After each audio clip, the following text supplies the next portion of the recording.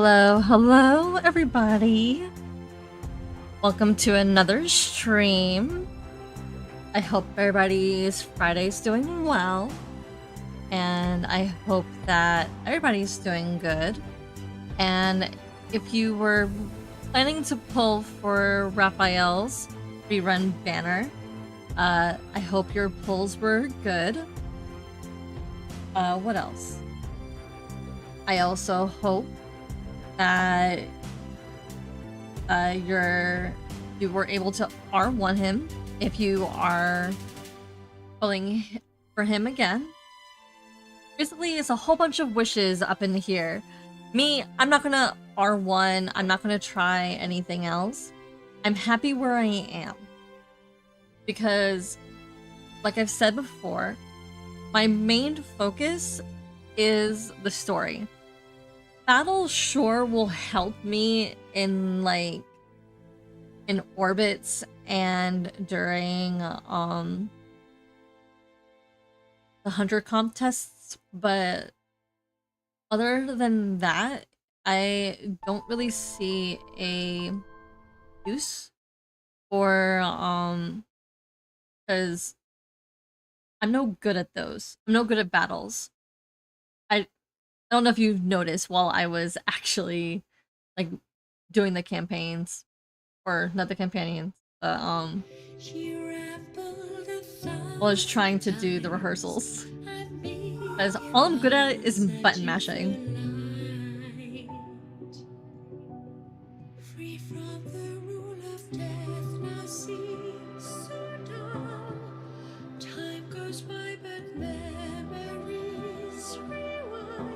Alright. On to the main event. More or less. I'll do the dailies first and the event game until more people show up. Oh, hello, Silas. Did you freeze? Drinking coffee by the beach isn't any different from drinking coffee at another place. Words of wisdom from Silas. I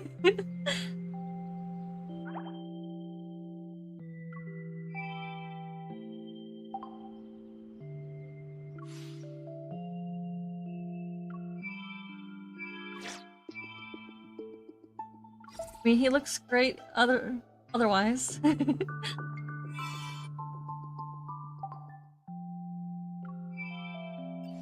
Also, since today we're gonna be reading Rafayel's myth. It's like I said in the last stream, this might take me about 5 to 6 hours. The VOD will still be available on the tube of you. So if you want to check it out there, go ahead. And I do plan to take the actual myth down from the VOD itself so that you guys can watch it as its own video.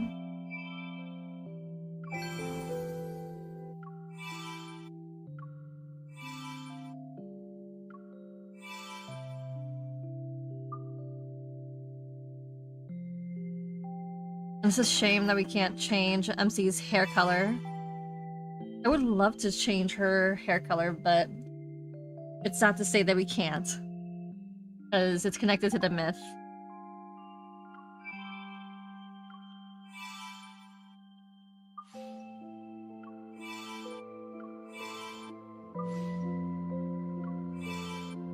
And in the spirit of things, I will change Rafayel into his myth outfit just for funsies.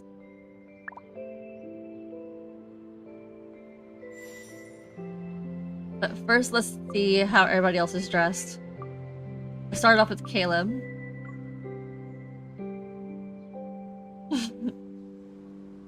He looks very handsome in his jammies and wolf cut.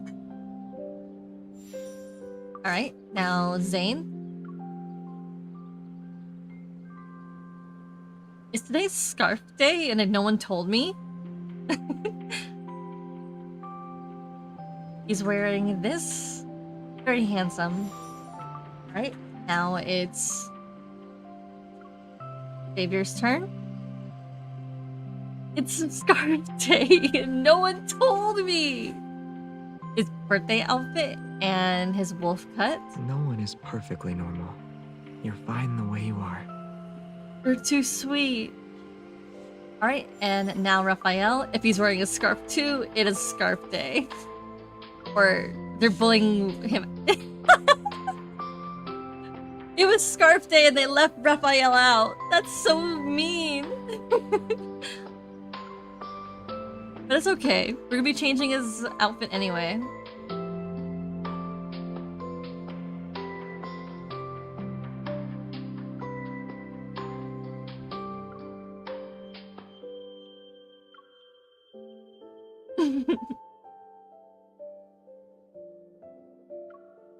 I'm trying to remember what accessories he had.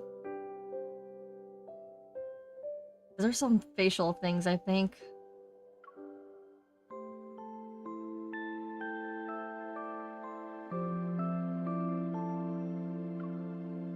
No, I don't think that was it.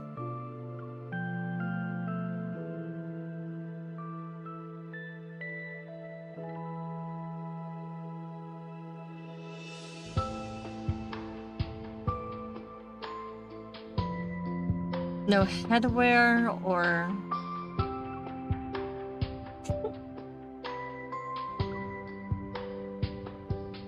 earrings.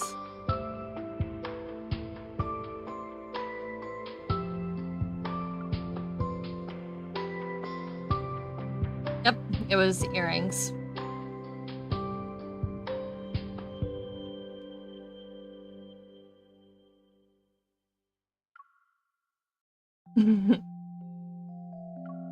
I haven't got to the point where we get rings.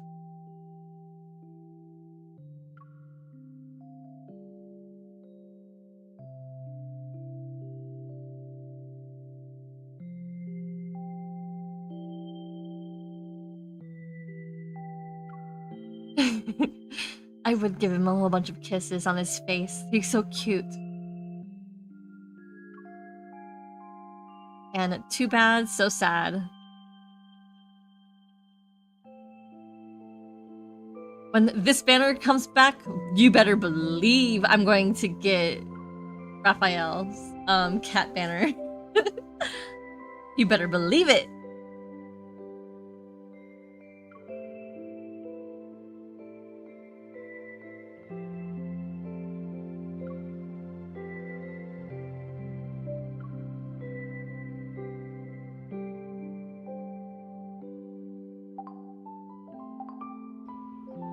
Go ahead. Touch my ears if you want. But be careful. The most beautiful of things often conceal an unexpected sharpness. Oh my lord. Well, aren't you very inviting?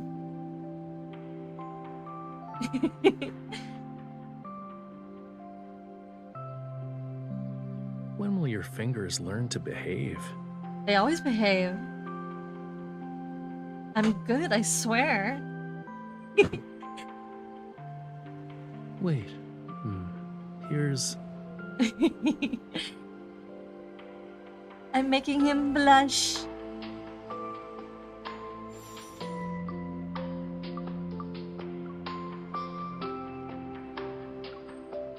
It's too bad I don't have all the other Hey? ones.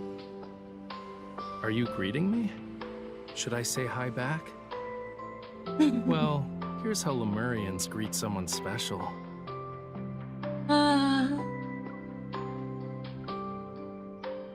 You've been spacing out a lot.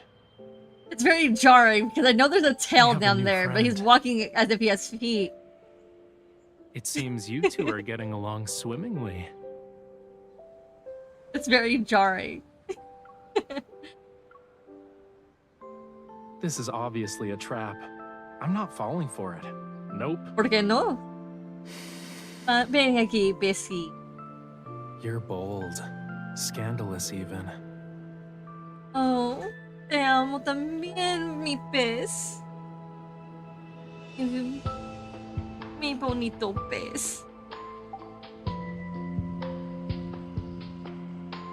Te quiero también. Okay. Now it's time to do this thing. And I figured out how I'm going to map it.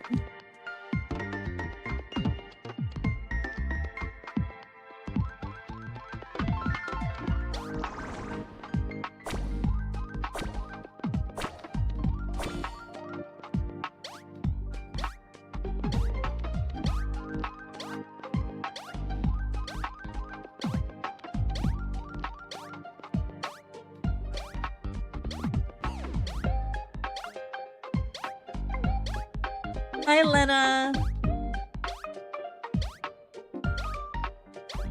Oh, don't worry. Let me just activate the cats. There. I had to turn it off just in case it was going to be too much.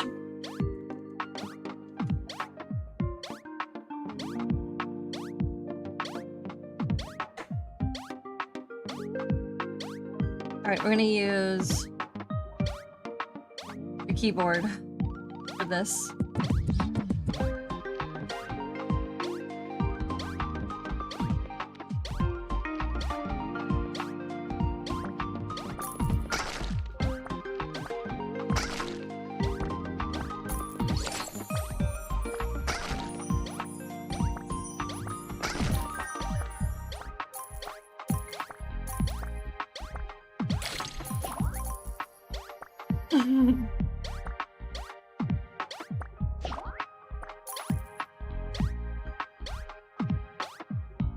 Yep, it's game time.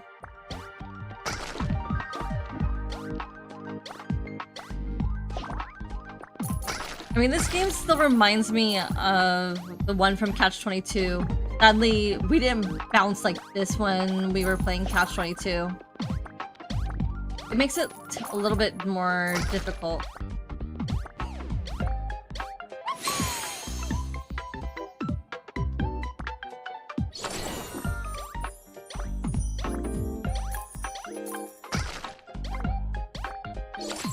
I bet they had this game on the back burner for a while.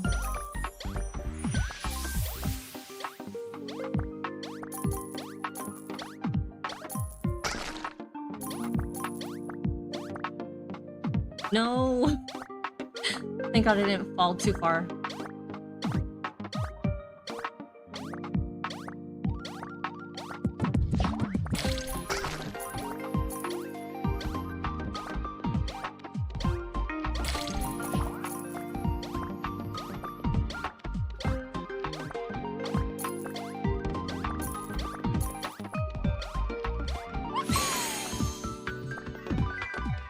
And I might have to reset my controller because apparently it disconnected from the Bluetooth.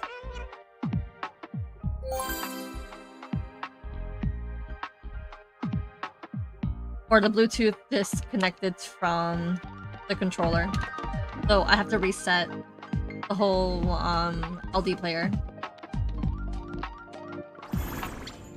But I'll do that before I start playing the actual myth.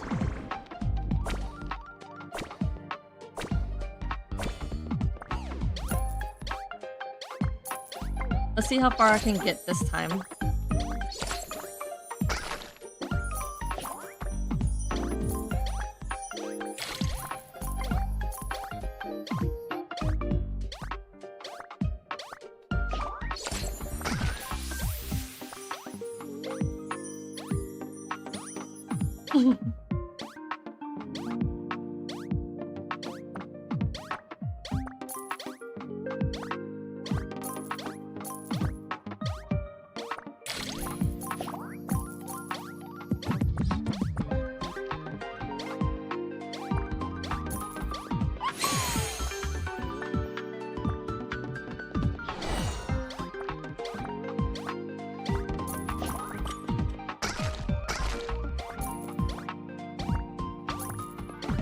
Okay, I'm pretty good so far, I think.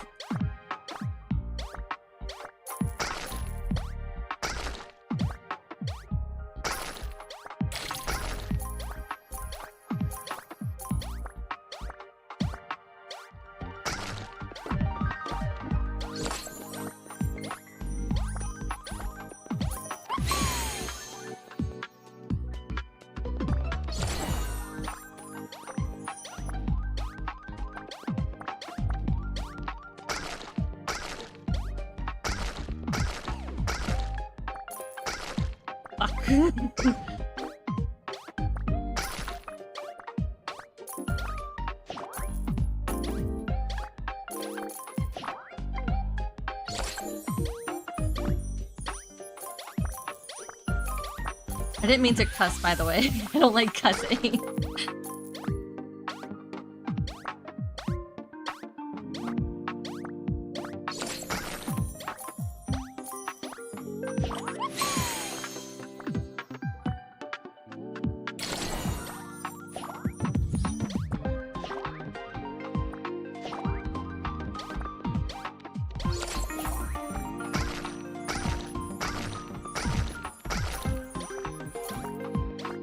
Okay, the higher we go, the more difficult it gets.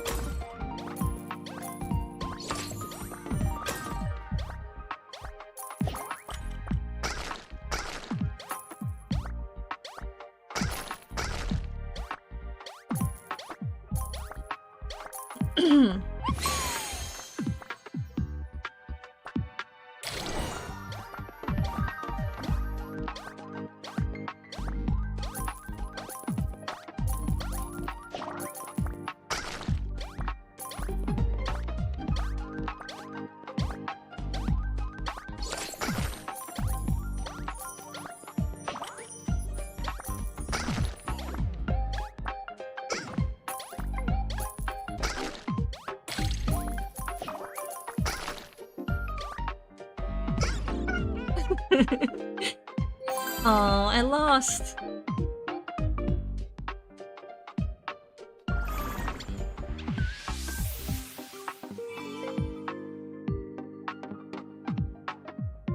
I think this was a waste. Like, they could have given us, like, something entirely different. Not just, like, it could have been an outfit or, like, an accessory, but no, they had to give us a mug. But if this is supposed to hint to us getting a pet in the home feature, I'm not too opposed.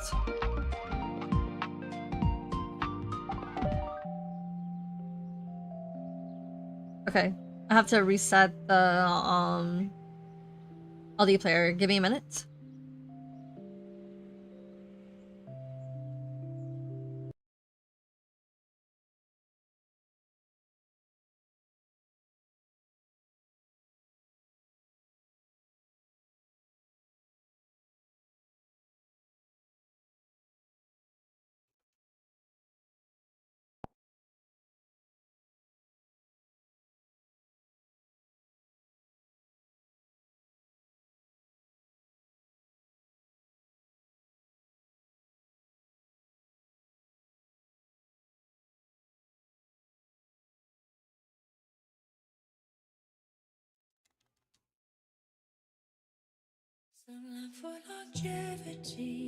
On controller, connect.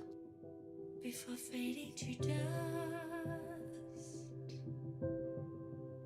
some long for eternal sleep, as eulogy chanted by stars. Into that serenity, Always fighting with my controller, I swear. she rambled 1,000 times, a million miles searching for light. Free from the rule of death, now seems so dark. There we go. Time I goes connected. by, but Woohoo! memories rewind. There she prays again.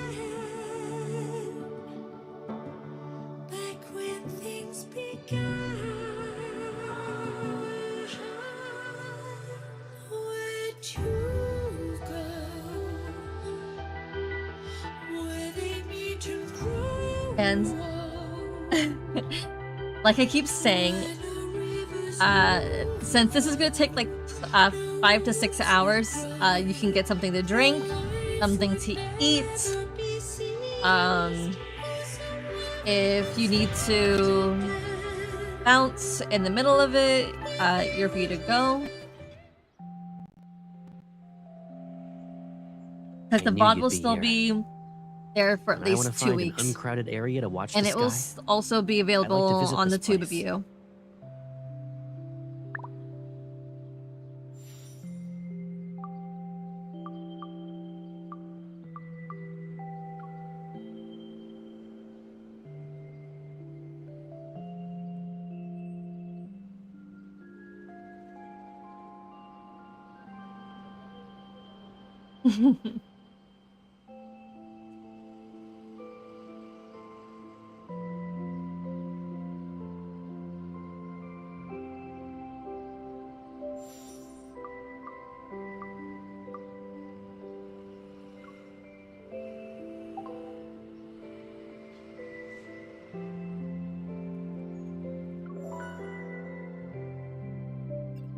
Alright.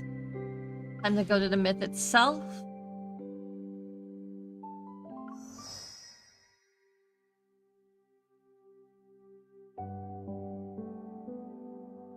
We'll have to read this one.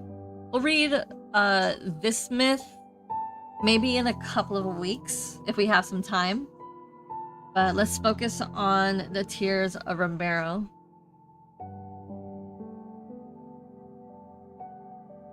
And as always, here goes with the intro.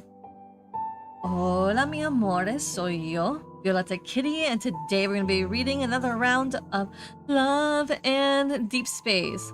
Today we're going to be reading Rafayel's third myth card, Tears of Romero. And as the synopsis says, distant bells ring out as sea and land return to their ancient primal state. With that being said, let's begin in 3, 2, 1.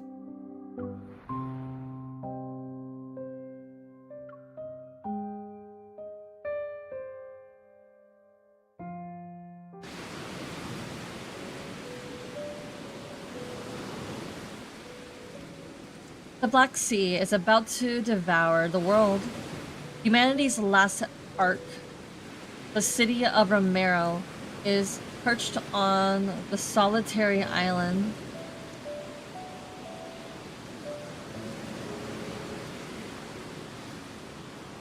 There shall be a lunar eclipse, and at the end of the third night, Romero will be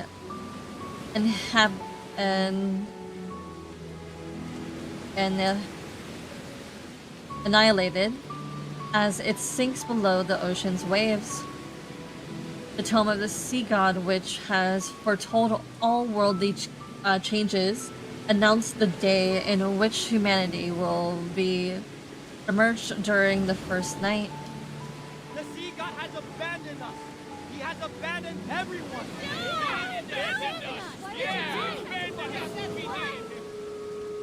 The sea god is the one who will make the ocean devour Ramiro. He wants to destroy us. He abandoned us. Oh, we're gonna die. We wanna die. At the edge of the harbor, which had suffered years of erosion because of the sea's winds, this desperate people push the sea god's statue they carved with their own hands into the abyssal waters. Temples have been abandoned, their altars smashed. Precious collections of books and scrolls are not but ash and smoke. Over the centuries, people's faith in the sea god and everything that's associated with him were followed by rising tides.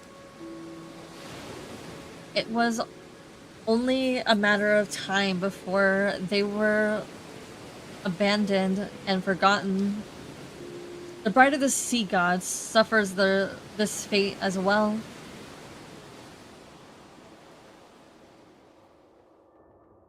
The second night is already here. It won't be long until Ramiro is submerged. It will be just as the prophecy says. The citizenry is mired in unrest. Should this continue, chaos will inevitably unfold. My lord, we must find a way to soothe them. Huh. It's only an eclipse. There's nothing to worry about. In fact, gather all the citizens and tell them. The Tome of the Sea God has revealed a new prophecy. We must hold the wave year ritual and have the bride of the Sea God make an announcement. I'm gonna do what now? Did you hear that? Bride of the Sea God. The guards grab my arm and throw me to the ground. I stare at the intricate patterns that dotted the hem of the Concelier's robes. The situation is ironic, and it leaves a bitter taste in my mouth. In the past, he was Ramiro's minister whose loyalty to the city was unmatched. Yet, he's now a cruel individual after the prophecy appeared in the Tome of the Sea God. Didn't you say the Tome of the Sea Gods spreads lies and leads people astray? Not only is it untruthworthy, but you sealed it away in the temple. These matters are of no concern to you. Are you sure about that? Ramiro shall be reborn under the current Castellan. You will make that stone tablet reveal something, and then recite those words. Everything is at the stake here. Everything is at stake here. But you're still obsessed with your power as the Castilian. How pathetic. Foolish lass. Do you think you'd still be alive if someone else could converse with the Tome of the Sea God? Play your part. You know very well what will become of you if you don't.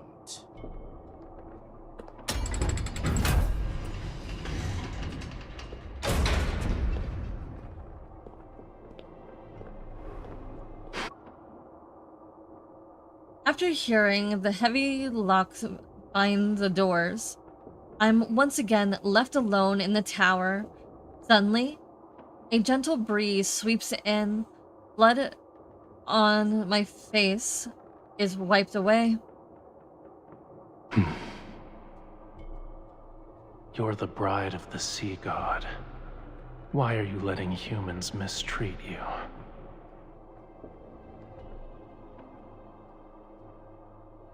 When did he appear? That title is nothing more than a pair of shackles. Why can't you the groom of Mary Cathy instead? I don't remember when it started. At first, I thought the voice was a hallucination born from my lengthy imprisonment, but time passed, and the seagulls brought me seashells with strange patterns. That's when I became certain of his existence. He claims to be the sea god, but his voice was too youthful, too mysterious. I couldn't trust him. However, I found myself involuntarily anticipating his appearance. If anything, it made my time here a little more bearable.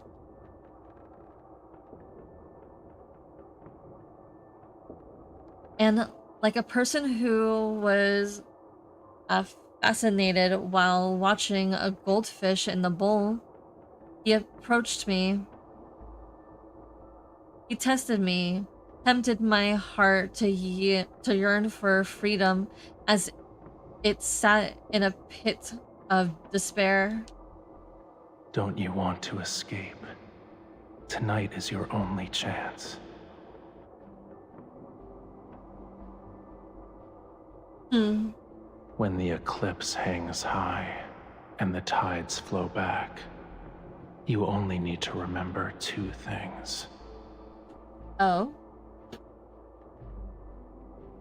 What is that? What thing? What are you talking about? The sea breeze flips through the tattered pages on the table. It stops, and there I see a page covered in mysterious inscripted symbols. The sea god's Summoneo staff, the sea's ritualis hymn. When the time comes, I will answer your call.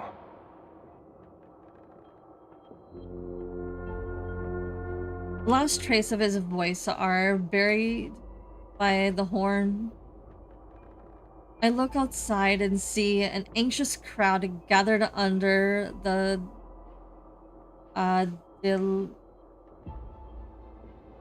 dilapidated tower. What do you mean? What do you want me to do? Are you still there? Silence fell over the tower. I squeezed my eyes shut and forced myself to stay calm. His proposal is too sudden. It should be a trap as well.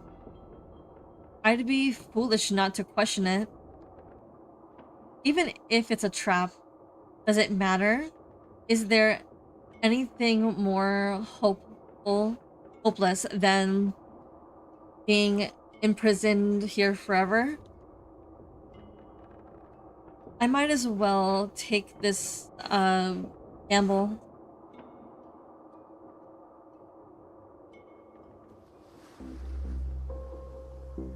Rejoice, everyone! Atop the tower, Hawkern raises the orb that symbolizes Romero. His gaze sweeps over the port town embankment and the ships with their black sails. Do not fear this lunar eclipse. It heralds a new hope, a new future for Romero. We will not crumble under the waves. We've cast aside the sea god and left behind our hollow faith. Now, our centuries of sacrifice have changed the ancient prophecy. You will see the truth with your own eyes. A sea of people are like ants. They're restless.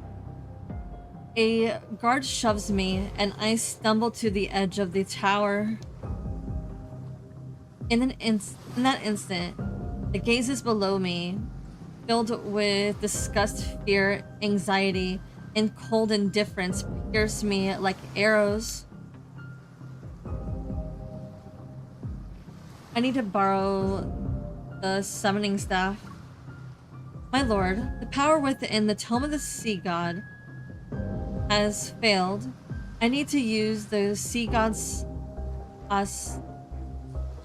Summoneo staff to make the prophecy's words manifest again. The Wavier ritual doesn't require a sacred staff. Do not lie to me. Tonight is the lunar eclipse. Without the Summonio staff to protect us, should any sign resembling calamity appear, I deliberately lower my voice. At that moment, lightning tears through the clouds, the sea turns, a massive wave crashes onto the shore.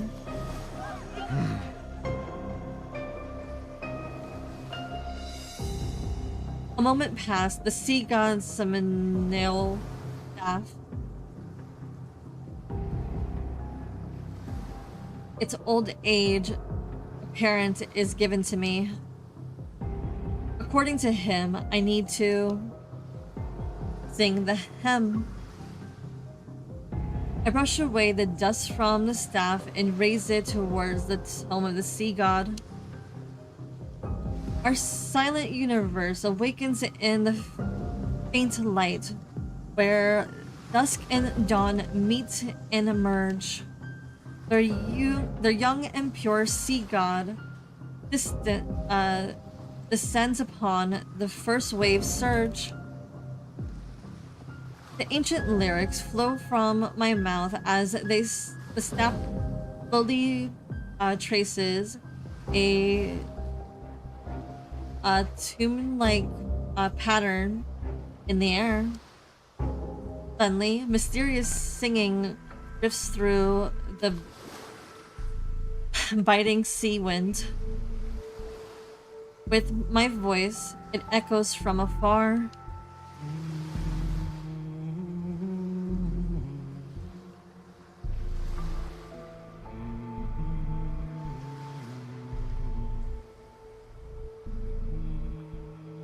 He's here. Good. He didn't lie to me. A slight feeling of relief waves rushes over me.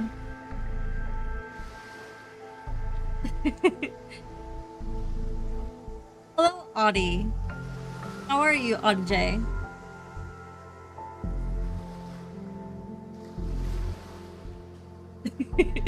Thank you.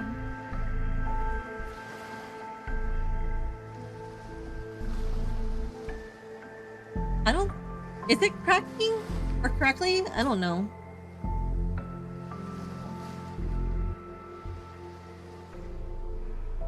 Is it crackling?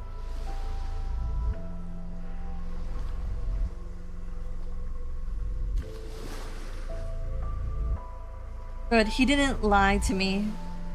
A slight feeling of relief washes over me as I face the wind and sing even louder.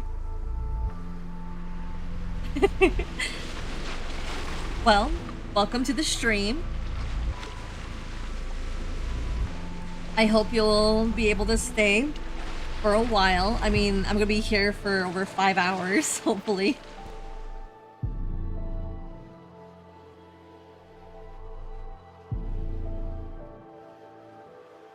He who commands the cycle of the sun, the moon, and the tides.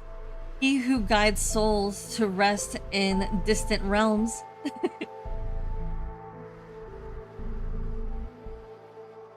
Oh, okay. Well, I am very giggly, so look forward to that. I'm one of those like girlies who whenever the guys speak or say something out of pocket, I just start giggling. Or hell, even MC.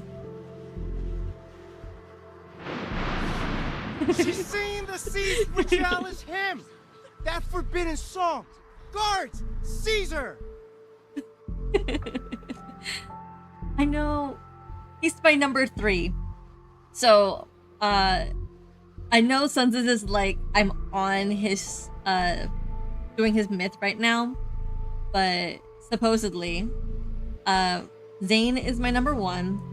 Silas is my number 2.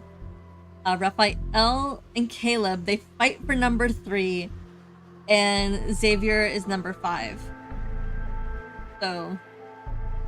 But I fell in love with Raphael slowly. In the beginning, I didn't like him.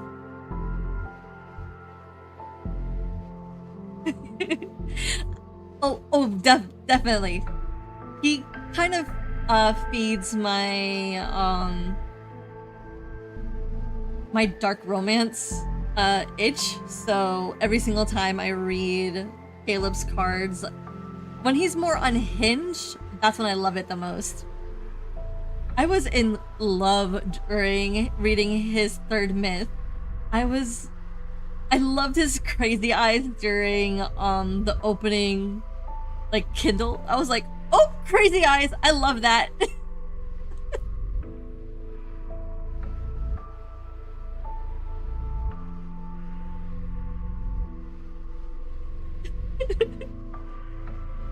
Yeah. But Raphael, like, he has his dark moments too. You just don't see it. Because you have to figure out which cards they are. Because you'll see his dark side mostly in like Catch-22, in the Throne of Arrows card. He was pretty dark and yandere in that. His whole demeanor or his whole storyline is dark. If you really, really pay attention, Raphael can be very, very dark. He's very manipulative too. Which, me, I don't mind manipulate. You can manipulate me all you want. Like, I will fold like a lawn chair. It's fine. If these guys were IRL, you can fold me like a lawn chair and I would say thank you.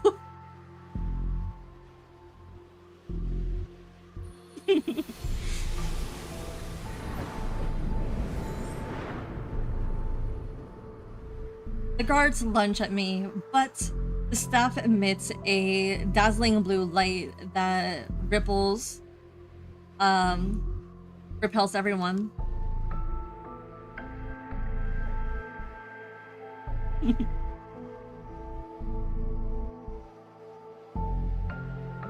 I know, I was like, okay, so I'm not that high with Raphael, sadly. So I've only got to his affinity at level 76, I believe. But because I decided to save some money and have like a free-to-play account, I had to start all over again. So I don't pull on Raphael's account. I don't pull for Raphael unless it's a myth card on my main account because I have the money to throw into it.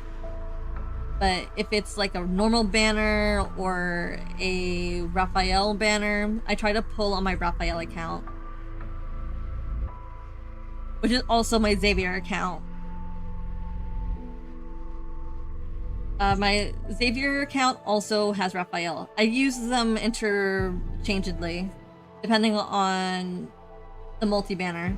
Because if Xavier doesn't come home, Raphael does.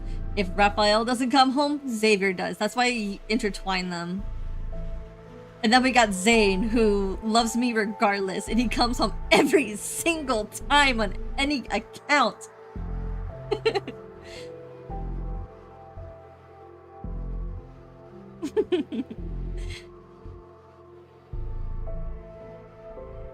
Exactly.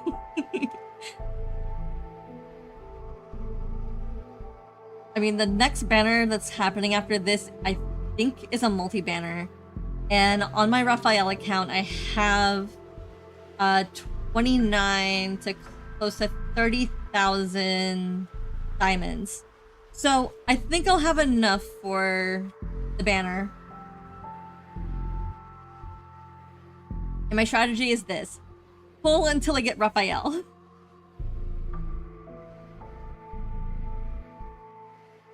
The sea god wields his fire in the darkness.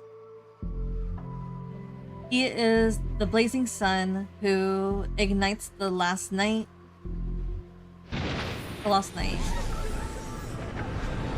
Thunder crackles down upon the sea, and Enormous waves manifest. Heavy rainfall descends as the storm engulfs all of Romero. Terror and chaos erupts around me.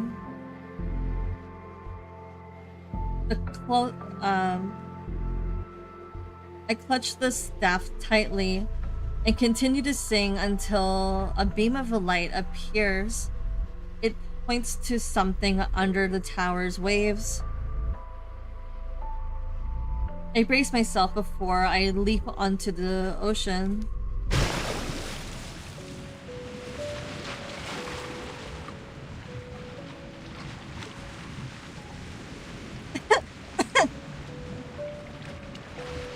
He said he would greet me, but is a little too but this is a little too violent for my liking.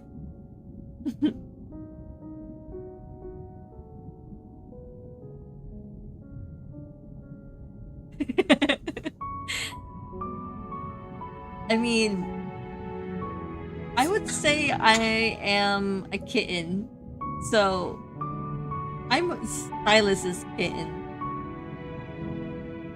and I'm just as playful as. So if I'm going to say what my personality is, it's kind of a toss-up of what Zane's MC and Silas's MC is. It's like a toss-up. So I rise to the challenge way too easily. So if you challenge me, I will be like, where, when, and how. And also I'm very playful and very childlike, which is what Zane's MC is. But also, if we're gonna throw Caleb into the freaking mix, I don't have that much of MC's personality from him, but like, other than please take care of me and protect me. But that's it. That's all I get from, like, that's all I want from Caleb. Like, protect me, please, Gaga. He said he would greet me, but this is a little too violent for my liking. Black sea water twists in the massive vortex and carries me away.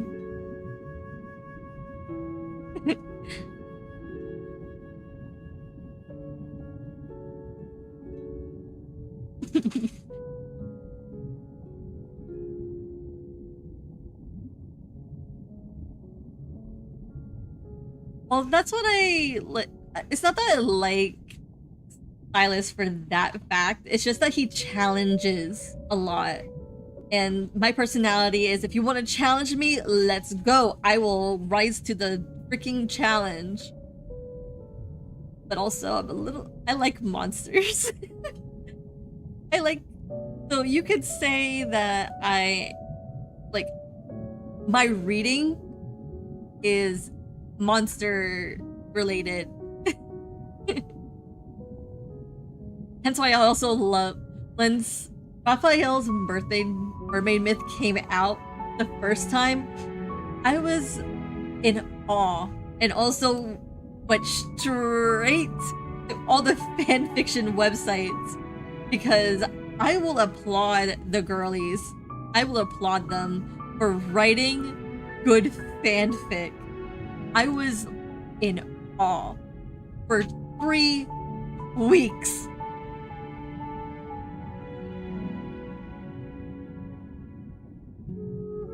Black sea water twists into a massive vortex and carries me away. Disoriented, I stop swimming and let my body sink deeper into the ocean's depths.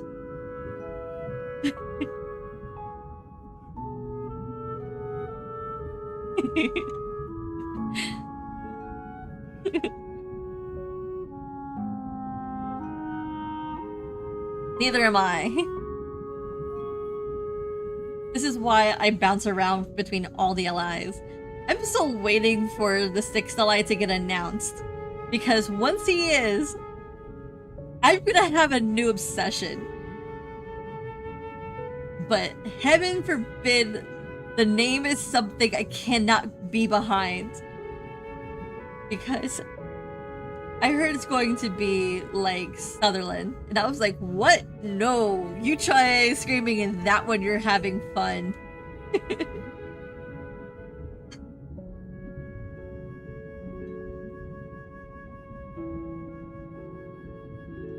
I lost track of time before a magnificent yet a ruined structure gradually appears. You're here at last. A voice as cold as frigid seawater drifts towards me. Closely light swarms across the crumbled ruins. Like moonlight, it reflects in my eyes. Before me is a slowly swarming fishtail. It's so magnificent that everything I have ever considered beautiful in my life suddenly feels pale and unremarkable.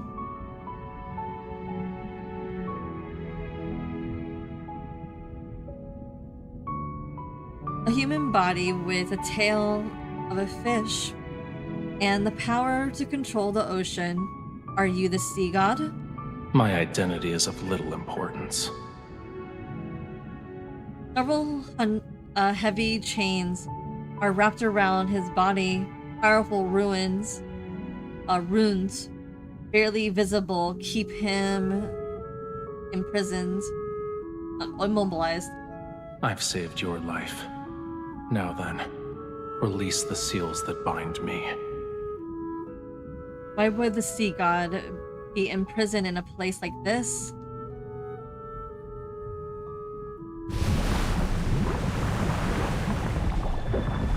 Yes.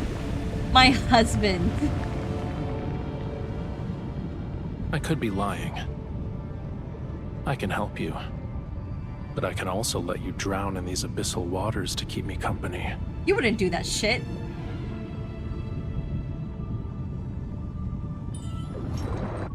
If I die, then no one else will save you. I see you're unaware of what you've awakened. Oh, I know. Ooh, I know. The legends say the sea god bears a special mark. Where is it? If you truly are the sea god.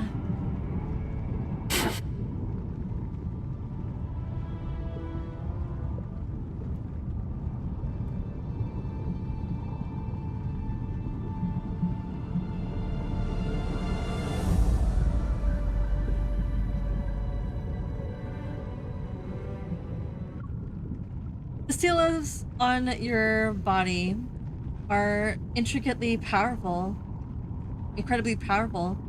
Breaking them would be easy.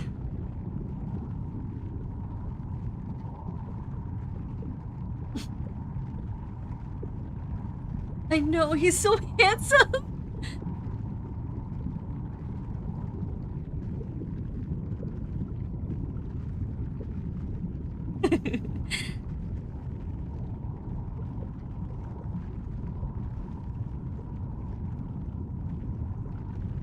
Yeah. In terms of who's more princely, definitely it is Raphael and Xavier. But it's more Xavier than Raphael.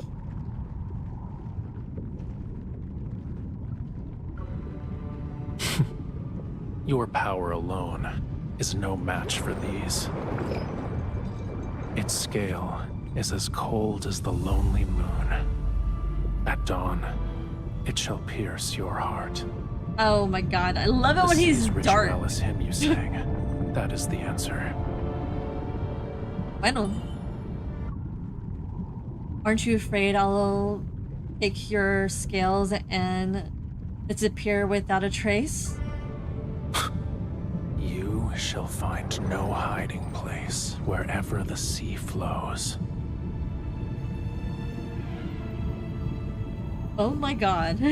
He's so good looking.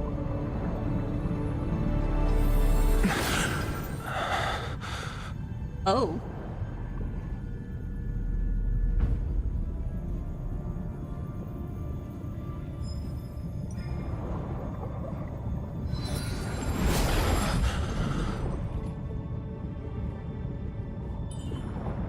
This powerful familiar.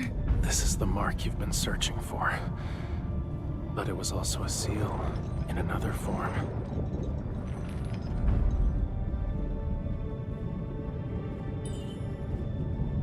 Uh-oh. Please don't crash.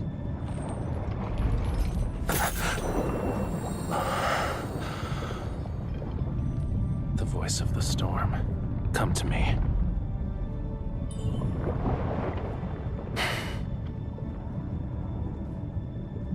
I'm just in awe of his body.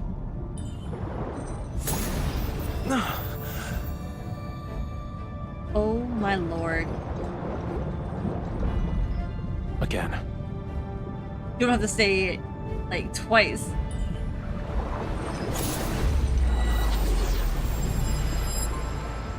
Oh, I'm in love. Out to me from the fathomless depths of the sea. Bestow inextinguishable vengeance.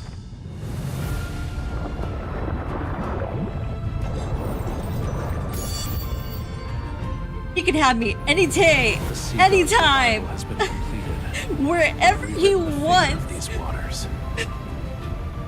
Starting from this moment, you are He is bound. so. You cannot turn back.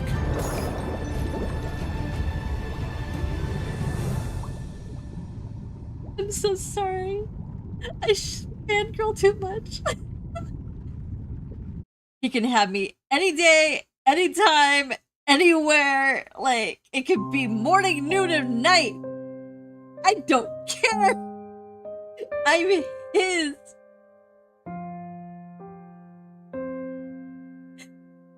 Woof, I'm a Raphael stan.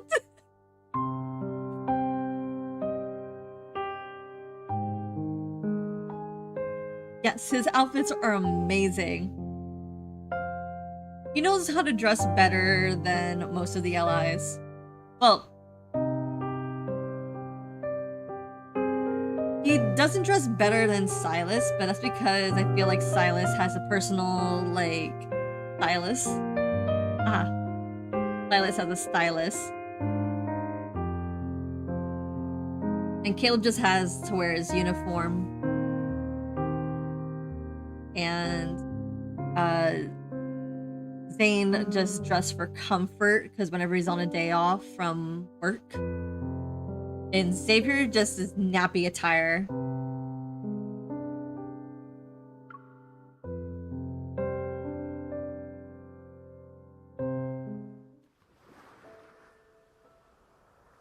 The storm roars, filters through the seawater, and resounds as whales a distant song. My body feels impossibly heavy, yet senses from my dreams gradually come into focus. The tome of the sea god cannot be wrong. She is the sea god's bride and our only hope. We need her if Ramira is to survive. She will be Ramira's future castellan, protect the land in the sea god's stead, and change the prophecy. There's still over half a year until your coming-of-age ceremony. Yet the gifts are already piling up. We've run out of space to store them. Everyone truly admires you from the bottom of their hearts, my lady. She's the sea god's bride and was raised by the Castellan. Her knowledge and abilities are exceptional.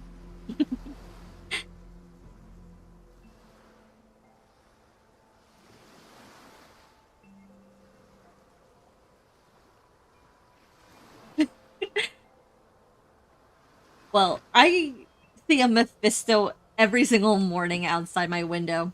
So that's I always leave out some snacks. I blame this game.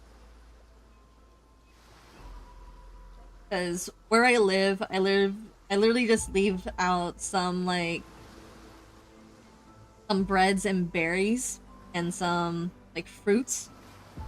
And when I get home, they're gone.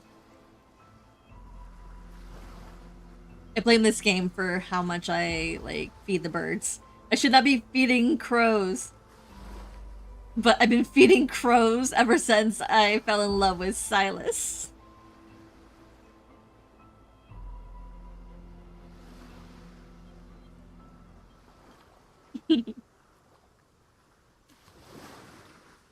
Yeah.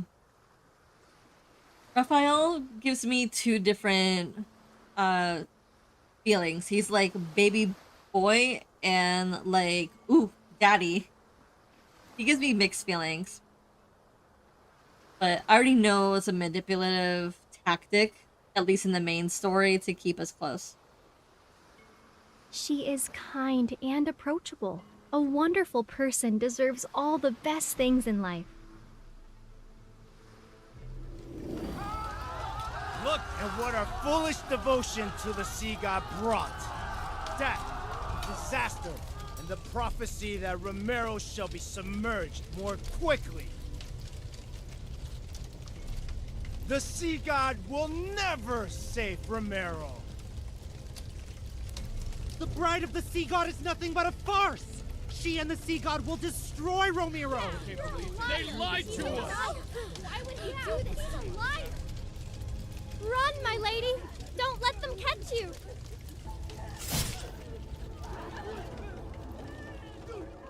Can you hear them? Everyone is asking for you to die. And yet, you're the only one who can communicate with the tome of the sea god. I won't let you suffer a miserable death.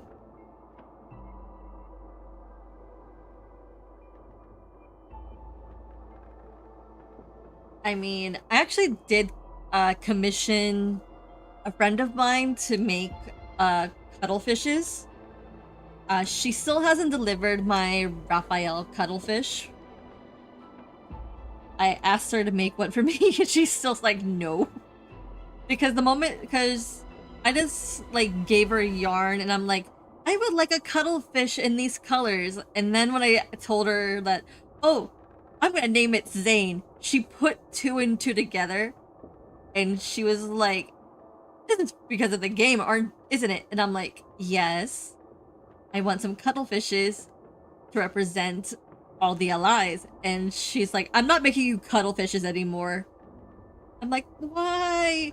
She's like, because you're weird. My friend doesn't play Love and Deep Space. Let's just get that straight. And I keep telling her, I'll pay her. I'll buy the materials. She just has to make me the cuttlefishes. And she refuses. So I'm only stuck with Zane for now. For now, I only have Zane.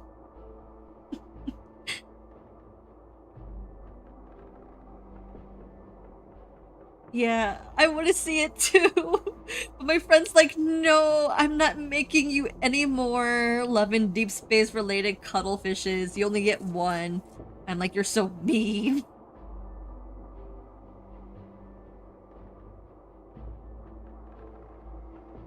I'll spare you so long as you obey me. How does that sound?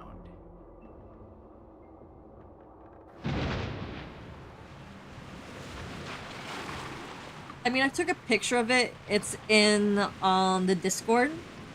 So if you want to check out the Discord, it's going to be in the description of the video.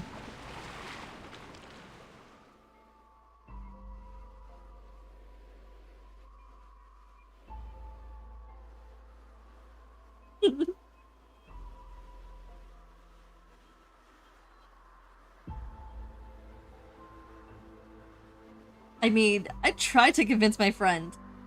She's like, no, I'm not into otomes like that.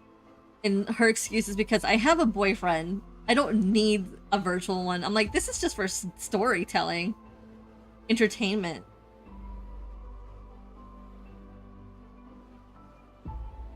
I open my eyes. Brightly white light dispels my chaotic nightmare and illuminates this scene before me. Rainwater flows through the window's frame. It makes the carvings and mural gradually reveal the lifelike faces of the gods. Are you awake? It's not fair that we don't get this outfit for Rafayel. Because why create a LAN version of Rafayel if we don't get a LAN version of Rafayel? The god of the sea god looks at me. His beautiful tail having transformed into human legs at an unknown point in time. He can walk on land. I have prepared a gift for you.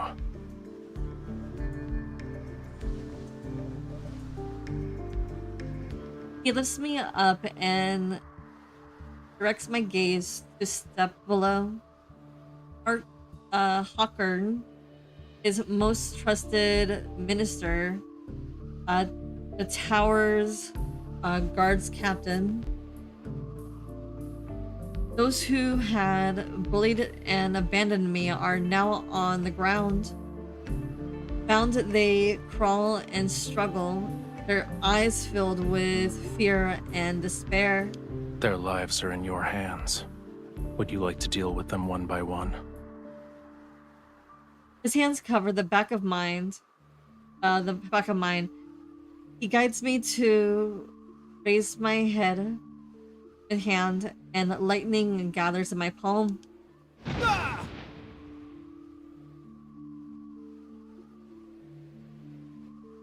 Debris scatters, and the castellan's crown clatters to the ground. The puddle on the floor blooms crimson. Or would you rather finish them all at once? My palm is quickly held again. Out of nowhere, raging waves rise in the center of the temple and engulf everyone.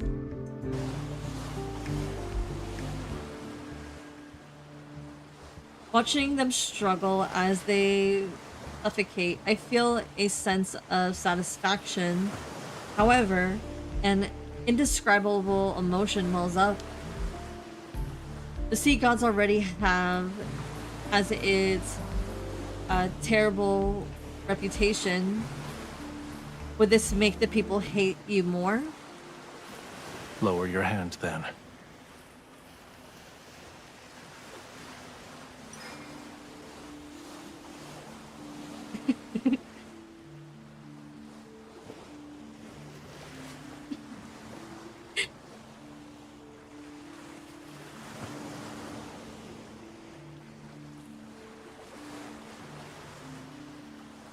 Well,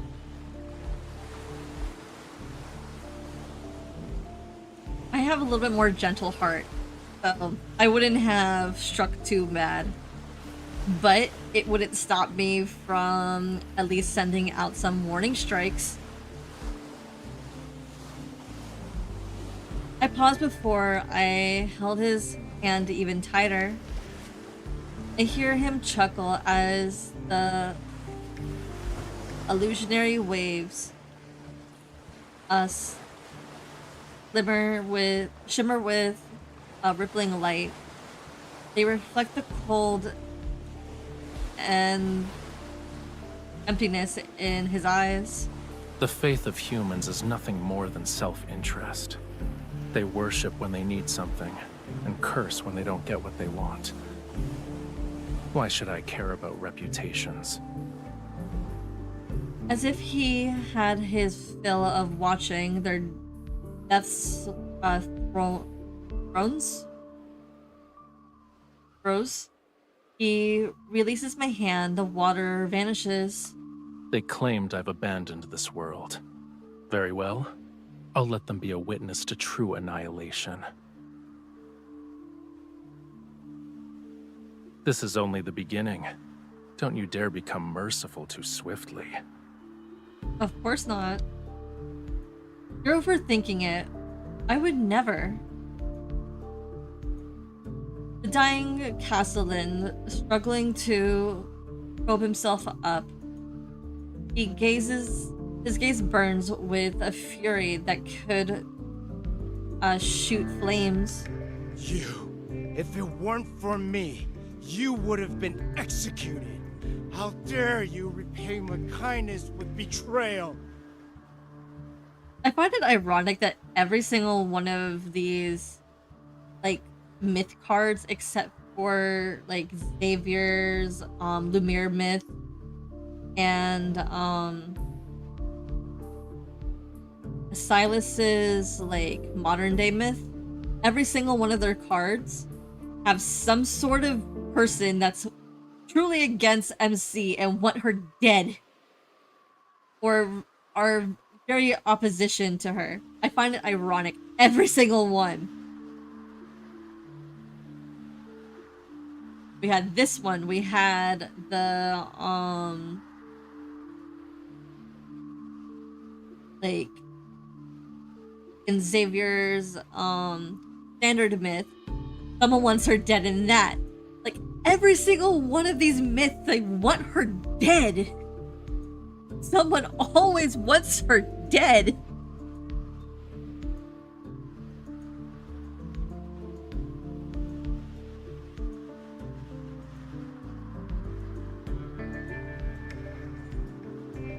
Now this lump pins for slaughter is obligated to thank the butcher. You're insane. I pick up the sword from the ground and hurl it at him.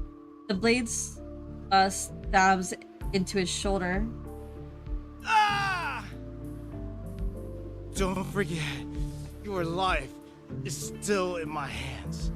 If I die, you will be cursed to perish in agony.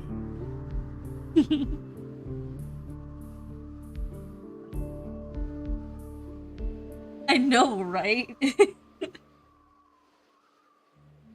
She never dies, but every single one of her myths, someone wants her dead.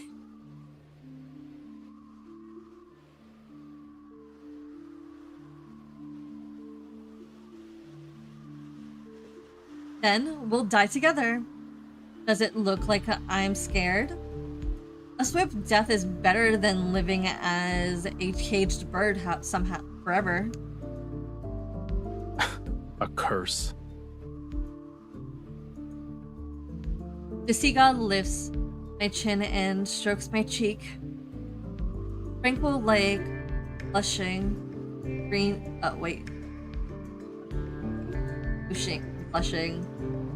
ruins slowly appear. Bluish green. You're referring to these crude patterns? He curls his fingertips. His movements are gentle, yet the ruins are being torn away from my cheek. It hurts! Stay still. Indeed, it's an ancient curse, but it's far too weak to control my bride. Sure. Close your eyes. With pleasure. I hear an eerie sound as something is destroyed with the pain. What a terrible attempt of a trick. Yep.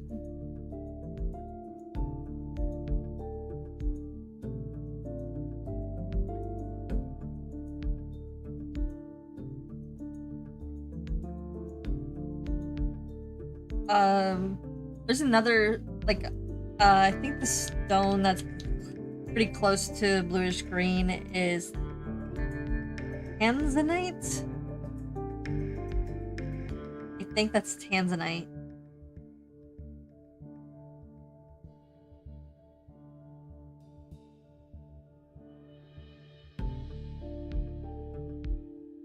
When I open my eyes again, whiffs of murky mist still linger in the air.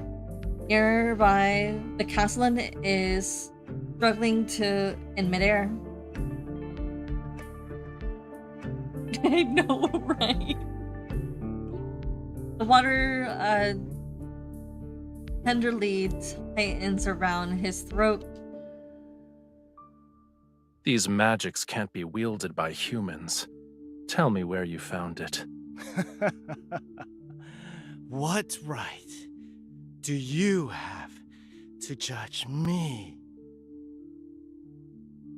I won't tell you anything. You don't need to worry about asking again either. He is so hot. It's not even a joke. So it makes me wonder, does his eyes glow when... This is just me being a little dirty-minded here. But does his eyes glow when he's in the middle of passion as well? Makes me wonder. Aren't you a god? Why are you destroying everything? The Muria, Whalefall City. Now you want to destroy this island! Numeria? Didn't the legends say the sea god lives there? In the sky, golden lightning freezes.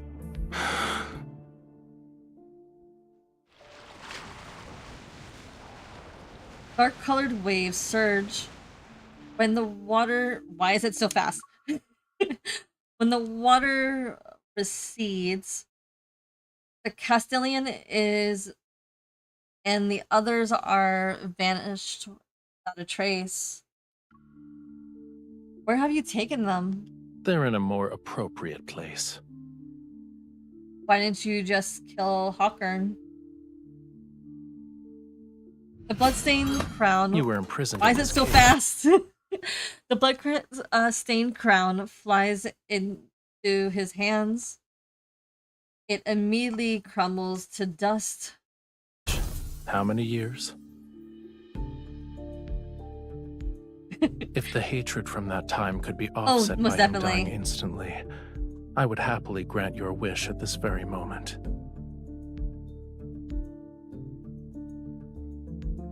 You wouldn't offer me a gift without a reason.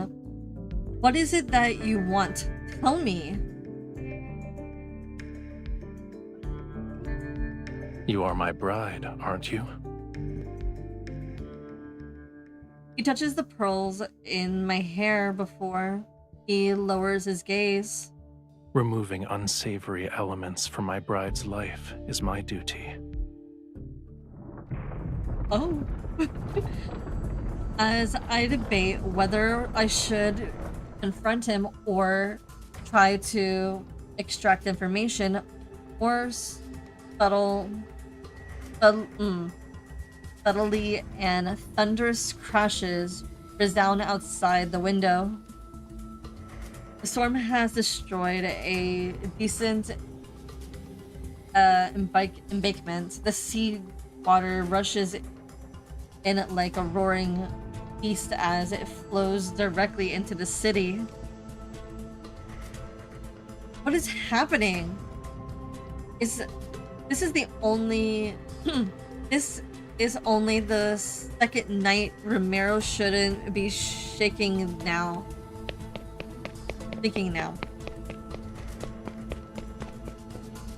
The Tomb of the Sea God has been returned to the temple. I run there, and I'm shocked that the words of the prophecy are emitting a faint glow. This future was predetermined long ago. Whether it's the second or third night makes little difference.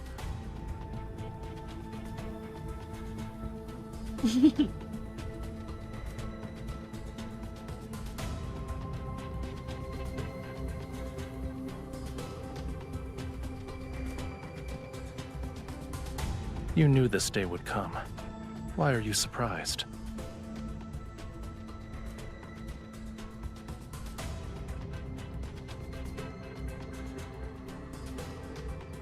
Alright, Ajay, I'll let you choose. A or B.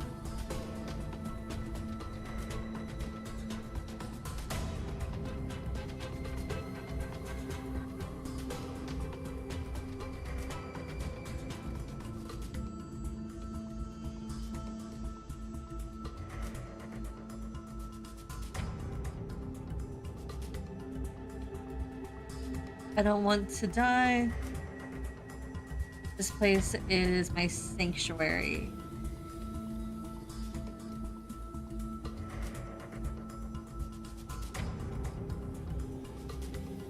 I'm leaning towards B.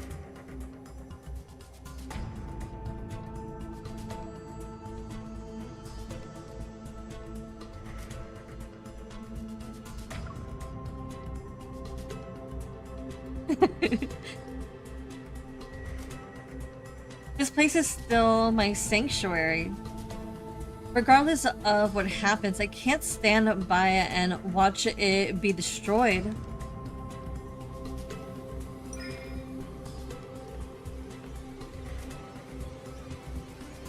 Legend says the sea god is... The fate of this Why are we world is... so fast? Why is it so fast?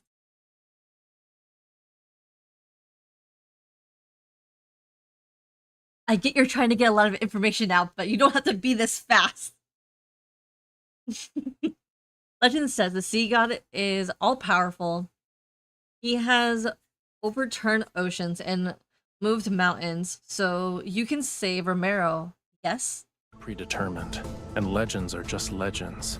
In any case, it hasn't been long since I was awakened. My powers haven't fully returned yet.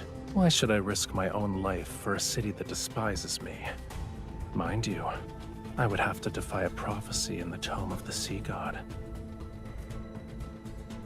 Why am I tempted to kiss this man? I know he's not real, but I want to kiss him so bad. What if you regain your powers? Give me your hand. Exactly. I can't read at the lightning speed.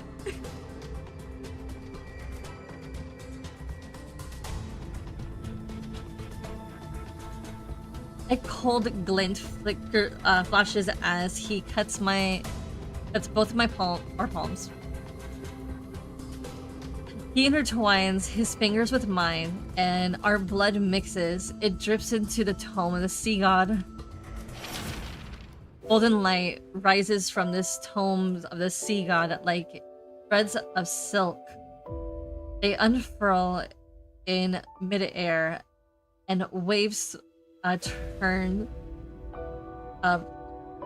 wave together to form a poetic word. Damn it.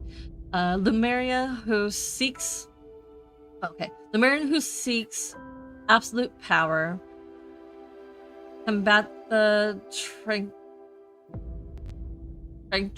treacherous tides, dive into the depths of the where pearls find true love. What the? Okay, this is a riddle. Okay, Lumerians who seek fifth absolute power, combat the treacherous tides, dive into the depths for pearls, find a true love. There was hidden prophecies in its tomb.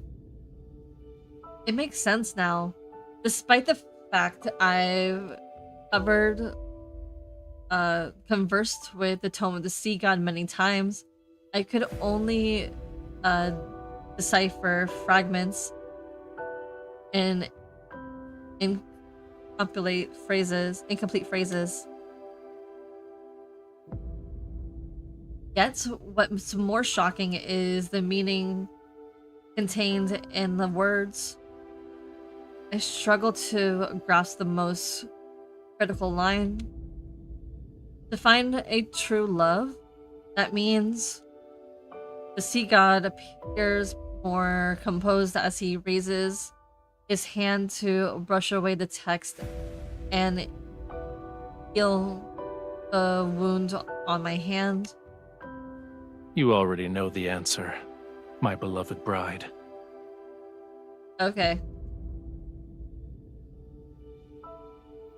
At least we're not being called wife. I literally counted during Silas's archfiend myth. We were called like 9 times wife. I counted. It was fun. You know, you need me to restore your powers. That's why you gave me those gifts. You're more clever than the humans I'm familiar with. Now that I understand his intentions, I feel oddly relieved. According to the tome, you'll regain your powers and stop the sea from swallowing Romero if we fall in love. As things stand, this is your only option. But falling in love doesn't happen instantly. All the while, the threat of this land sinking below the waves loom over us. Don't mind if I do. I'm going to kiss him. Don't mind if I do. It's like right there. Taking that opportunity. Take my shot.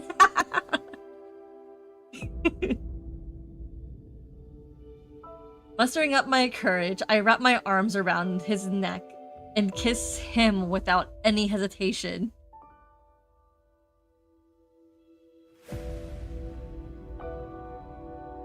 Oh, most definitely.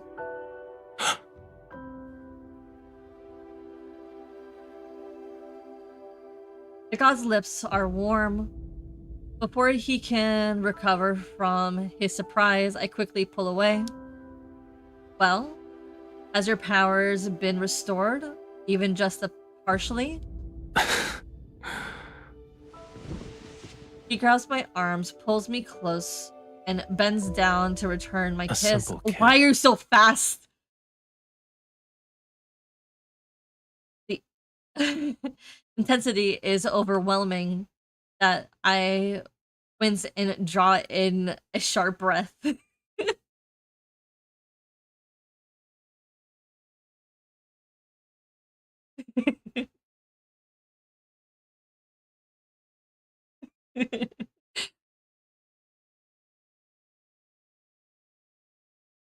This is far from what anyone would call love.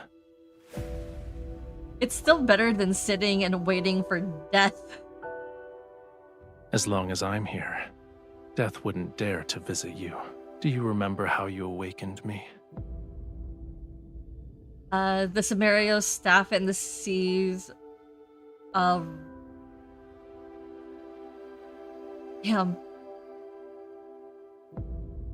Ritual him?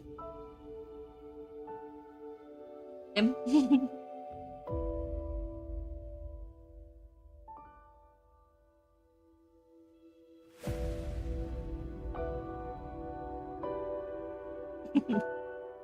I This would can kiss him. temporarily awaken some of my powers, but we need one more thing to stop the storm. He turns over my hand as he traces letters on my palm. I can't help but open my mouth. Rafayel? Remember it. That is my name.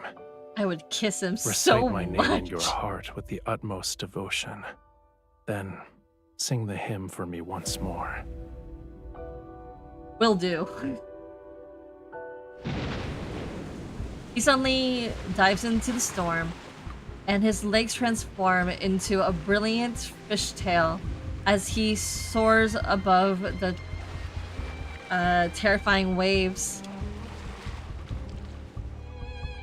The summoning staff emits a light to accompany my song. I sing with all my strength and steer at his figure.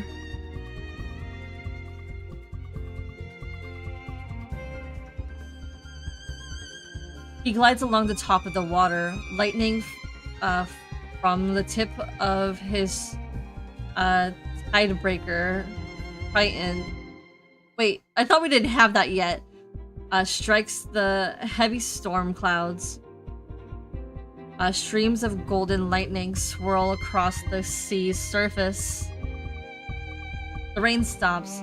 The wind ceases as the subdued tides transform into millions of transparent fishes. They stir up sand and gravel as they slowly retreat into the deep sea. At the base of the damaged statue, people kneel in the muddy water, yet they see the sun rise out behind the sea god. He turns around, his gaze passes through the lingering mist and lands on me.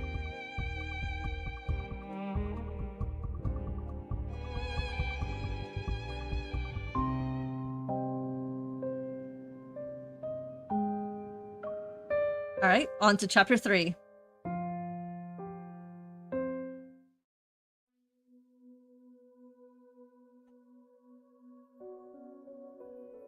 Tucker and his henchmen are imprisoned in water cages that's under the waterfall.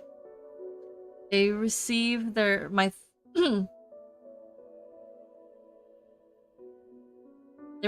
thorough care. I know that Rafayel didn't spare Hawkern just to let me have my revenge. For him, Hawkern might have some value.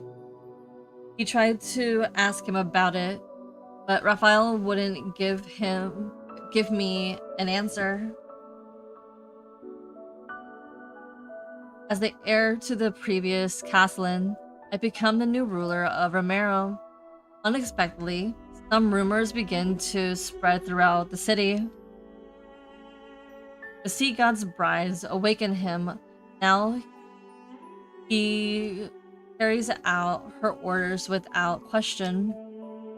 If she can command the sea god to calm the storm during the eclipse, then surely she can command him to drown Romero. She puts 12 venomous sea snakes in the water's prison. They drink the former Castellan's blood every day, and the water below Ensign Waterfall is now a bright red. I pay no attention to the gossip.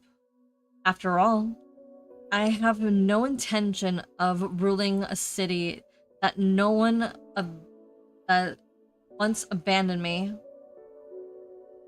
What matters is I must fall in love with Rafayel. Your Highness, the harbor repairs? Deal with it yourself. Your Highness, the city plans to erect several new statues of the sea god. You don't need to ask for my permission. After shutting out those annoying voices, I search the temple for any sign of Rafayel. This place has become the sea god's residence. To fall in love with him sooner, I spent most of my time here. The problem is, He always somewhere he's always somewhere else. How am I supposed to fall in love with him?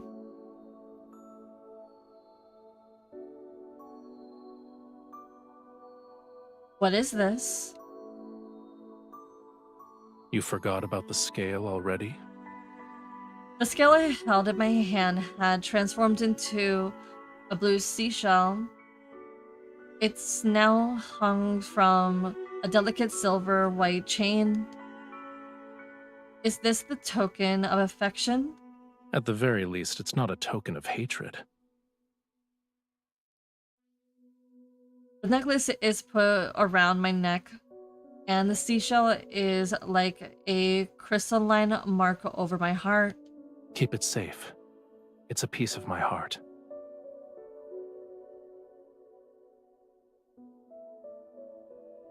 It will let me know where you are and what you're doing.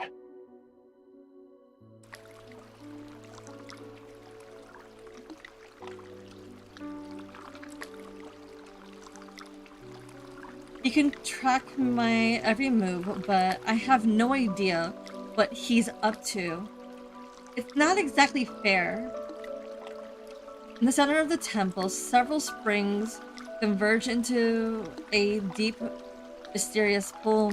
The water turns, and the currents with the white sea foam are connected to the deep sea. Around the I can't read this fast, boo. Okay, around the pool stands 12 broken statues. They're damaged torsos holding candle holders of solidified whale oil. Their heads are solemnly lowered towards me. He took the time to build the pool. I've learned something, however, he likes to soak in the water. Bored, I pick up a few silver leaves from the nearby box and skip them. They bounce across the water. I don't know if this civilization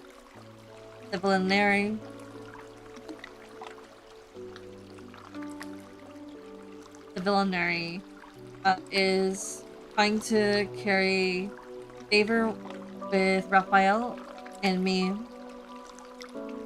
But people have sent numerous gifts while keeping their distance. Is he not here? There's no response under the water. I'm about to give up when I catch a glimpse of an unusual light flashing below the surface.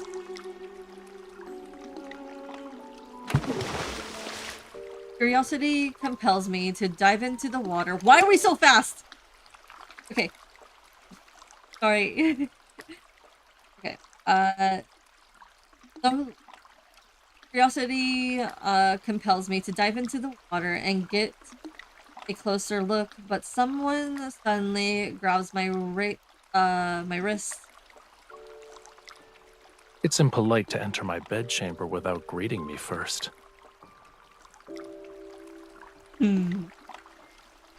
Raphael floats to the surface.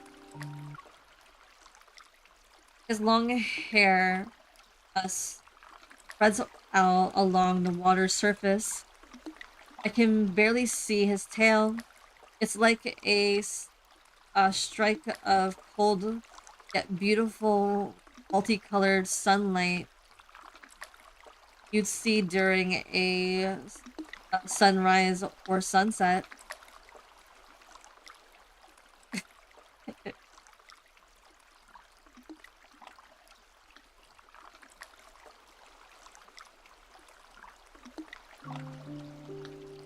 I mean, this has a lot of lore. And also, I'm glad that it kind of interweaves and it connects itself to the main story. Raphael's stories and also Xavier's are the only one that kind of connect to the main story. I'm still debating on whether or not to read World Underneath. Because at this point it's 30 chapters. And I don't know if I can.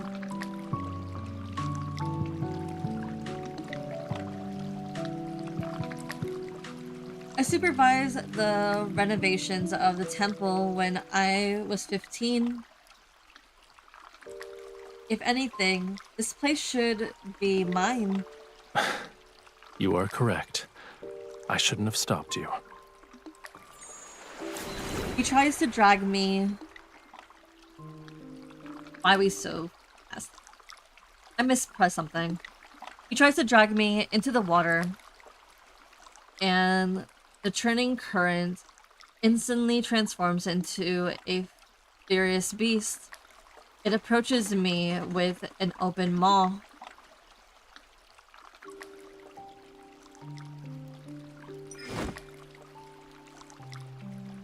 I use his momentum to grip his arm and quickly wrap my arms around his neck before the water can engulf me.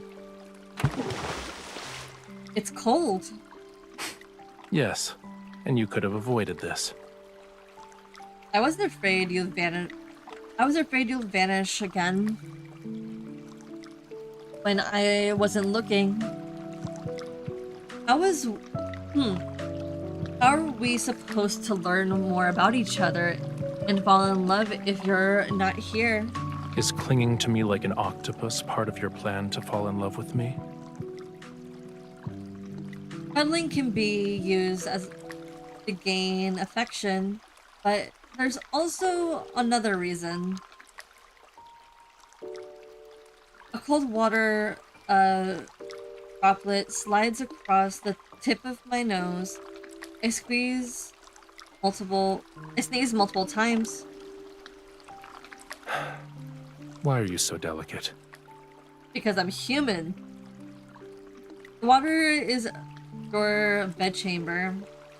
The water in your bedchamber is too cold. Why is it freezing? Is there a problem? Only humans have a habit of parboiling themselves. Well, sorry. I like my showers hot. Maybe not boiling, but at least hot. I get sick easily, so it's easier that way. It's called taking a hot bath. Achoo!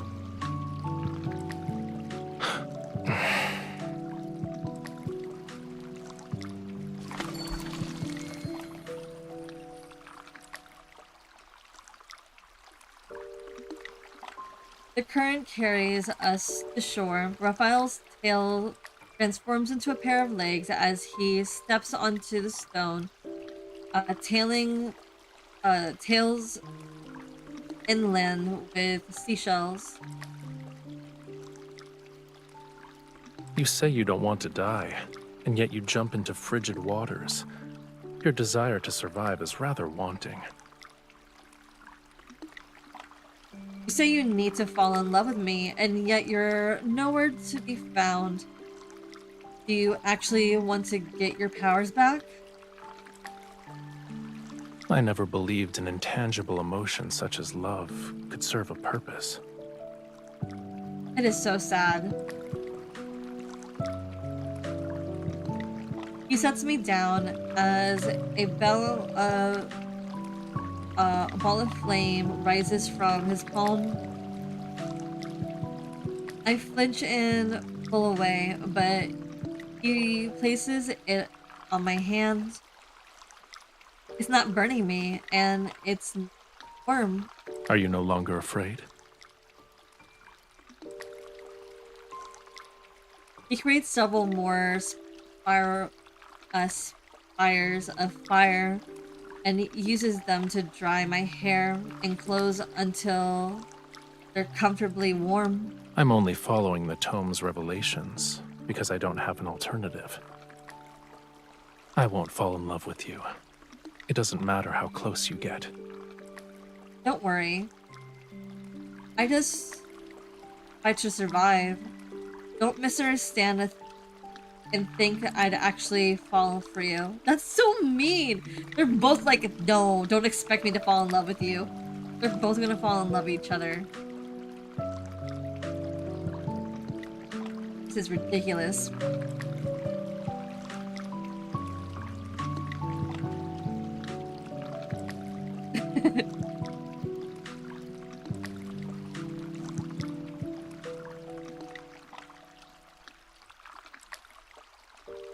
I play with the ball of fire in my hands and toss it around.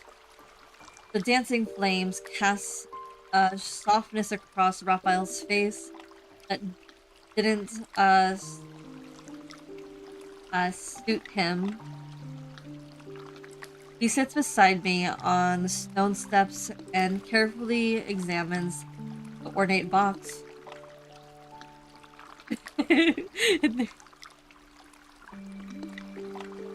Oh my god, they were roommates! I know that meme, and it means I'm old. If I know that meme, I'm old.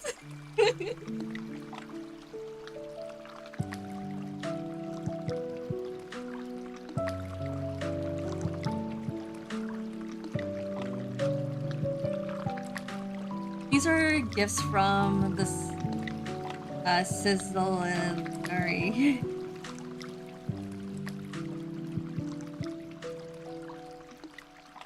I give up. They want to thank you for saving them from the storm that night. These aren't gifts. They're displays of submission for the sake of self-preservation. They despise you, and then they coddle you like a babe in swaddling clothes. Faith, devotion, all of it is hypocrisy.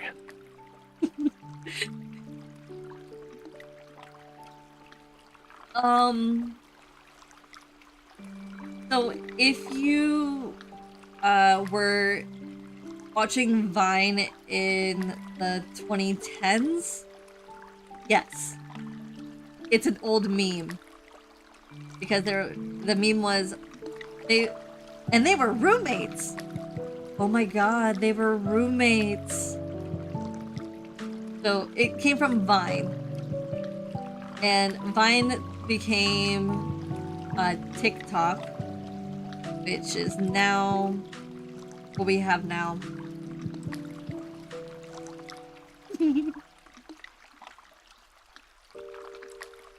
I mean, I'm old. I may look young because of my model, and I might act young, but I'm old.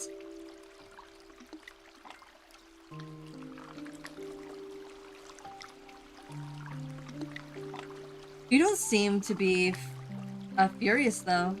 And you've entertained yourself by skipping those silver leaves. Why should I be angry?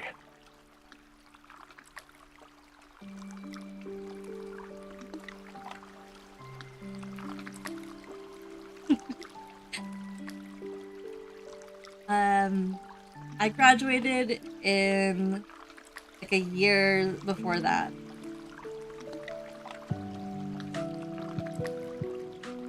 So we're both old people. At least according to Gen Alpha. We're ancient.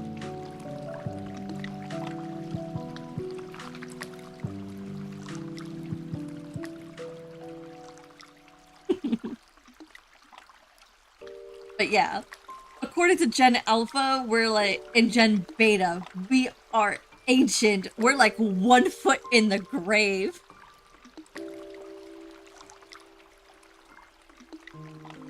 They belong to you. Keep what you like and throw away the gifts you don't like. I'm not interested in insincere offerings. Well, I have something that should interest you. I walked to the tome and retrieve the Salome's staff that was hiding behind it. It used to be yours, yes? Now it's yours again.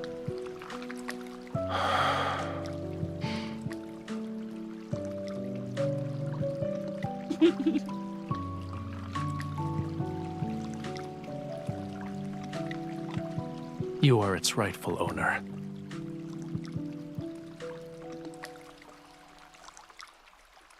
I mean, I feel that one foot in the grave every single day because I have to take care of little ones. They give me gray hairs. I love them, but they give me gray hairs. He gestures for me to look at the ruby on the staff. There's a strange, distinctive mark on it. It's your name written in the Lemurian language. It belonged to me, but it seems I gave it to you. So it's yours now.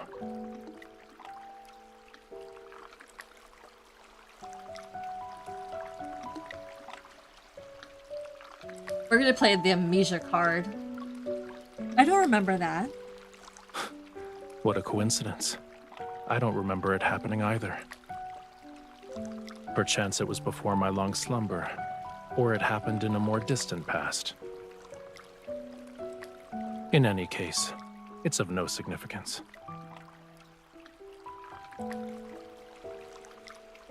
Oof, I'm not looking forward to the fourth myth, and that's gonna be the one that will be my downfall for these guys. Hopefully I have enough.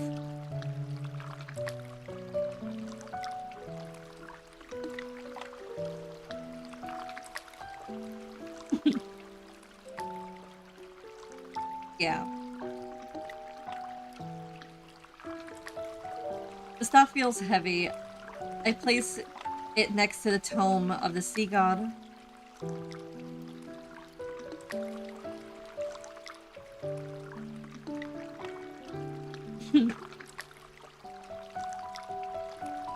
No, in my case, I have a corporate.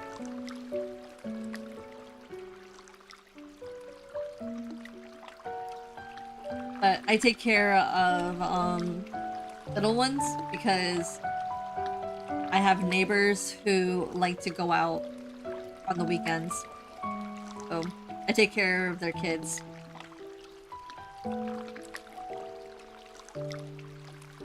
Why would you give me a precious staff? I'm not sure. Maybe it's because I liked you. I liked you too.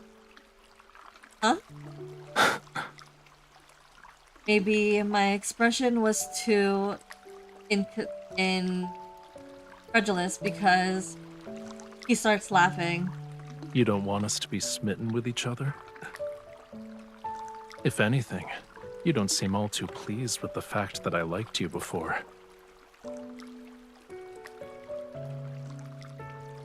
I just can't imagine you genuinely falling in love with a human.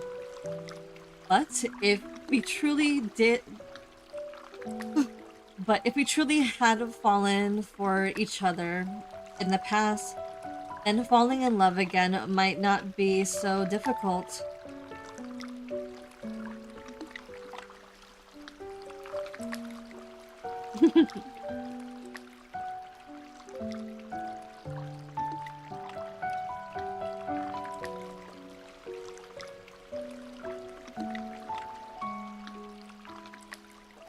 I know.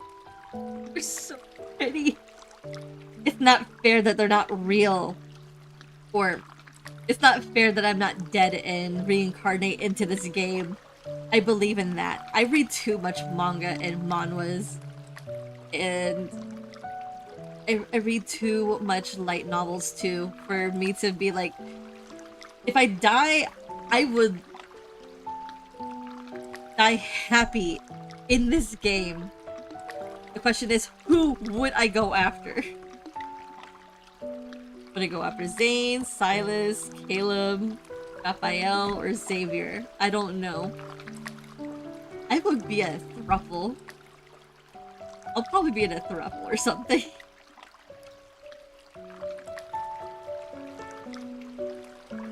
But if we truly feel, if we truly had feelings for each other in the past, then falling in love again might not be so difficult. Girls trio. Exactly.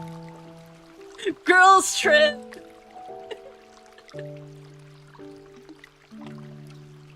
Isekai, let's go.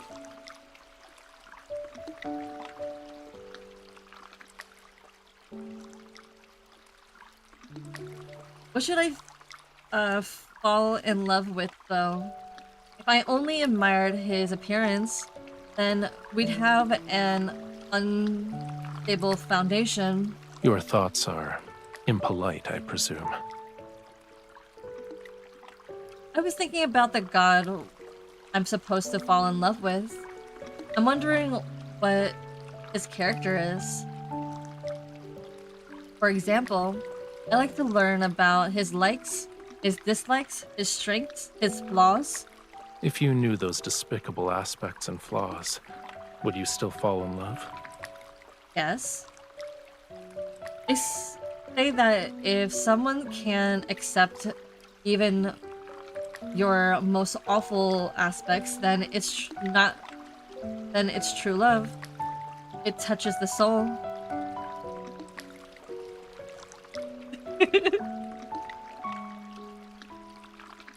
Yeah. I mean, I would go for Zane straight off the bat if I could. But also, I'm not opposed to falling in love with Caleb.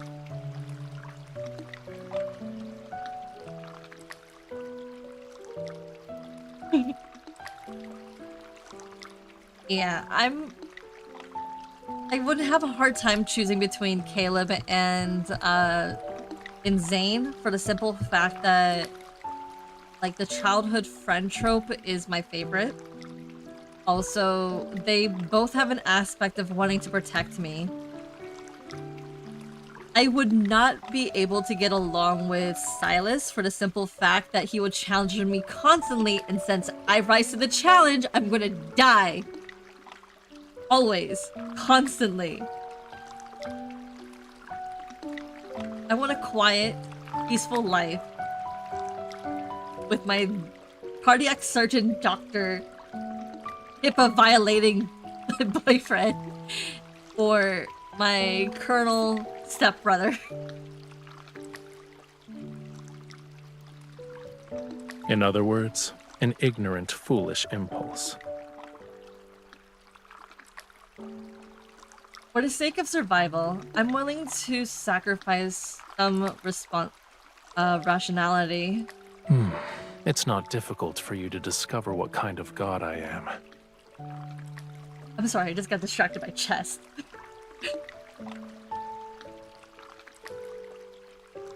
No, back up a little bit. I won't chest. Okay. Moves closer and lifts the seashell hanging around my neck. When the next full moon arrives, you will find the answer you seek.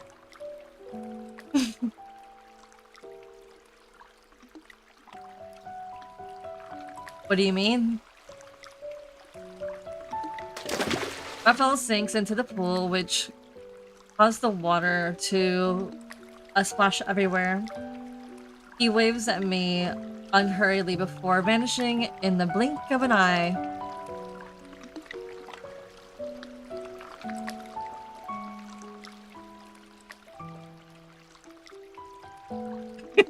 Same.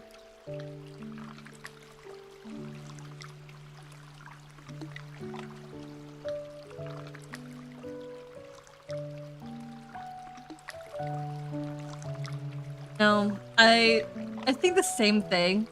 If I saw Silas, like, IRL, and he just challenges me off the bat, I'll be like, stop right there, because you already know my weakness. Because him and I would be at each other's throats, and it would be steamy, spicy, and both of us fighting for control. It's gonna be fun. But what I need is gentle and protection. Neither of them.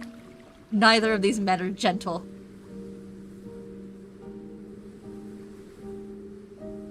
Night fogs blankets the wilderness.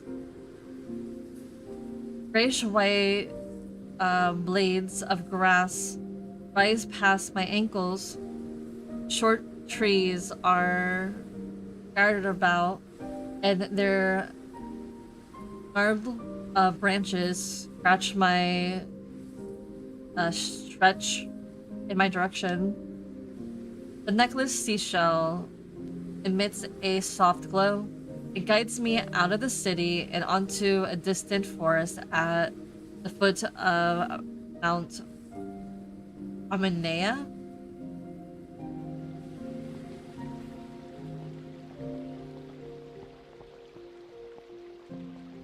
What's that sound? I quicken my pace. Exceptionally bright moonlight filters through the trees and illuminates ruins covered in grayish-green moss.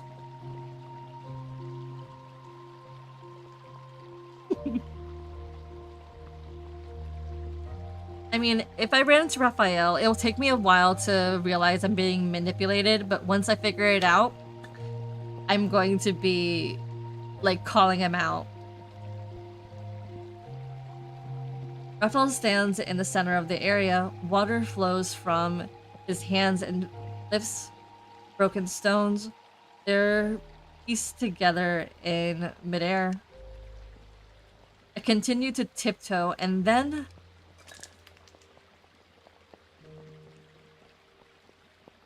Huh? I heard you breathing earlier. Who do you think you're trying to scare, mortal? You brought me here in the middle of the night just so I could watch you build a house? I realize that these are the old ruins in the island, but no one knows their origin.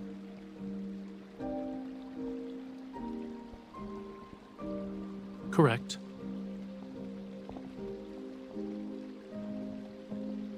Come closer. You're in the way. I mean, depending on which Raph we're talking about, if we're talking about main story Raph, he would manipulate me in the beginning and I wouldn't catch on till much, much later. It's not that I'm dumb, I suppose. I would say it's more because I'm very trusting in the beginning, but after I get to know someone and their tactics, I just go like, oh, I'm being manipulated. But if we're talking about a lot of tides, Raphael, then it's a different story. He's just straightforward. And if we're talking about Lemurian sea god, Raphael, he's just cold from the start. But it would be fun to tease him. That's my perspective. Abyssal Walker, I haven't read his myths, so... And it's not because I don't have it. I have his myth. I just haven't had a chance to read it. His blood surged to form the oceans. His scales transformed into the stars above. His bones became the whales who bore the sun disk, the moon clams that measure time, the coral bridges that lead to the netherworld. There's a creation myth for how the sea god formed Lemuria. Are those ruins connected to the sea god? This place is part of the Island of Songs. I furrowed my brow. Oh, this is from his wedding card. I read that card. I furrowed my brow. How strange. The name sounds familiar, but I can't remember anything about it. As I'm deep in thought, more stones raised with the flowing water. They connect the broken wall and ruins to gradually form a shrine. The full moon hangs above like a bright pearl set in the center of an accessory. It illuminates fragments of the temple's former glory. It preserved Lemuria's history, as well as the important chronicles of every sea god. The sea god you want to learn about is here.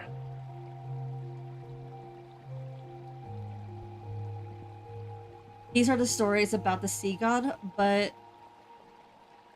they're not the stories of Rafayel. There's no difference. One day, I will become another sea god who's depicted here. The name Rafayel shall be forgotten. No. He tilts his head back as if he's using somewhat real yet illusionary fragments to search for pieces of his memories. That doesn't sound like a good thing. Yet you want me to get my powers back, so I can ascend and become a true sea god. You're not wrong. The flowing water gradually disappears, and the shrine crumbles apart once more. It has returned to being ruins. What about you? After you regain your powers, what do you want to do? I'll start with finding the person who sealed me away at the bottom of the sea. Oops. You don't remember who it was? I will eventually. Oops.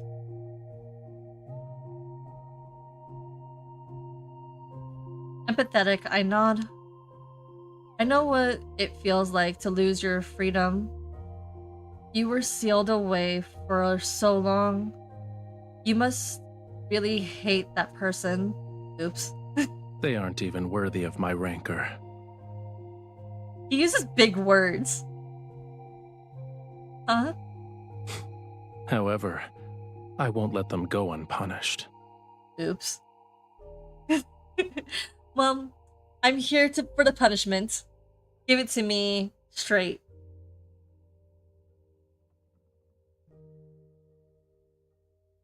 He grimaces at the moon before walking into the distant forest. I hurriedly catch up to him. Oops. Oops.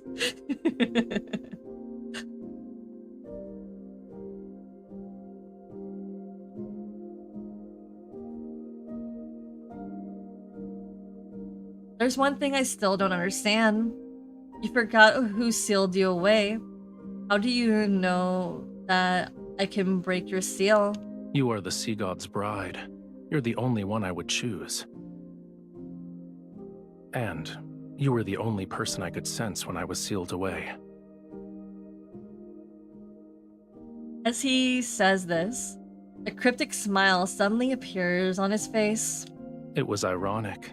I first heard your voice as you slandered me. Huh? You said the tome was worthless since it couldn't find the sea god.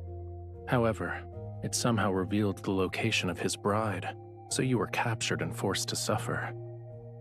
You said I abandoned my bride, played with whatever caught my fancy, and questioned how I could be the sea god. You claimed I was worse than a sea cucumber. Also,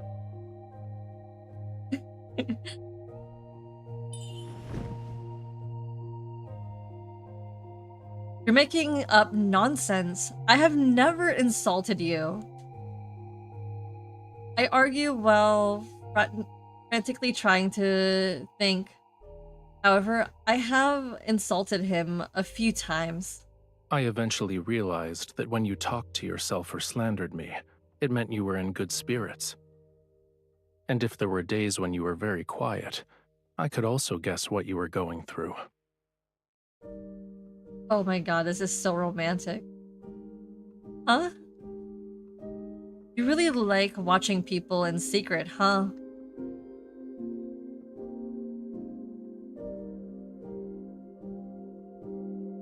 That's an incorrect assumption. I only see you. My heart. Nope. You can have it. It's right there. For you.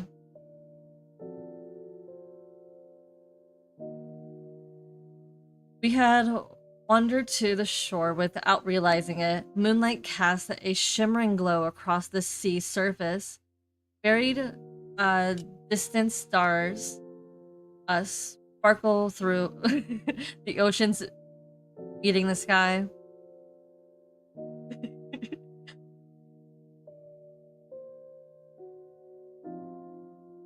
Yep.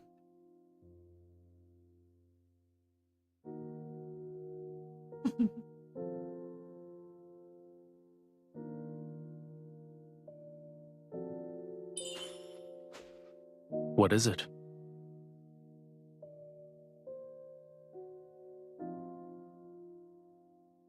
It's to stop you from jumping into the water and vanishing again. Holding my hand won't be enough. If you keep disappearing, it'll be hard for me to fall in love with you. You should at least tell me what you're doing and where you're going. Would you like to accompany me this time? Hmm? He raises his hand and the moonlight incandescence into a stride of silver thread at his fingertips. Then he descends into the sea's surface. Every shimmer illuminates immediately becomes visible in the water's surface reflection. They follow the moonlight, coil around Raphael, cupping his hand, and dance. The perfect opportunity is right in front of you.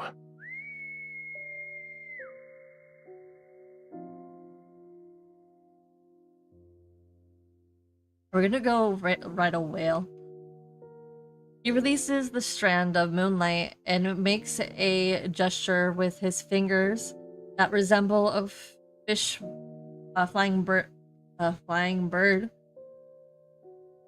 He whistles and the sound lingers. Then an enormous white skeleton rises from the sea.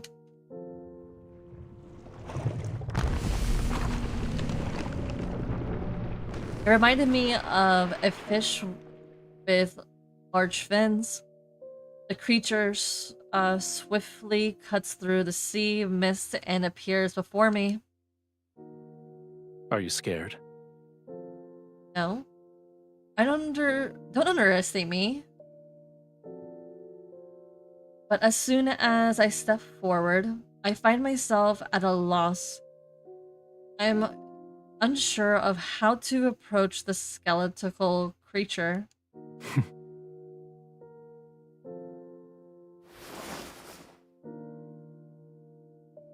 I feel a sense of weightlessness as Raphael places me directly on the creature's back. His legs then transform into a tail, and he swims into the ocean. Hold on tight. Should you fall, I won't save you again. Rude. Come on, Raphael, don't do that to me. Don't do that. We're supposed to be partners in this.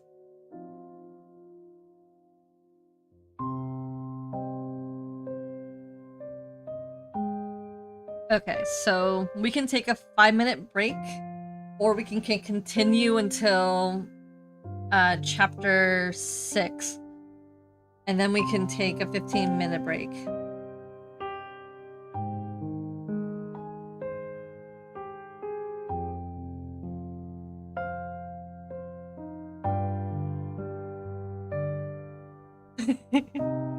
Thank you. Okay, I'm gonna take a 5-minute break because I need to refill my water bottle.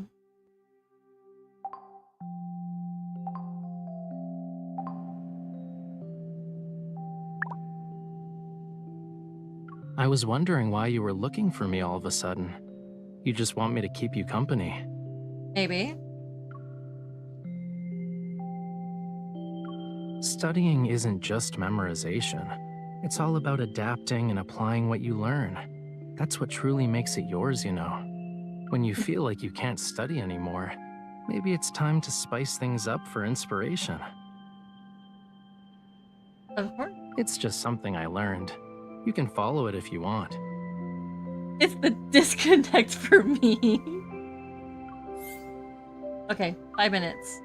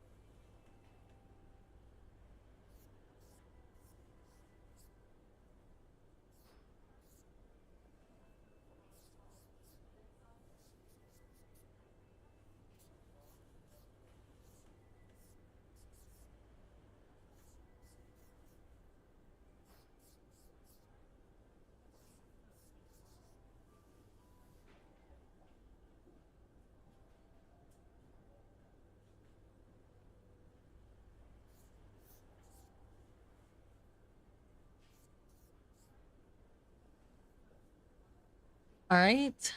I am back.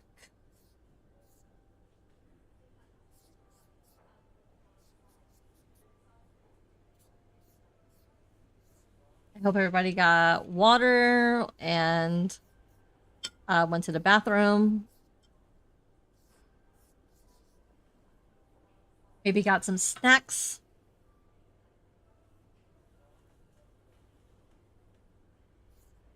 I mean, I didn't get any snacks, but I did get some more water.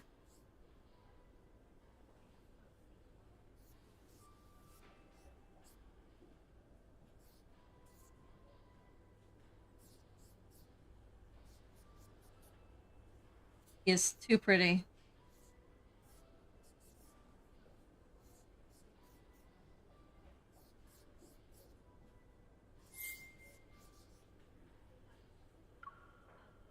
For some reason, I feel like you're different from the you a few moments ago. Why would you say that? It must be the power of knowledge. Of course.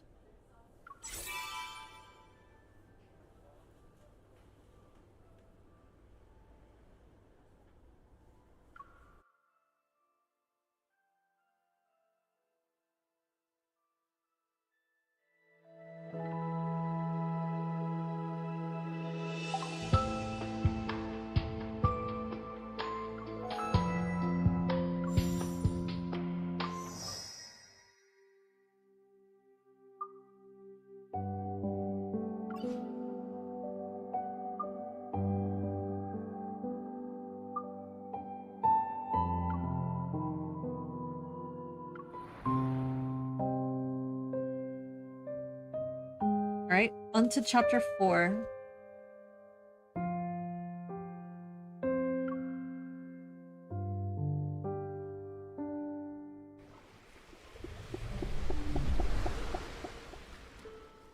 Raphael swims through the inky black water.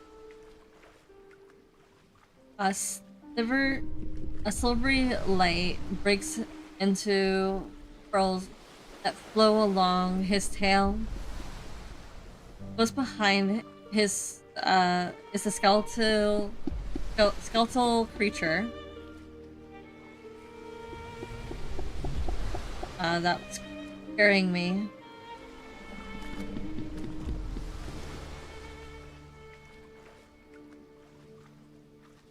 Is this your friend, Raphael? Despite being nothing but bones, it tried to eat me when we first met. Is that what friends do? I'd say it's more of a hungry friend. Ah! As if it understands what I said, it suddenly whips its tail in an attempt to throw me off. I quickly grab onto what was once its dorsal fin. The Fantasia shark is very temperamental. I advise you not to provoke it. If you throw caution to the wind, it'll reduce you to a pile of bones with just a few bites. Its species died along with Lemuria. I have no idea where this one came from.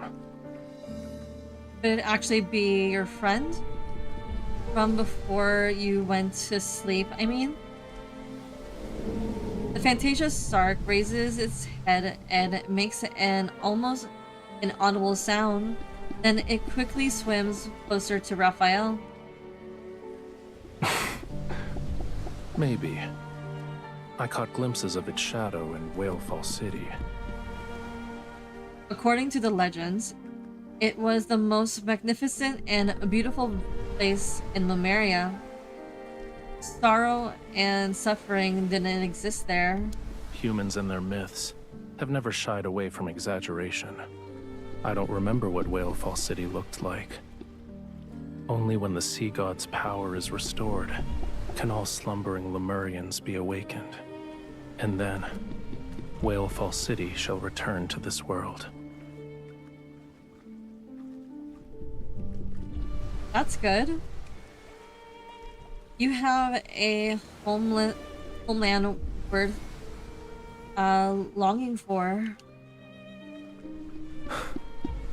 You're implying that yours isn't. It abandoned me first.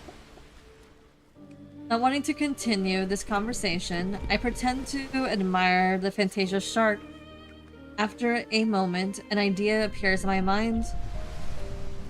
Raphael, come here. I want to give you a gift. But just so you're aware, I haven't done this in a long time. It might not work. I should keep my expectations low then?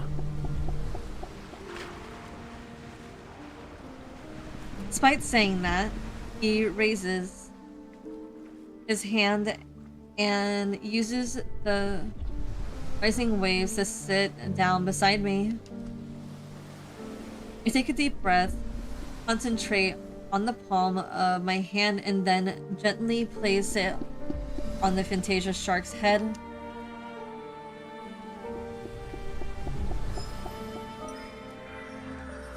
In the darkness, a faint power slowly awakens. It continuously moves towards me bit by bit. I relax my breathing and try to become part of the power. The creature even subtly changes.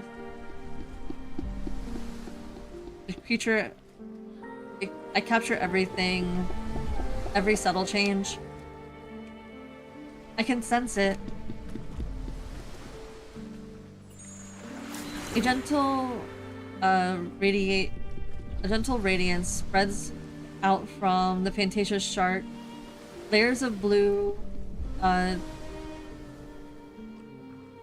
tint.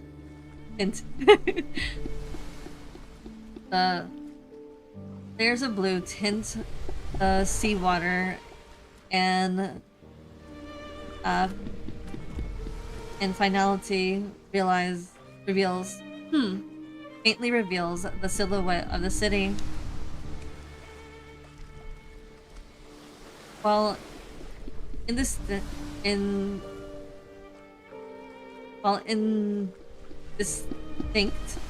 its beautiful and magnificent form is still visible.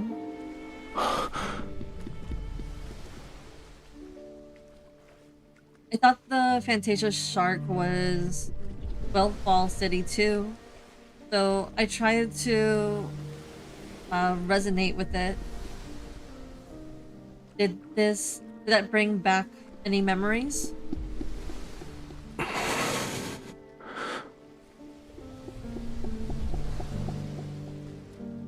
Rafayel doesn't say a word until the water turns black once more.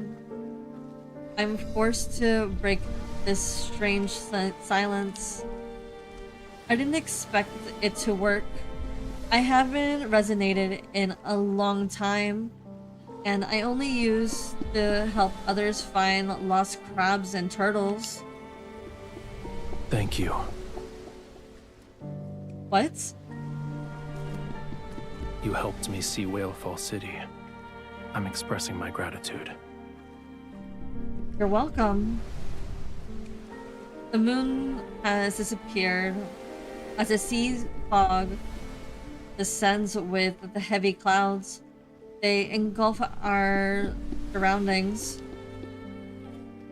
As the fog grows thicker, my doubts continue to take root in the depths of my heart. You still haven't told me where we're going, Raphael. We'll arrive at our destination once the fog clears. But just as I'm about to press for more details, I suddenly feel like my mind is being enshrouded by fog. My consciousness becomes heavy. Something's wrong with this fog. The fog is as it should be. All you need to do is close your eyes and get some rest while you can.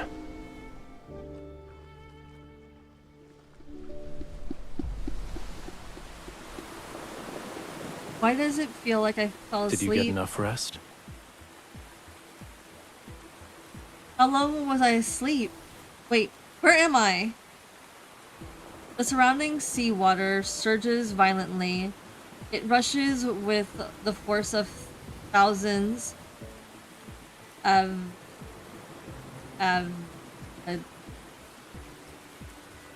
these words. Avalanches towards a massive oceanic abyss. It's like a crushing between heavens and earth. It seems as if the entire ocean is about to wait, what? It's like the entire ocean is about to collapse. The thunderous roars is so deafening that it makes my ears hurt, and a sense of foreboding washes over me. Raphael, please don't tell me we're going there. I thought you were eager to help me get my powers back. This is what the Tome of the Sea God means by combat the treacherous tides. Now I understand what Raphael meant when he said opportunity. Is it too late for me to change my mind? What do you think?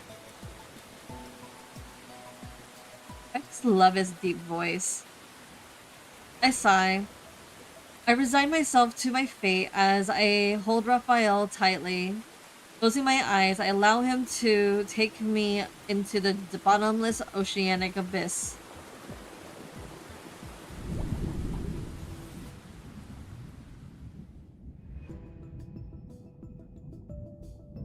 As my dizziness subsides, I can still hear the massive waves crashing above us.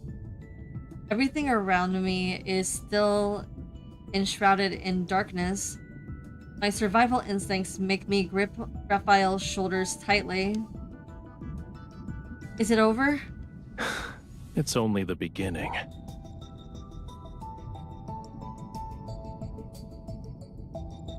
He holds me close as we continue swimming towards the great depths.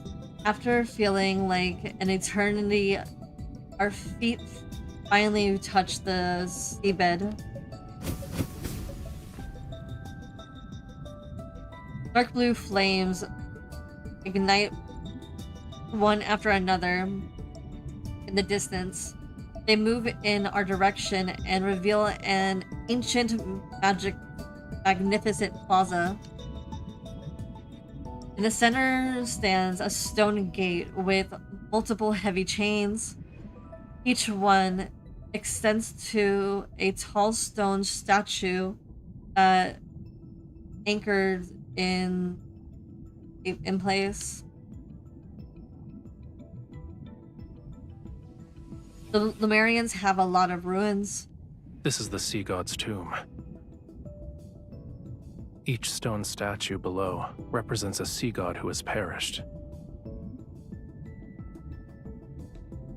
Ouch.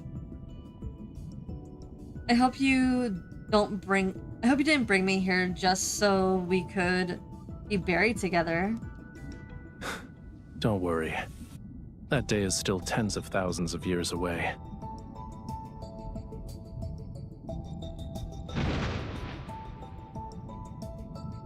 He shoots lightning from his fingertips, and it hits one of the grand guardian statues. Stop pretending. I know you can hear me. Young Sea God, I've already told you. The bond's mark that is etched into your soul is never complete. You cannot enter the Sea God's tomb, let alone reforge the Tidebreaker Trident. Oh, Raphael. Raphael. I've already brought the owner of that mark.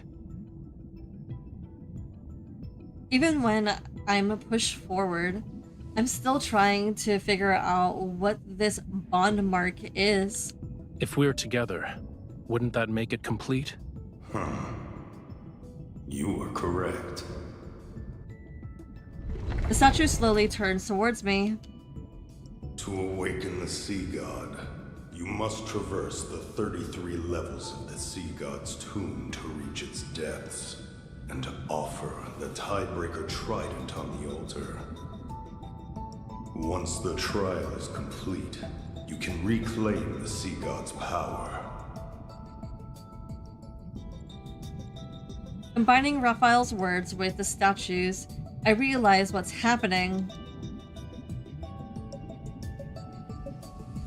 There are a statue representing past sea gods in each level of the tomb. Does that mean we need to defeat all of them? Then you'll be able to complete the trial and regain your power? Are you scared? A little. I have to be honest. A little. A little. Even if they're just statues, they're still sea gods. I'm afraid I won't even make it past the first level. No one said you'd be going in alone. There's nothing to be afraid of, since I'm here. Leave everything to me. You just have to do one thing. Which is... Don't die.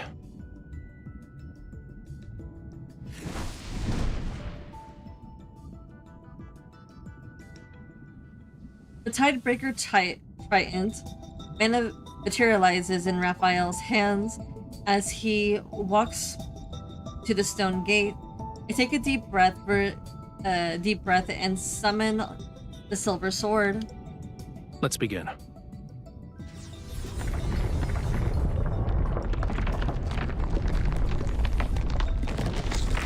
Excuse me, I just yawned for a minute. The stone statue slowly pull away the heavy chains layered upon layer of seals are revealed one after another, and the seabed begins to shake violently. The key to passing this trial isn't to defeat the statues. Huh? He suddenly pulls me close, lowering his voice and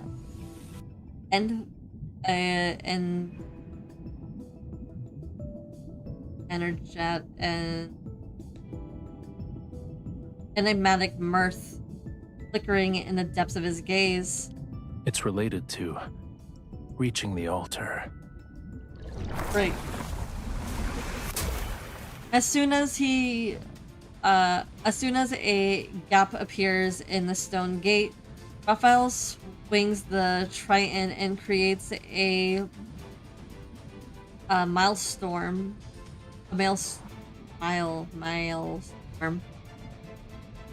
It sweeps us up and propels us through the entrance.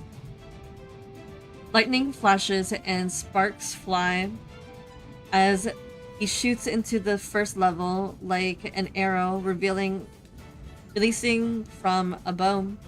Meanwhile, the sea god statue is slowly emerging from an enormous stone niche.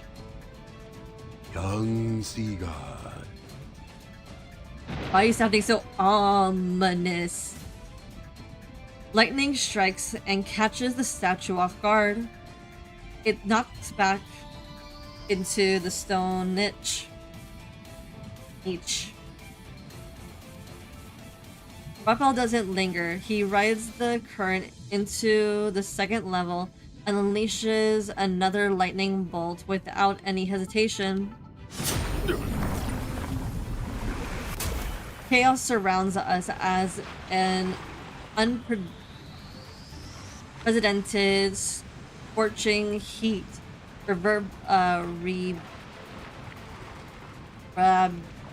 radiates from Raphael's body, yet his gaze remains exceptionally sharp and composed.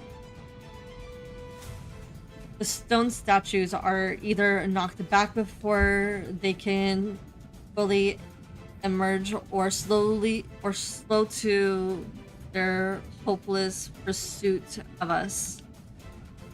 Duck!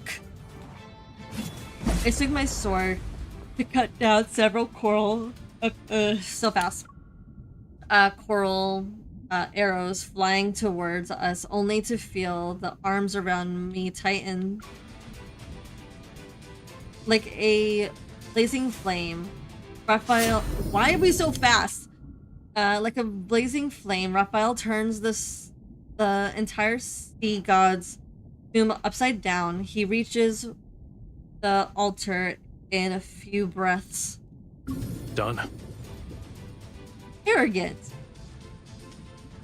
With a lightning speed, he unleashes the Tidebreaker Triton, and a radiant brilliance akin to daylight fills the sea god tomb. What is the meaning of this? Why is the latest incarnation of the sea god so disrespectful? I wouldn't say that. He's a little... Well done. A young god should have a young god's vitality. This won't do. We need to add a new rule. Shortcuts are not allowed. Otherwise, my ancient stones will crumble to pieces. How is it over already? I finally got a chance to stretch my muscles, but I haven't even made my grand entrance yet.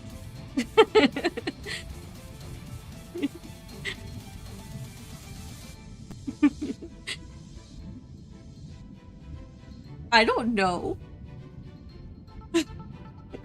I mean, Raphael literally shot through this whole thing.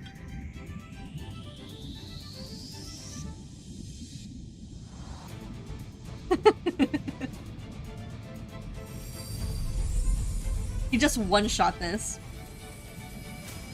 But again, why is it so fast? I don't read that fast, good sirs and or madams who create this app. The surroundings, clamor fades. Oh wait, what? The surrounding clamor fades. Hazy threads of light gradually wrap themselves around my and Raphael's hands. Ye who desires to ascend to true godhood, the deep sea shall inscribe your name. I shall cleanse thy body, temper thy weapons, and restore thy lost memories. Oh, please don't do that. I'm happy without my memories. I'm good. I am good. I don't need my memories for all this. No, thank you. It makes everything sad. Accompanied by a mysterious chanting and warm power surrounds me. Something reminiscent of flowing sand surges before my eyes as a familiar voice resounds in my ears. In Lemuria, a bond best represents an everlasting vow and oath. Exactly. I don't need the trauma. When you offer the sincerest form of worship from the depths of your soul, my soul will be branded with your mark. I will be unable to defy you.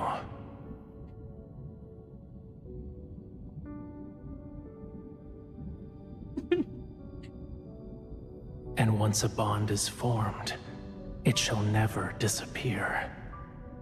No matter where you are or what form you take, I will always be able to find you and recognize you. Oof, this game needs to pay for my therapy bills. I don't need this trauma. I think I missed something because I was switching from controller to controller. the one I was using before died, but thank God I had a backup. It's Raphael's voice. Unconsciously, I reach out my hand to touch the face that is familiar, yet somehow not. His eyes still shine with a beauty of dawn's glow. However, his smile is more carefree and unrestrained, and is bright as a clear seaweed or seawater.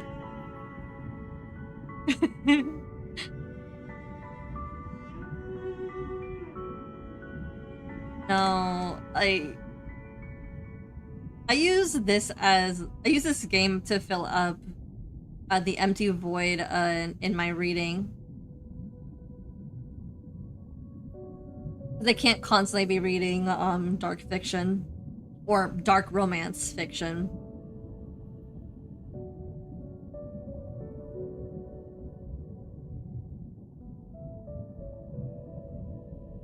Or alien romance. I also read that too.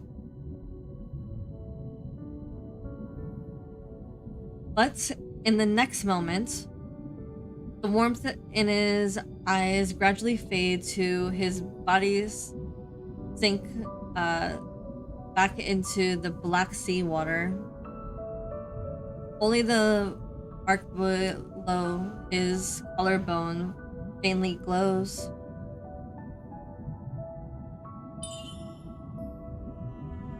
Lemurian Covenant, I promised you. Hmm? What did you promise? Exactly. What was like? Okay, so I'm reading the book I'm reading right now is an alien romance. I don't know if you know Ruby Dixon, but all her books are amazing. I offered you my heart. I'm willing to give you my heart. The sincerest worship. My sincerest form of worship.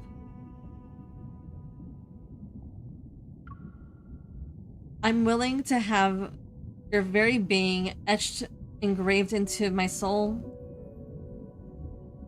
In a trance-like state, I hear myself say unfamiliar vows. Yet, every word seems to come from the depths of my heart.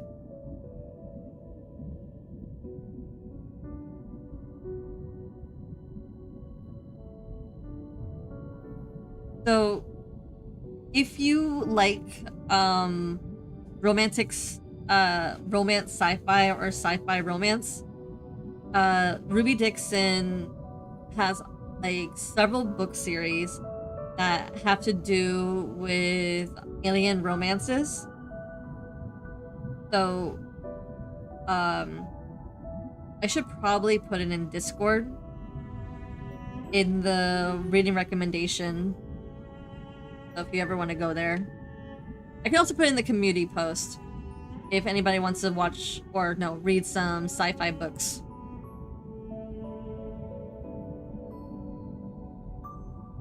In a trance like... Oh, I already read this. I gave you my heart. He takes my hand and places it against the glowing mark. Everything is clear to me.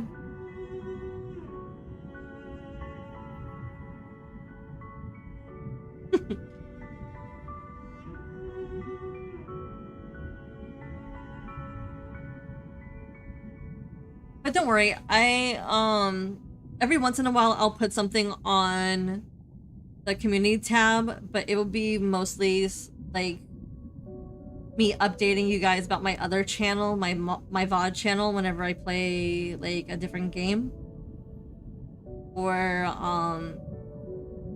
if I have a book recommendation or stuff like that.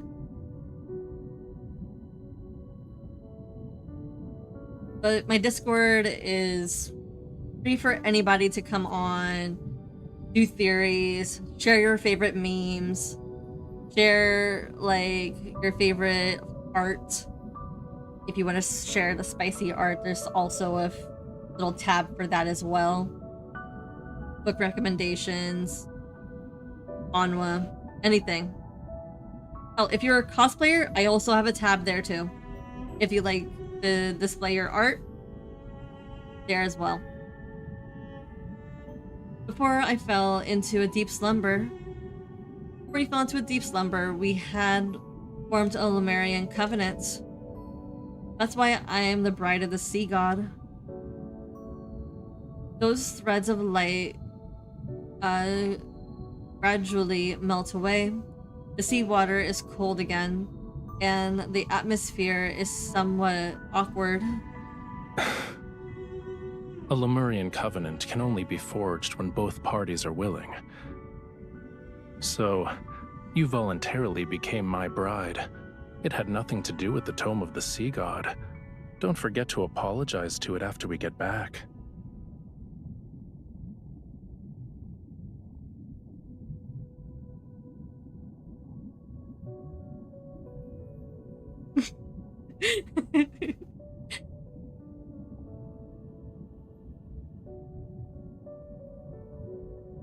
Well, know what? I'll post it to the community tab, the book rec, if you want to see anything from Ruby Dixon. Because I believe she has a whole bunch of books on. If you have a Kindle or a Nook, all her books are also digital. I realize he's teasing me about the time I called the tome worthless. My ears burn with embarrassment as I clear my throat.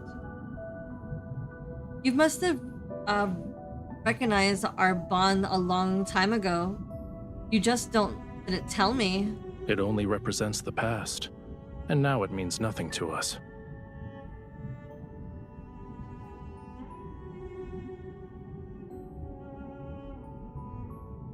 The tempered tidebreaker Triton returns to his hand. Rafayel turns around, his tail emanating a more vivid and sharp radiance. Within his body, a portion of the sea god's power has been awakened.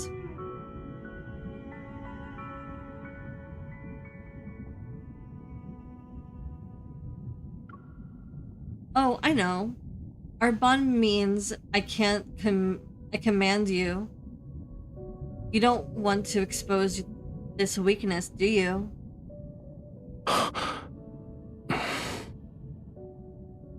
In that case, I should carefully consider the best way to utilize it.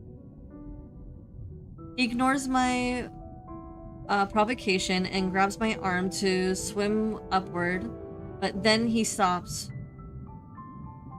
You're hurt. Huh?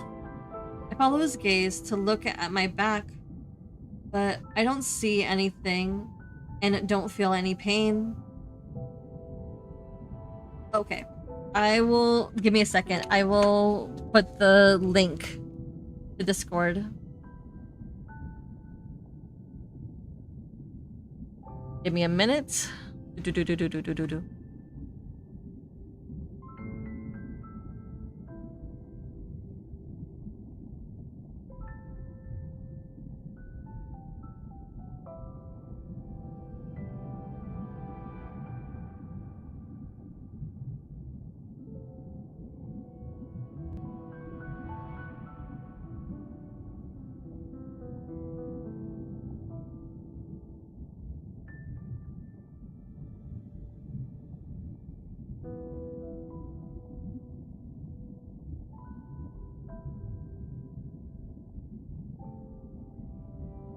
Wow.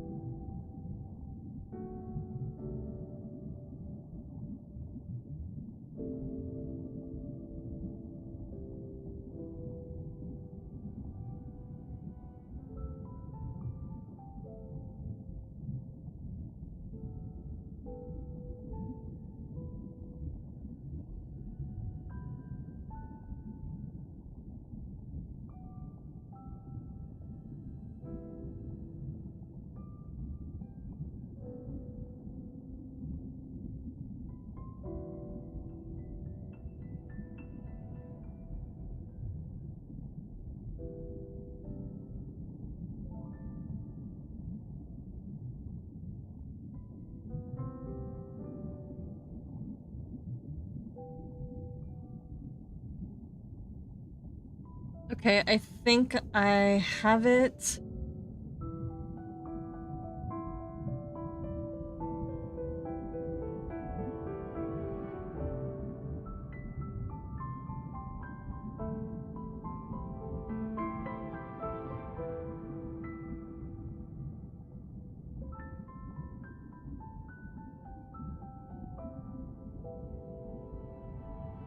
Okay, hopefully that worked.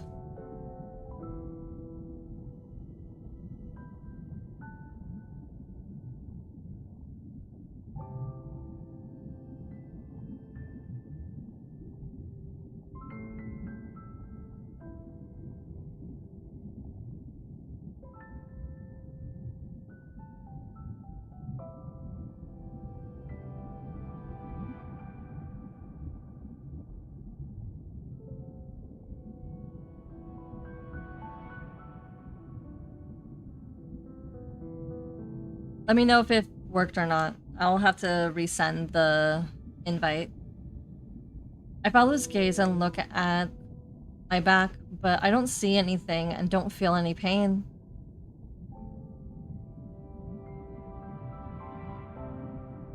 It's just a minor wound. It's not.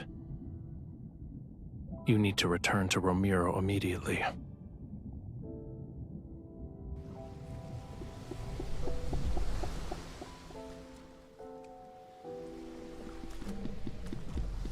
Rafayel brings me back to the surface, and the Fantasia shark carries us to Ramiro.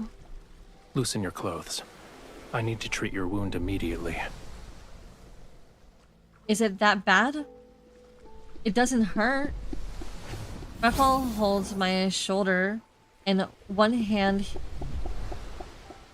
he places his other hand on the back of my neck. Warm power emanates from his palm. It hurts! That's good. I'm glad.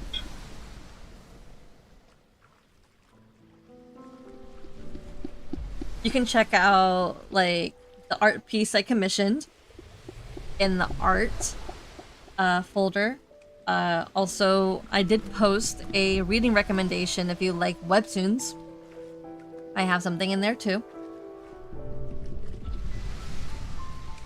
The pain from deep within my bones erupt and heads straight for my heart.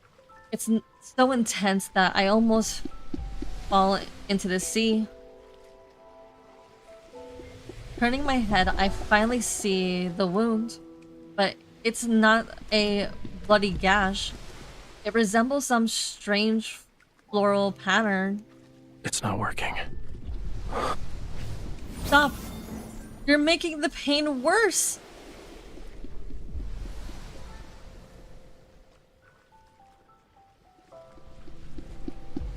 Yet, long after Rafayel stopped, the pain doesn't subside. I break into a cold sweat, and the drops reach my eyes.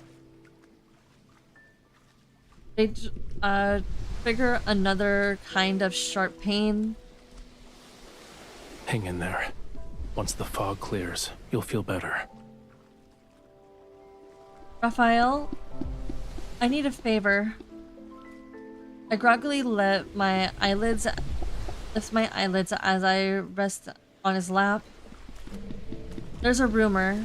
They say the sea god's song can enchant people's hearts and make them lose themselves in illusions. Could you possibly... Don't believe baseless rumors anymore.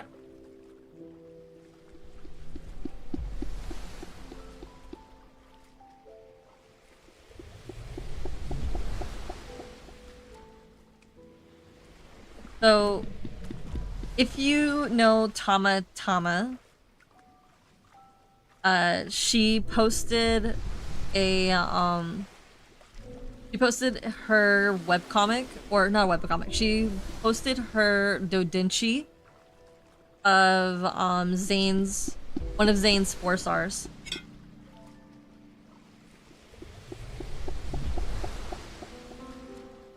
I think it was like the dream one. It's one of the 4 stars that you can get in a rerun, but sadly this girl is not going to participate in those reruns. Those are scam reruns. I do not have the money for that. I barely have the money to get cards. I have to spend like $100 just so I can get enough pulls for like for Rafayel, not for Rafayel, for Zane, Silas, and Caleb.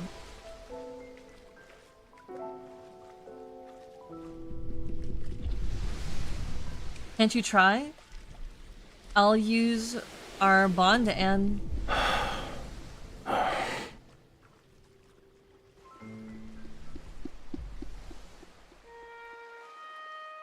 A melody is played on the flute. It flows across the rippling, glittering sea and gently falls into my ears. It's unfamiliar yet captivating as it guides me. I descend into a magnificent dream. I try to memorize every note as it flows. I don't acknowledge the pain anymore. Guided by the rhythmic sound of the waves and this melody, I slowly close my eyes once again.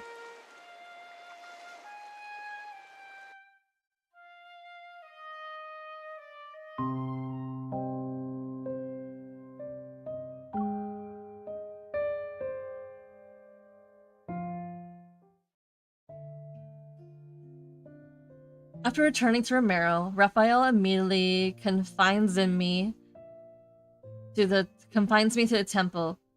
He requests that I don't go outside until my wound has fully healed. Although I don't understand why, he's being exceedingly cautious. He stays in Romero. It's a pleasant surprise. However, the wound on my back often makes me disassociate. Sometimes I can hear faint, crackling sounds deep within my spine. It's as if there are fishes nibbling on coral. Maybe a more apt... I'm here to feed a cat. Thank you. I appreciate the donation. And I will definitely be using it towards the next multi-banner, for sure.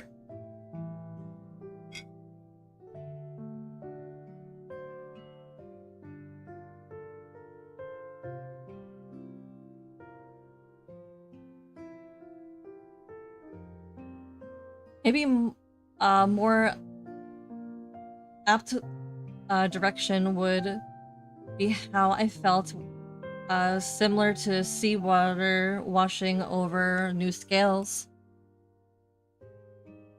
At other times, I'm fully conscious yet somehow unable to open my eyes. However, there is one thing I remember clearly. Whenever I curl up into a ball because of the searing pain, the sound of the flute drifts into my ears and numb my sense. my suffering, and soon after, I drift back into a soft, peaceful sleep. I swear, if I didn't hate Rafayel before, I fell in love with him after this point. He takes care of us.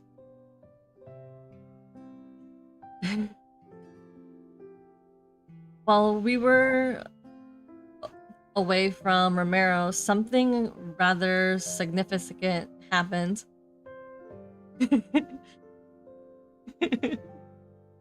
Well, of course. I'm so sorry. I mean, he has to feed his kittens. Hence why I chose that. While we were away, Raphael, Ramiro, from Ramiro, something significant happened. Huckern, the former Castilian, had escaped from the water prison.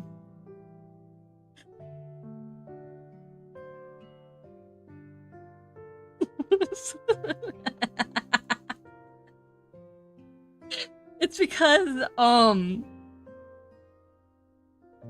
so I have every LI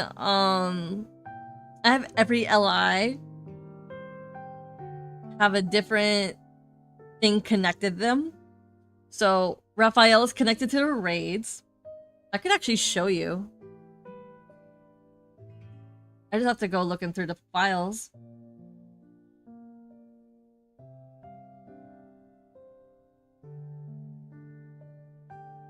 I don't mind, because this is fun.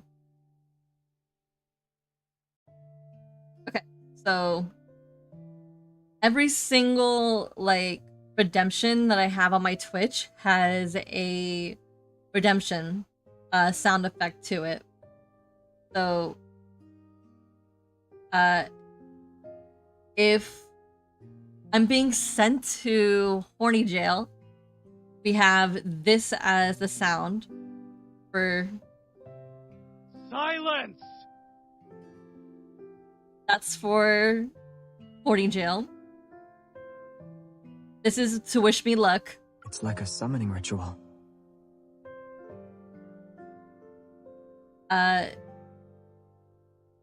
This is if someone subscribes.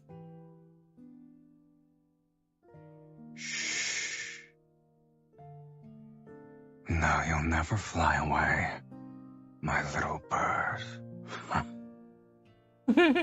That's from Catch-22. This is if you tell me to drink some water. Gloop, gloop, gloop, gloop. Sometimes I forget to drink water if I'm so immersed in the story. This is a raid. Watch out. This one is a handful. I think this is the lurking sound effect. Are you up for a joyride later? Guess. And a Caleb blessing. She's special. She'll be your one and only choice. So that's basically all the... And also tips, but you already heard the tip one.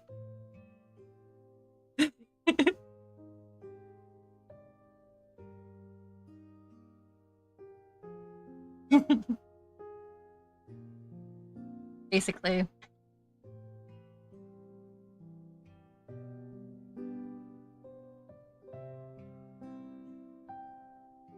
Exactly. I was like, so I will tell the story. I will tell you the freaking story of how I got into this game. I've been playing this game since 2025, like January of 2025. And I came into this game when Caleb was introduced and Cat-22 was dropped. So the story is this. I tried to avoid the game in 2024 with all my might. I saw the advertisements and I was like, nope, not for me. Can't catch me. I'm not doing this. Nope, not happening. I'm not getting into this game. Nope, nope, nope, nope, nope, nope, nope. And then I saw Emorichu talk about it in her Spilled Ink channel, and she just said yandere, and my ears were like, what? There's yanderes in this game? And I was like, no, don't tell me more. And then she told me more, and I was like, fine, I'll download the game. So I downloaded the game, and then I never left. And then Catch-22 happened, and then I stayed. So that's the story of how I got into this game and never left.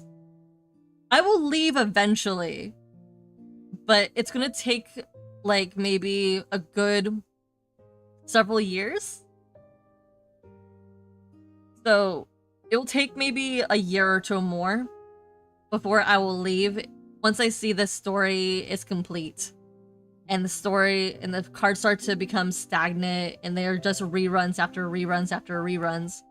Because after a certain point, I'm only going to be here for the stories.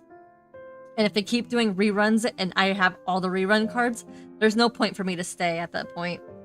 It's just me. I'll be gone. It happened when Queen's Choice.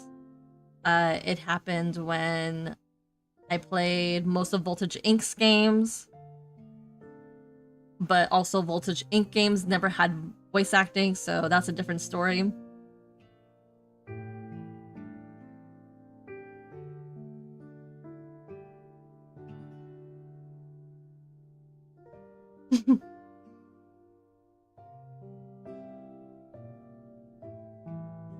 Yeah.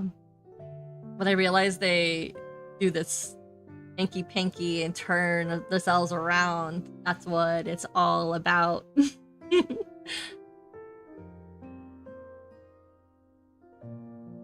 It's too bad that I can't, like, get those spicy cards. We've already dispatched a group to search the entire city. As soon as they find something, I'll make a report.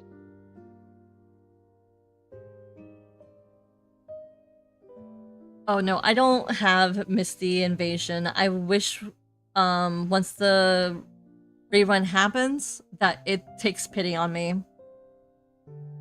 Because at that point I'm going to be pulling for both Zane. I'll be pulling for all of them, obviously. But I'll be pulling for Zane and for Silas. Because I have like 5 accounts. I have one for my main. I have one for Xavier, one for Rafayel, one for the 6LI, which has like 50,000 diamonds at this point. And I have one for a spare. When we say spare, it's going to actually be a Sane size / Silas account. I can always get a 6 account, but that depends on if I'm willing to actually juggle 6. Right now I'm struggling with 5. Ouch. Hey, the lady in waiting immediately falls silent outside the curtain. I hold back a gasp and turn to glance at Rafayel. He implies medicine to my body.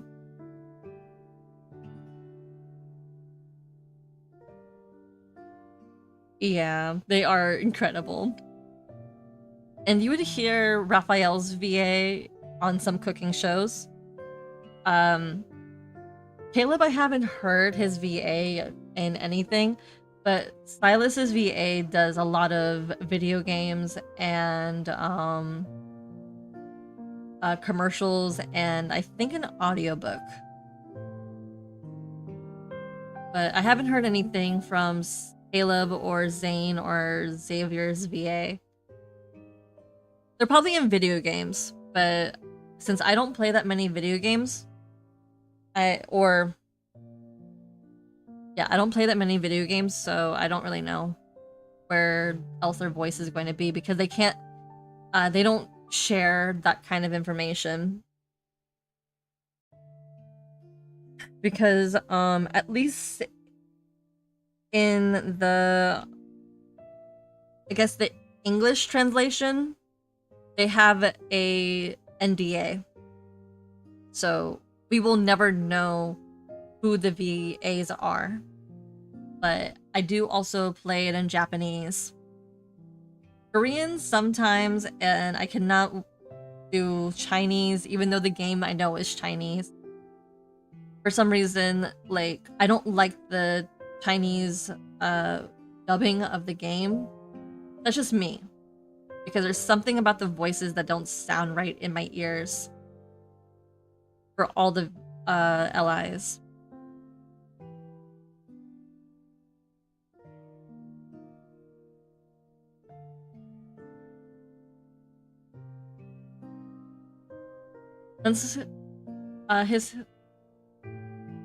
Since he heard about Hawkern's escape, he has remained unfazed. There's not even a trace of anger or displeasure in his face. Yeah. But me watching or me reading Silas's cards in Japanese, I have a hard time disconnecting it from Usui. Tengen Usui from Demon Slayer, and I also have a hard time disconnecting him from Gaoshun from Apothecary Diaries because I watched the sub. So I have a hard time disconnecting. I'm like, what is Gaoshun saying? Or what is Tengen saying? And I'm like, oh no, this is not them, it's Silas.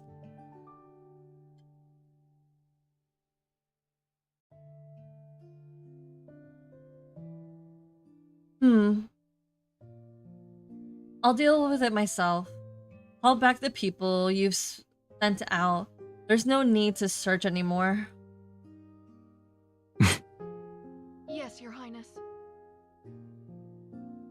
When I wave my hands, Thea quickly retreats as if she's just been pardoned from execution. You let him escape. Beasts of the deep only bare their real fangs when facing death. Humans are no exception. Making him believe he still has a glimmer of hope will force him to reveal his plans. Aren't you afraid he might have secret weapons? You should be prioritizing your health. He applies a slight pressure with his hand. I subconsciously try to pull away from the pain, but he grabs my shoulder and presses me down into the bed. This ointment is made from gold feather algae. It's the best medicine for wounds in Lemuria. Stay still if you want to be hale and hearty again. And be gentler. I am being gentle. Are human bodies so fragile that they can't withstand a tiny amount of pressure?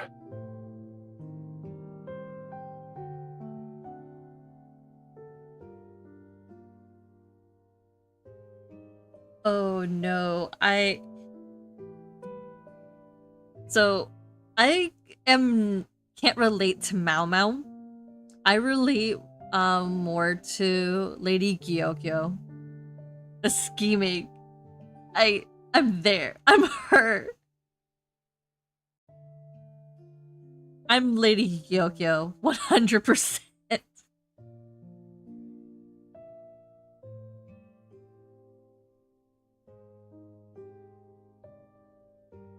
Because I know nothing about plants or insects.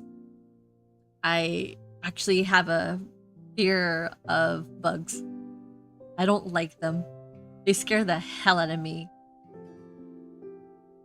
And I can admire some plants, I can say that. But if you ask me what is that plant, like if you point to a specific plant, I wouldn't be able to name it. And also, I have a phobia of snakes. I don't like snakes. They scare me. Spiders are my biggest fear, though. I'm arachnophobe. I have fear of snakes. And I don't like bugs.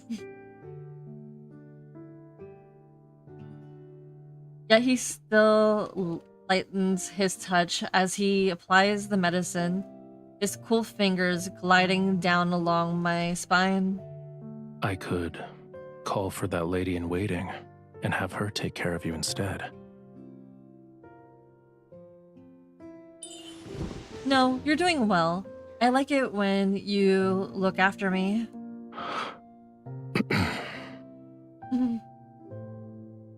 His face betrays nothing. However, in the depths, in the dim light, I notice a tense, tiny scale raising subtly on his neck. I see. He likes being praised.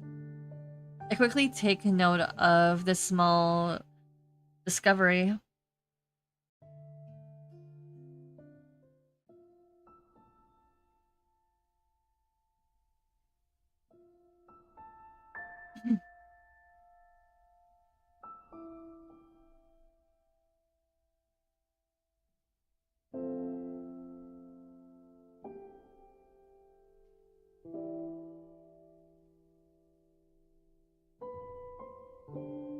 Well then.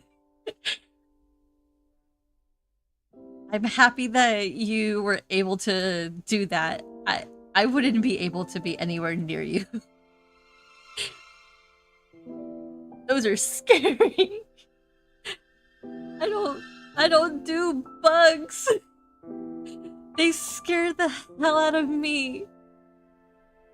And you would think me growing up in like on my grandmother's farm, which had a whole bunch of bugs, that I would be cool with them, but nope, they scare the hell out of me. I don't bugs me, no. I see a roach, I get the bug spray. I don't do bugs. I'm so scared of them. They give me the heebie-jeebies.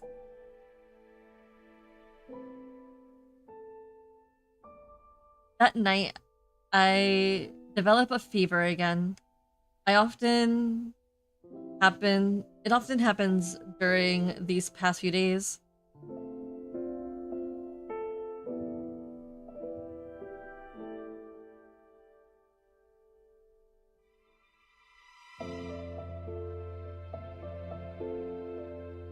I mean, yeah, lunar mouths are actually quite pretty. But again, like I grew up like back and forth on summers on my grandmother's farm, and I just avoided bugs constantly.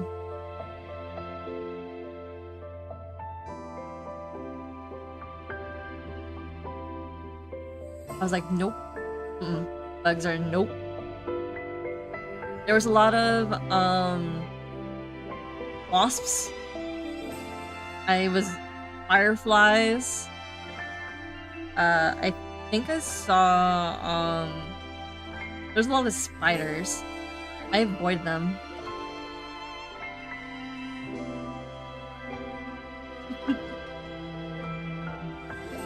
I can remember a couple of years ago, someone like pranked me so bad. They put a spider in my car and they almost made me crash. Like, here's me like driving doo-doo-doo-doo-doo, and then I see from the corner of my eye something like brown with 8 legs coming down from a wet, like, I was like, what the fuck? I swerved. And then I had to ask, because thank God I was driving with my my best friend in the car seat with me. I literally pulled over to the side. I was like, kill it!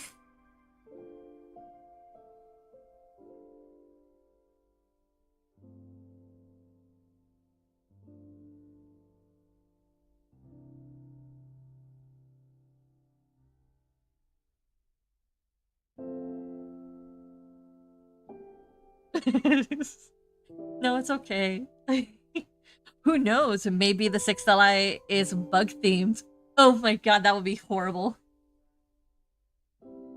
God of the bugs. That night, I developed a fever again.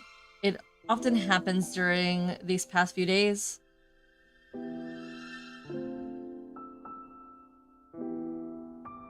Raphael says this means my wound is healing, but feeling dizzy with a parched throat, I still it's still a little miserable experience. Raphael, could you lend me your tail to cool down again? No. We agreed that last night would be the last time. Oh. Through the translucent curtains, I can see him lazily soaking in the pool, his tail creating a ripple across the water surface. It's not like I'll do anything. I only want to lean against it for a bit. Whose fever became so severe the last time that she thought she was eating fish. Naughty MC. Guilty, I close my mouth. The heat inside my body is still making me miserable.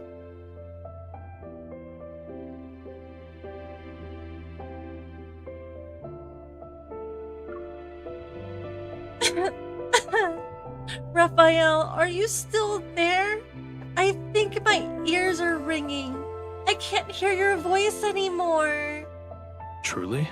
That's not good.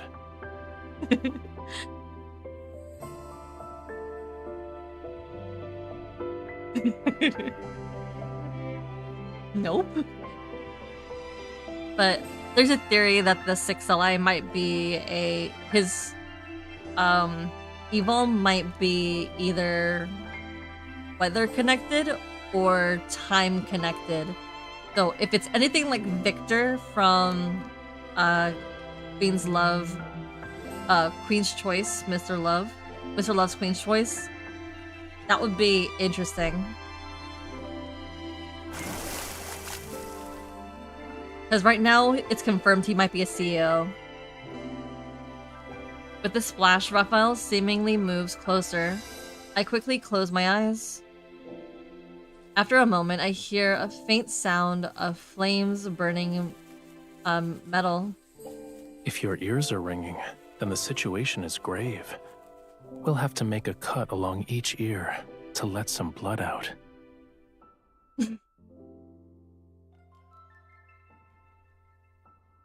I quickly sit up and grab the small knife that Raphael is holding over the candle flame.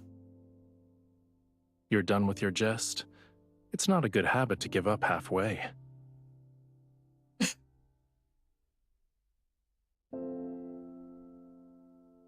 Make me. But in the end, he gives in.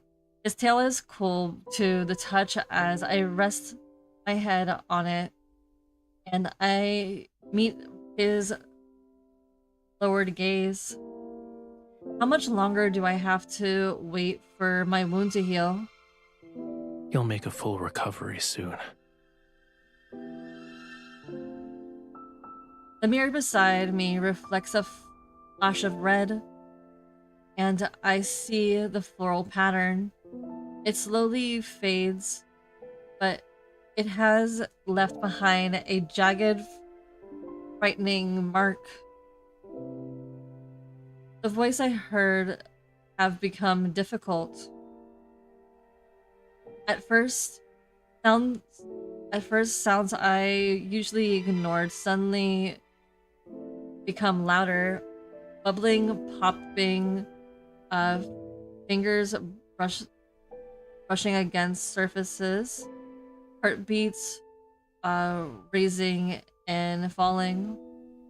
Then the sound of turning seawater becomes increasingly clear to my ears. Then, even though the temple is far away from the beach, I can still hear the movements in the tides. Why are you so concerned about this injury? It will make you more like a Lemurian. Your senses become heightened, so you'll be able to hear the call of the most distant oceans and see extraordinarily vibrant colors. Did we just say, did we mutate? Oh, that's terrifying. We just became Lemurian. Which means MC can become Lemurian. He absently runs his fingers through my hair. But you are a human. You'll become an outcast on land. Then you'll be unable to hear any sounds unless they're in the ocean. You won't see any colors unless they belong to the sea. Your legs will become too weak to walk on land, and you'll suffer. Seawater will flood your mouth and nose and rise in your throat. In the end, you'll drown on dry land. It doesn't look like you're afraid.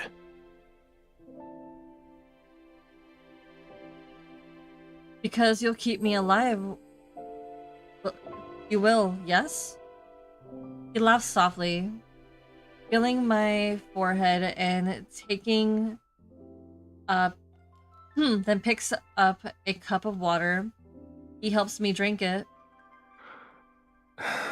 If you try to make excuses again tomorrow, there's no guarantee.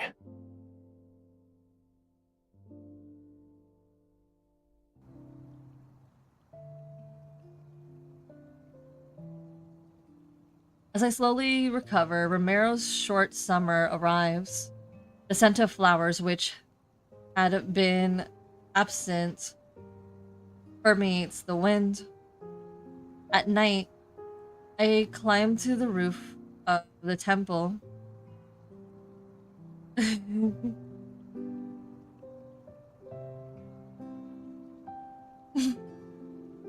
I wouldn't mind. I heard it's easier to do it underwater. But that's only what I've heard. But also, I've read so many mermaid smut. Merman smut. It's something. At night, I climb to the roof of the temple and look at the port. The people are setting up tall platforms on bonfires. Perhaps they're preparing for the sea's gracious Ratus festival once again. Centuries later, to express their reverence for the sea god. It was once Romero's greatest festival. People would thank the sea god and pray for his blessing and protection. I already know that Rafayel has no intention in frivolous festivals.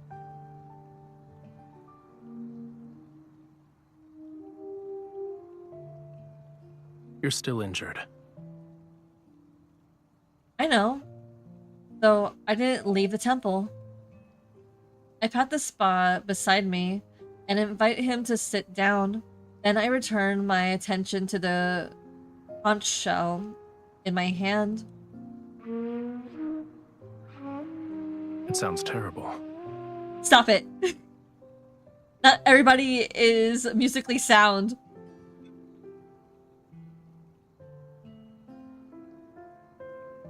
And let me tell you, me, myself, and I'm one of those people who cannot play an instrument to save her life. But she can sing. I can sing. I can sing just fine. I can carry a tune. I'm an alto. But don't expect me to play any instrument. I cannot.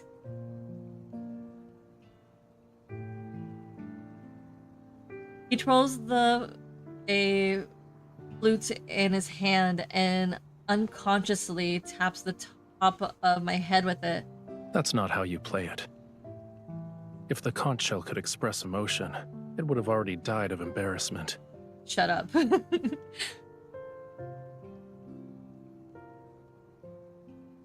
And teach me how to play it properly. I like that song.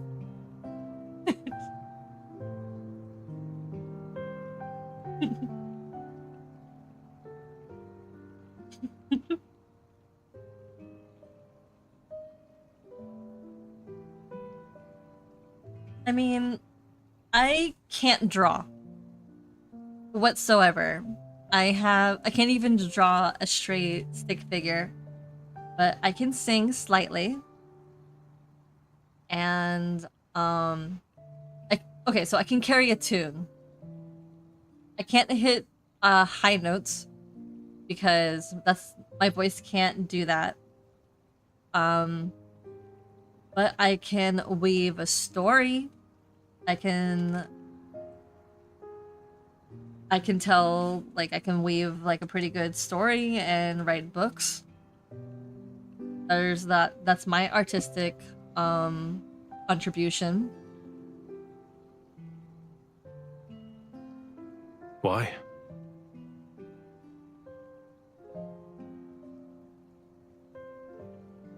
It might be because whenever I hear you play it, all my pain disappears.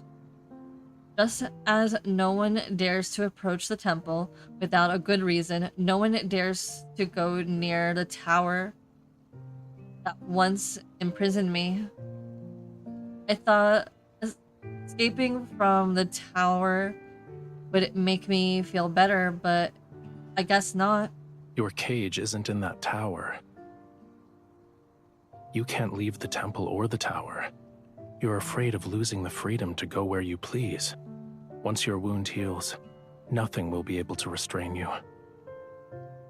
The conch shell is taken from my hand as Rafayel brings it to his lips. He tests it out. Listen carefully if you want to learn.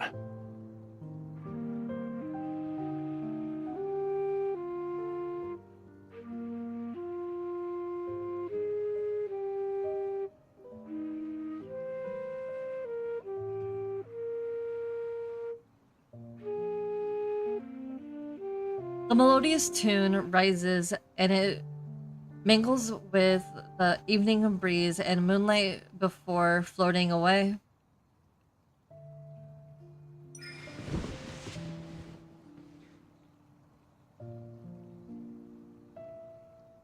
I lean against Raphael's shoulder and let the vibrations from his chest seep. Why are we so fast?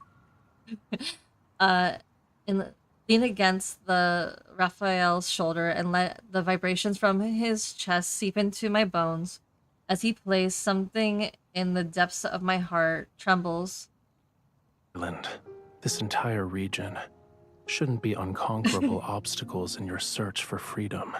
No matter how many identities Ramiro's people bestow upon you, you aren't obligated to fulfill them. You need to be willing to accept those roles. Yes. The famous line from our Fishman. When I saw that in the Bond story, I was like, you're a little exaggerated, but okay. It's been 800 years. Jellyfishes are walking naked. Sea turtles are climbing trees, and sharks are eating grass for free. Finally you remember me. Oh, the exaggeration of this man. I love him so much. One of these identities is the bride of the sea god. What if I don't want to be her? Then don't be. But I feel a bit of why are we so fast? But I feel a bit reluctant to just let it go. I let out a long sigh and gaze at the light that extends from around the temple to the distant places. I used to love Romero. I want to protect it forever and save it from the prophecy.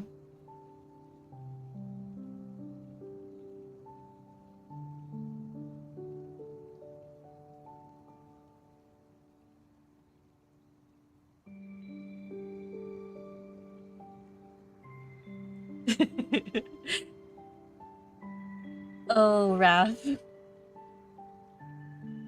It's Raph for you. I can't. He's just too much.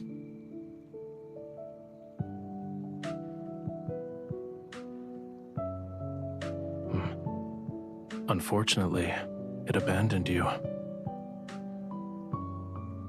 The way that I would sleep with this man with no questions asked, it is not even a joke. I'm just a tool to the citizens. They believe I will save their lives. Do you want all these people to disappear? If I say I want that, would you carry out my wish? If it would make you fall in love with me. I try to imagine their deaths, but I doubt that will make me happy.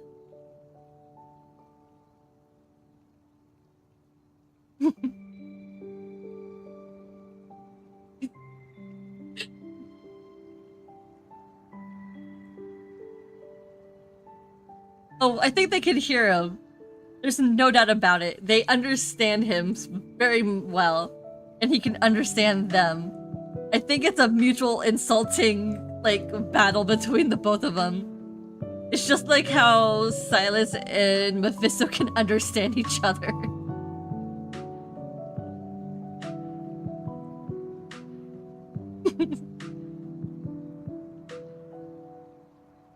Yeah. I will let this man have me any way he wants. Even if it's two. Even if it's two. What would make you happy then? I cannot say because there's children present. When I don't respond, he hands me a long scroll. Those ladies in waiting delivered it.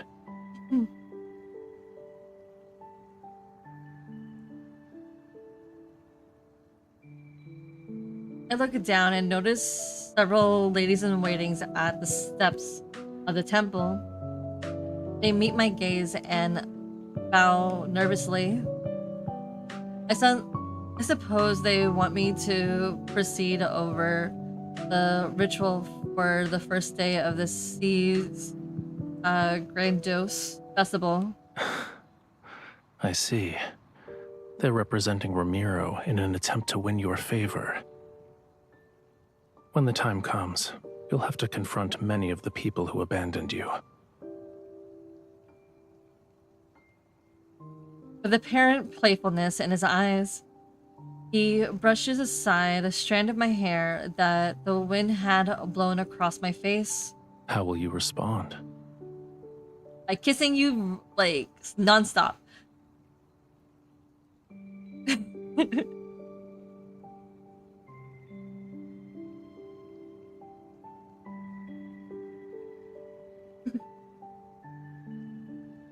Well, definitely has good dialogue. I want to play Missy Invasion. I want to play Nightly Rendezvous. I'm so happy that when I started, I have some spicy cards. But for Lord's sake, I missed out a lot in 2024. I regret not playing on year one. What would you do? If it were me, His fingers move down and rest over my trembling heart. I'd ask this heart about what could make it happy. I mean, there's so many things that will make me happy, but again, this, like, children are present. No. I can't say, because there are children present.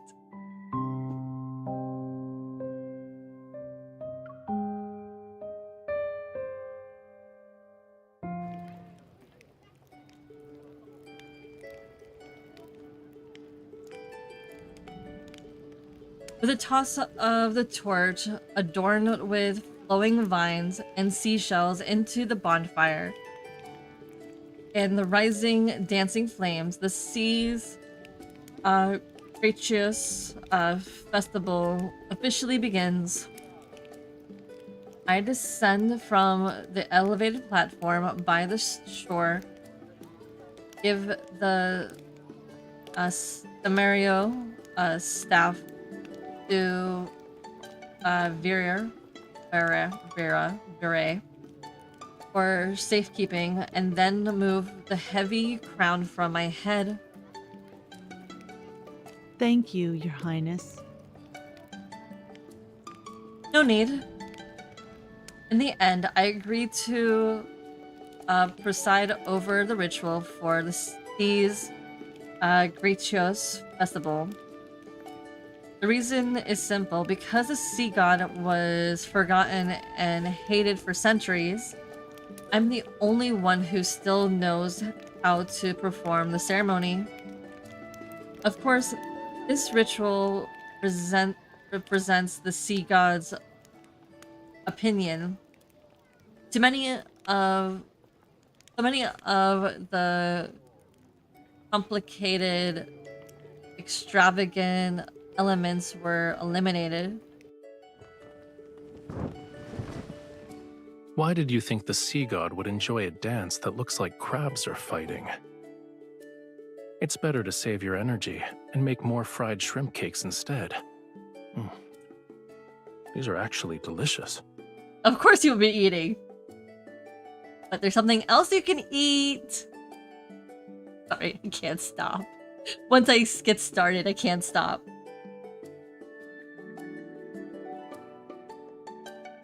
It's an ancient dance that was passed down for generations.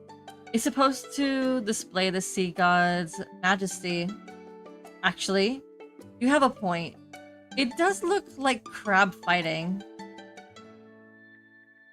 As I walk into the resting area surrounded by curtains, Rafayel examines a pile of crates filled with offerings. It's as if they formed a small mountain.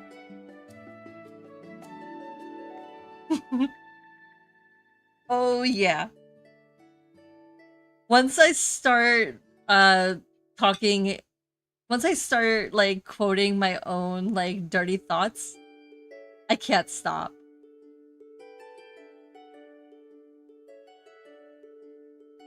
I have so many of those thoughts, and I can't. I try to be PG, but to be honest, there's no point. I have so many dirty thoughts, and I blame the fiction I read. I blame the fiction I write. So, and I also blame fan art.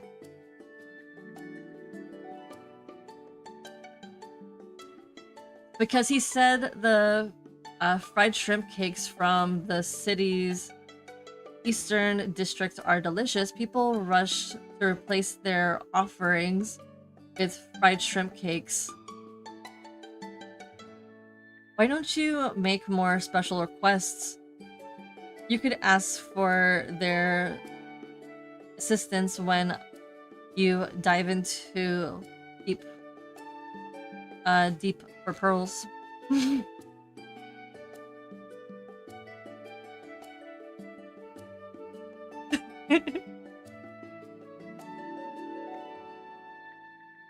Oh, yeah.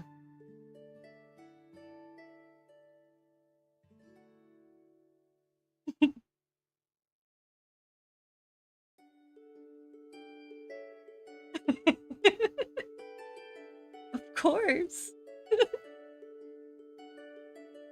Once I get started, you cannot stop me. I can't. My imagination goes wild.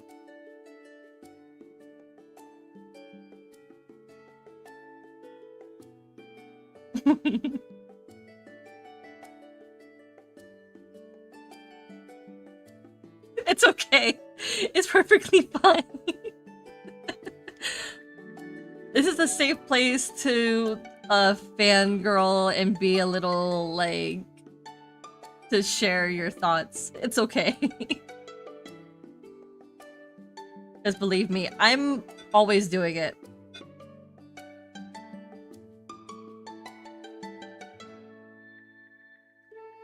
I suspect the pearls that the Tome of the Sea God mentioned refers to something else, though. Aren't fried shrimp cakes special?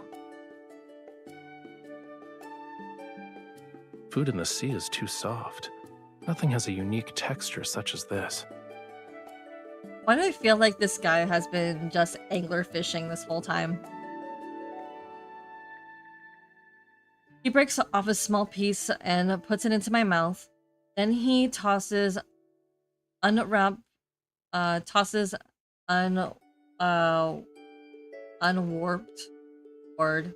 upward a bubble filled with water to wash his hands. As for the pearls, it can't be completed in a day or two. You also don't have to scour the entire sea for oysters. Yeah, what we just you make need you to cry. do now is... Do you think Raphael's eyes glow whenever he's doing it? I wonder. Fingertips lift my necklace.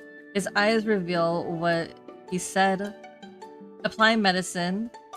I loosen my collar and sit off to the side.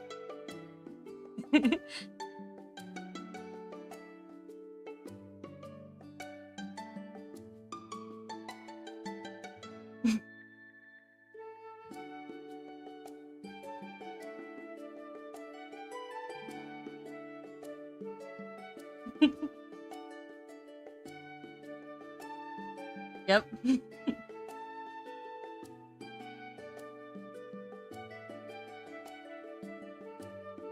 When I think about how this wound is almost fully healed, I feel a tinge of sadness.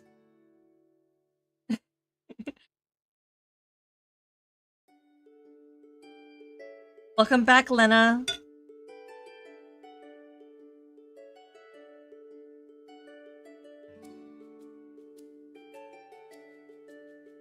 During the ceremony, I realized for the first time that the sea wasn't completely black.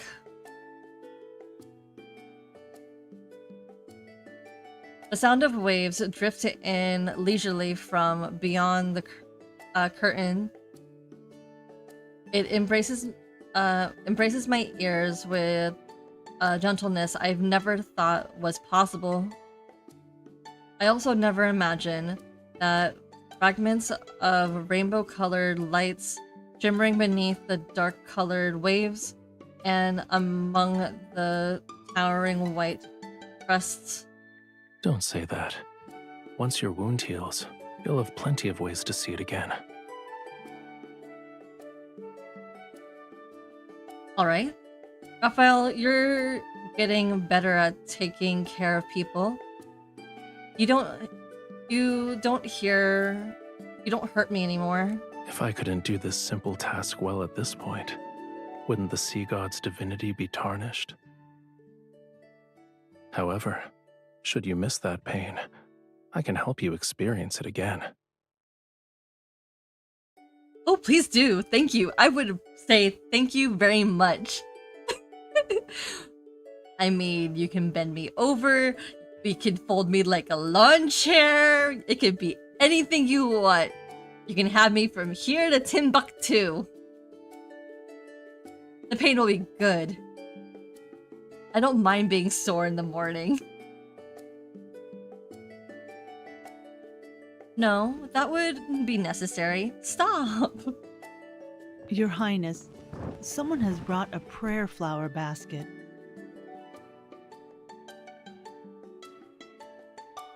Viri, who's just lifted the curtain to enter, pauses. Her gaze shifts from Raphael's hands to my shoulder. Then she speaks as if she didn't see anything. It's for you and the sea god. Of course. You can leave it here. Yes, Your Highness. I mean, you came at the wrong time. After Viri leaves, I pull my clothes back up and silently glare at Raphael. I bet new rumors about us will be circulating around the city tomorrow. Such as? It's hard to say. Perhaps they'll mention the sea god's bride in broad daylight doing... Oh wait, that's not right.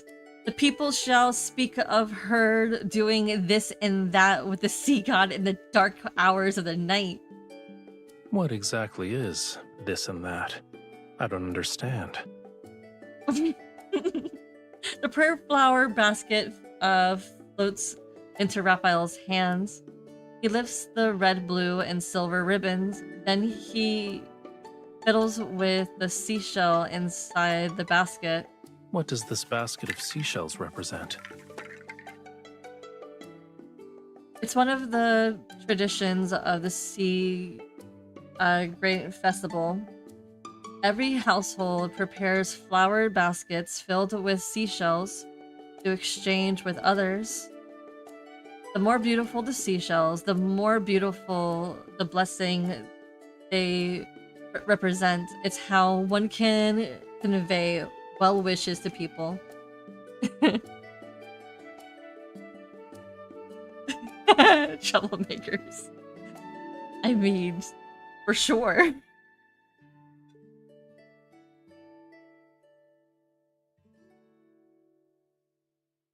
There's nothing wrong with that.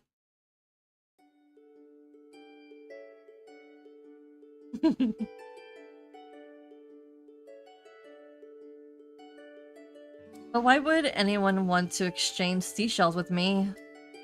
I tuck the thought away and pretend to be interested as I take the flower basket.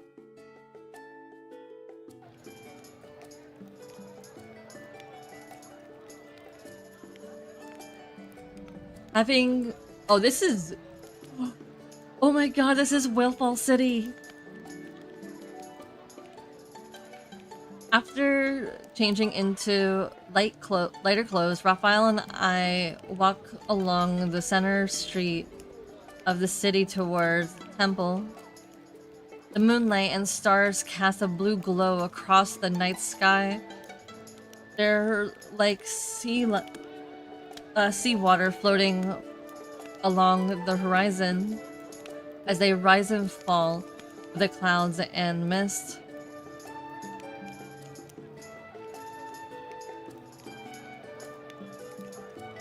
Try these crispy fish. They're delicious too, and crispy or crunchy. They're slightly bland. Is that so? Maybe the salty seawater has numbed your tongue. I told you multiple times already. I'm not always drinking seawater because I'm in the ocean. Photosynthesis? Are you a plant? I drop a few coins, ignoring the stall owner's somewhat bewildered gaze, and shove a bag of crispy fish into Raphael's hands. A decent number of people recognize us, but we faithfully ignore their gawking. When did they put up that statue over there? I saw craftsmen hammering away at it not too long ago. At the end of the path stands an exquisitely detailed majestic statue of the sea god. He wields a trident as he stands above the white caps. 1, 2, 3, 4. Your abdomen is well defined. They're putting a lot of effort into flattering you. Perchance a little too much. What do you mean? It's a faithful depiction. Oh, this is coming back to... I forgot what that card is, but it's a standard card. Oh, please! I have abs.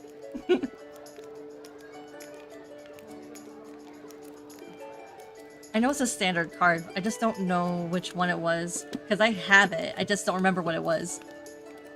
The sea god... Okay, wait. Hold up.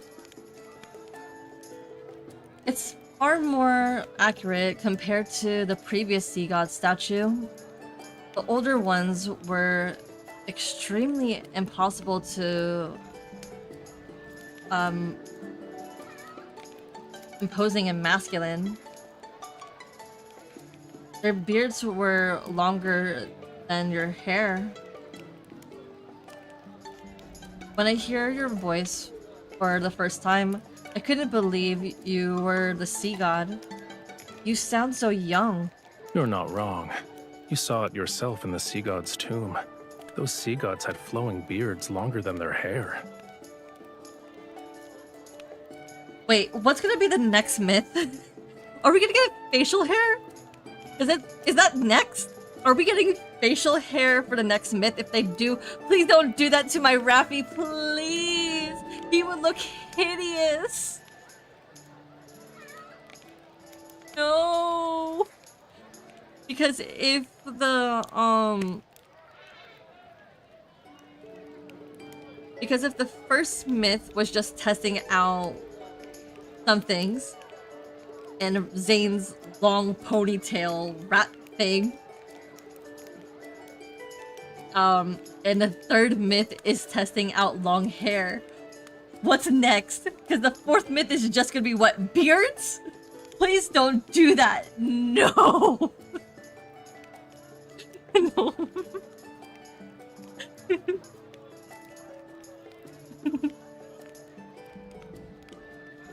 Exactly. No facial hair.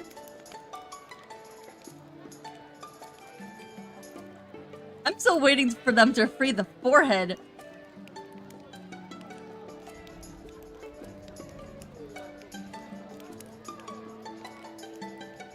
That might be the next banner.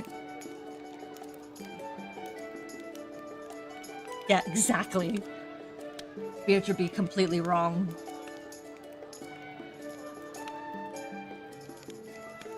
I take a moment to recall the statue I saw there. Exactly, I wouldn't be able to look at them anymore. But supposedly we're getting... I think it was like either end of July, August. We're going to be getting Rafayel's new myth.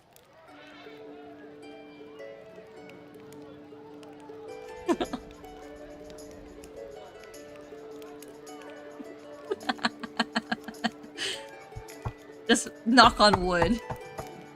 We don't want beards. No beards. I mean, I like beards on a real man, but these guys are too pretty for beards.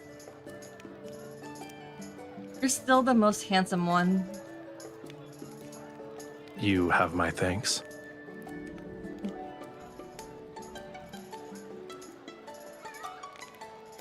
He raises his hand slightly, and then a seashell placed near the base of the statue shimmers with a crystalline light.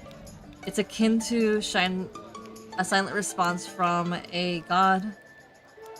Seeing my questioning look, he smiles. I still believe humanity's faith is fragile. The slightest touch can shatter it. However, the meaning of festivals is equally important, whether they are here or where Whalefall City used to stand. Just for today, I can let them be happy for a bit. It's not difficult.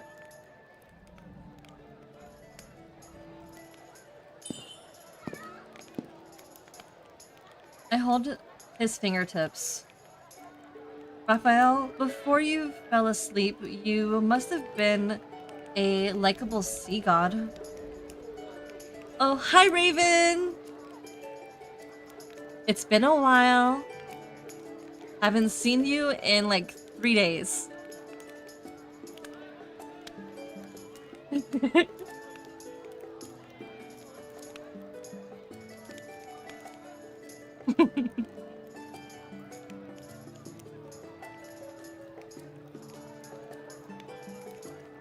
Maybe just a little facial hair on Silas wouldn't be so bad.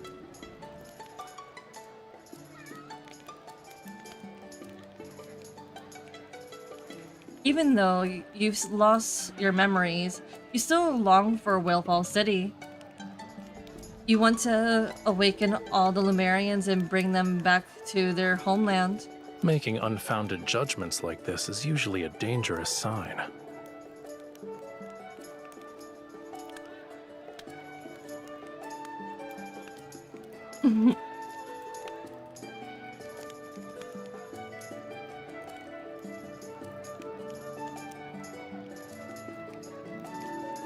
I never heard of that movie, MJ?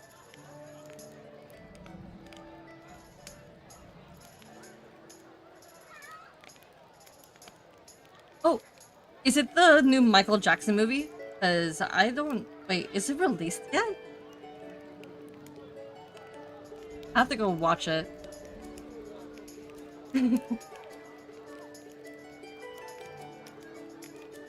Who said it's unfounded?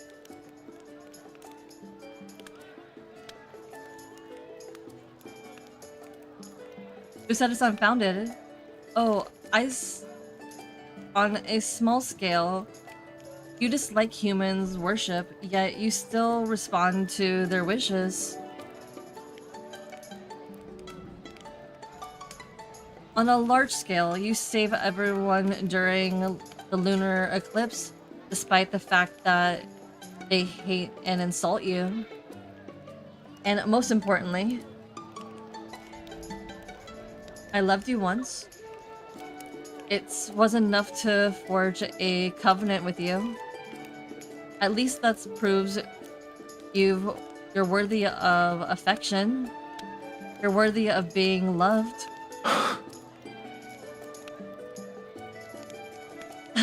Now it's your turn. What? I gave you plenty of compliments. Isn't it your turn to compliment me now? Your eyes are bright. Your hair is soft. And you remind me of a proud little crab when you smile. When you're angry, you're like a prickly sea urchin. Does that last part count as a compliment? Of course.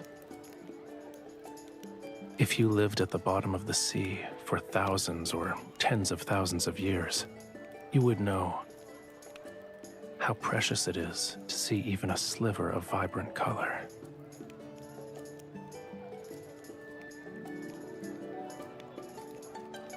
I open my mouth, but just unable...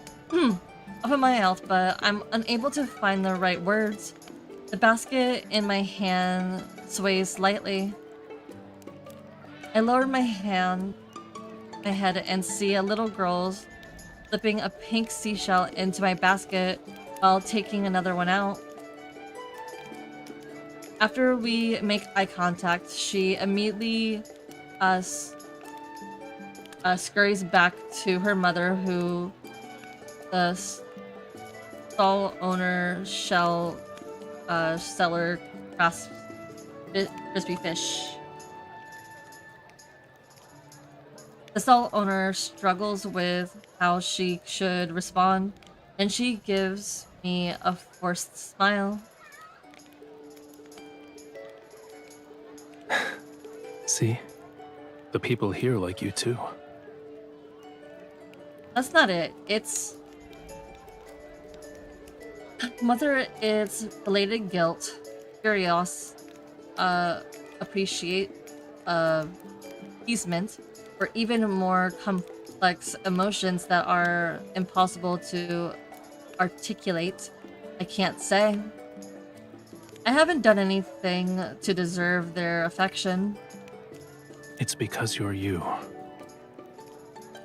His hand covers mine, and it moves past the bicolor ribbon on the basket, though his fingers can intertwine with mine. All endearing words suit you perfectly. This is the calm before the storm. I can already tell.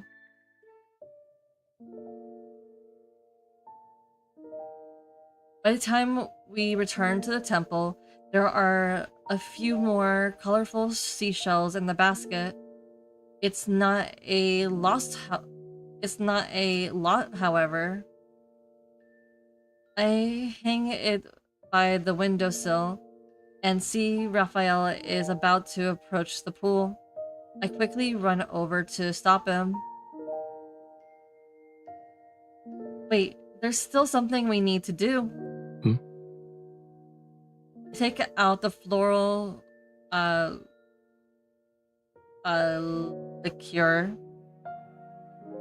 I had Veneer prepare and pour it into a silver chalice.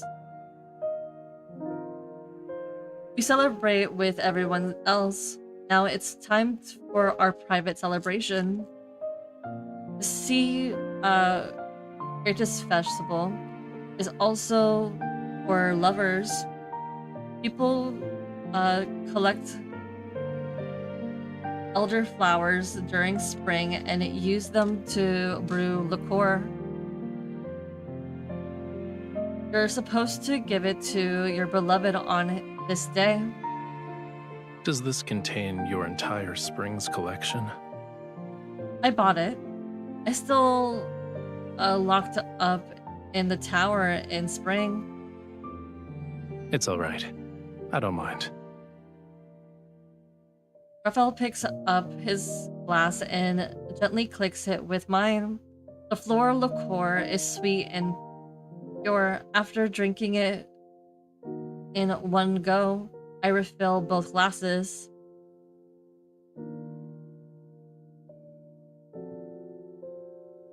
Now that it's just the two of us, is there anything you want to say to the sea god? To me?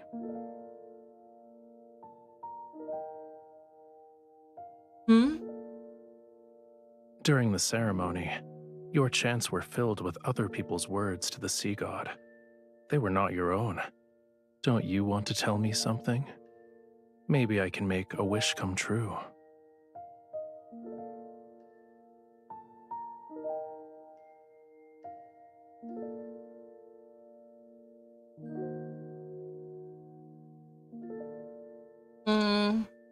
I think the first one will be perfect, but it will be romantic.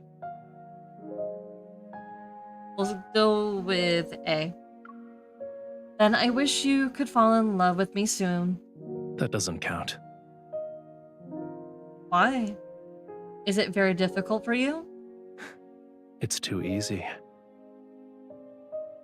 Think of a more ambitious wish. As our glasses clink, the floral liqueur slowly... Exactly, it's so cute. As our glasses clink and floral liqueur slowly disappears, Raphael suddenly holds out his hand to me.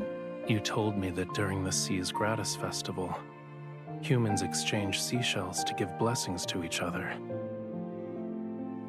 I've already given you a seashell. Shouldn't you give me something in return? Don't tempt me. There's stuff that I can say. You can have this seashell or that seashell, or you can have the seashell.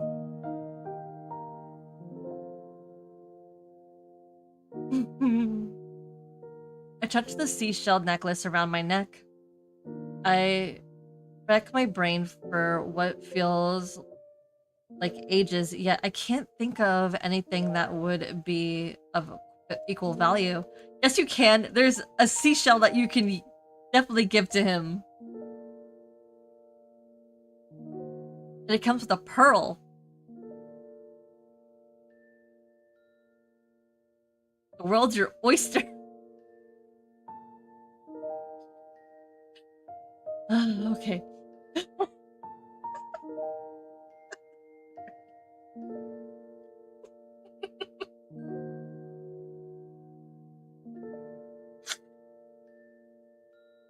Okay. I slipped the pearl ring off my finger. Oh, but that's what we're gonna use.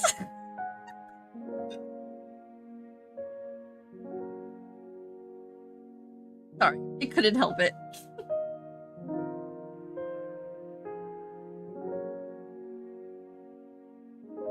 I've worn this since I was a child.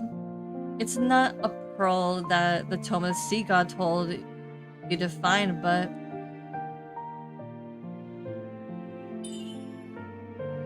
I'll give you a blessing that only belongs to this ring. Maybe all your wishes come true. When the time comes, remember to take me to Rafayel City. I heard that rings are often gifts that symbolize romantic devotion in the world of humans. Does this mean you've fallen in love with me?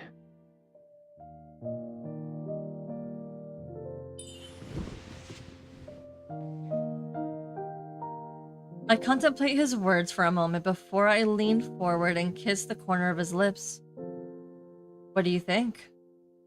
I think I need some more convincing proof.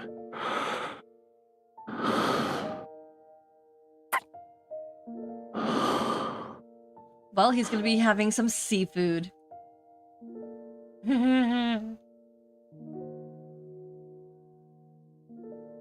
Yeah, let us stop. We can't. Okay, that night the sound of waves drew close. Gentle melodious music mixed with the laughter. The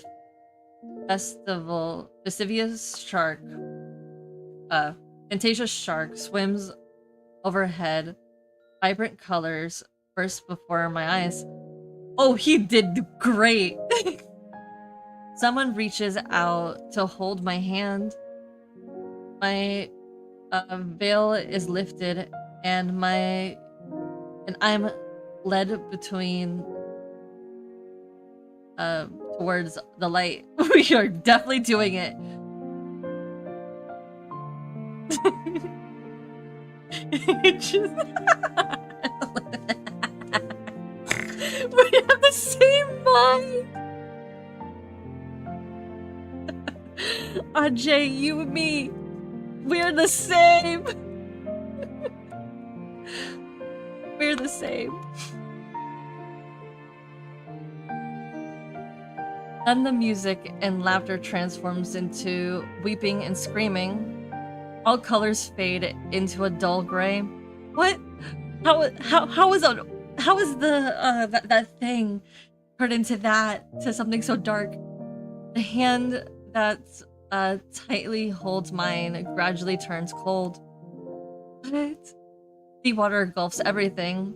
The cold overwhelms the world.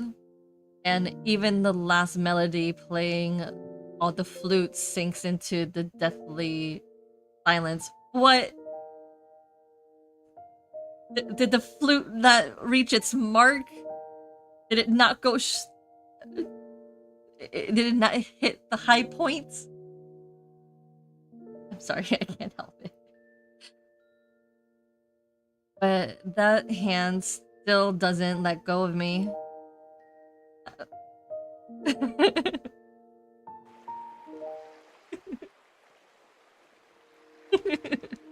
Exactly. Same minds. When the sun rises, come to the beach. I'll take you somewhere special. On the last day of the Seas Gratis festival, I wake up and find a note Rafayel left beside my pillow. Which means we did do it! Rosy daylight spreads across the horizon and paints the sky in distinctly warm colors, yet the wind carries an unusual chill. There's a smell. It's repulsive, fishy stench.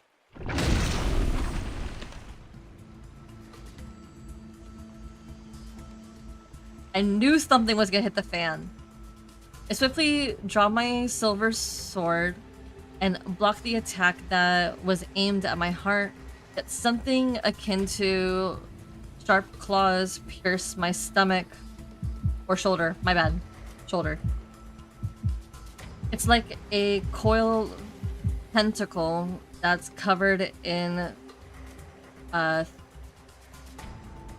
thistral like barbs. They dig deeper into my skin while I struggle. It's been a long time, bride of the sea god. So that's where you weren't, Ockern. Still maintaining his sans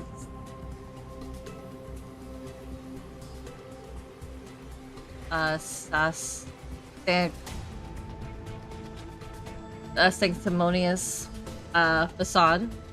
He emerges from the darkness. Behind him, several grotesque elegant shadows extend outward. Yeah, I know, right? This jerk again. You were waiting for me. Was I really? You're trapped in... Your trap is too obvious. The toxins from the barbs seep into my blood. My body becomes numb. But I doubt I'll die from it. Too bad. The sea god deceived you with a few empty words. You're still under his spell. Well, I think he was under some other spell. Do you actually believe he'll save you? He'll only lead you to your death for his own selfish desires. So you say. I hate this man. He reminds me of Viper, but I'm a Viper stan, so I don't know how to feel about this. His eyes gleam with malicious intent. As my consciousness begins to fade, traces of light are gradually devoured by darkness. Don't resist. Now then, follow me. Everything I've done is for Romero. I want to prevent it from following the same doomed path as the Muria.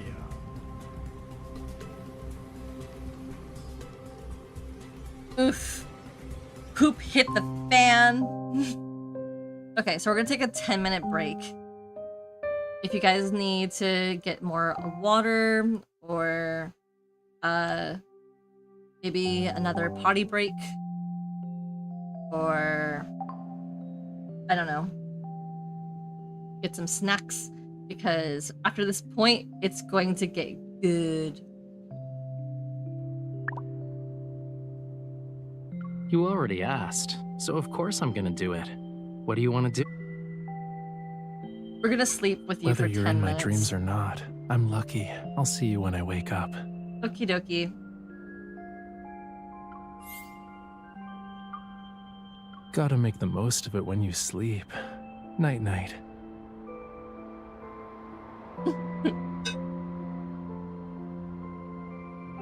Yep, snack time.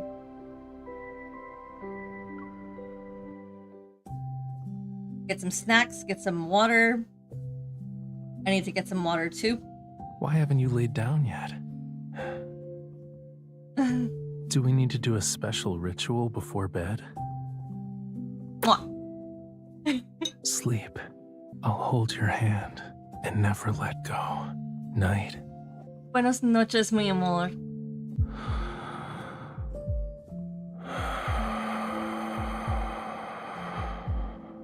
Okay. BRB. Get your snacks. Get some water. If you need to go potty, go potty. See you in about 10 minutes. I'll wait for her so we can...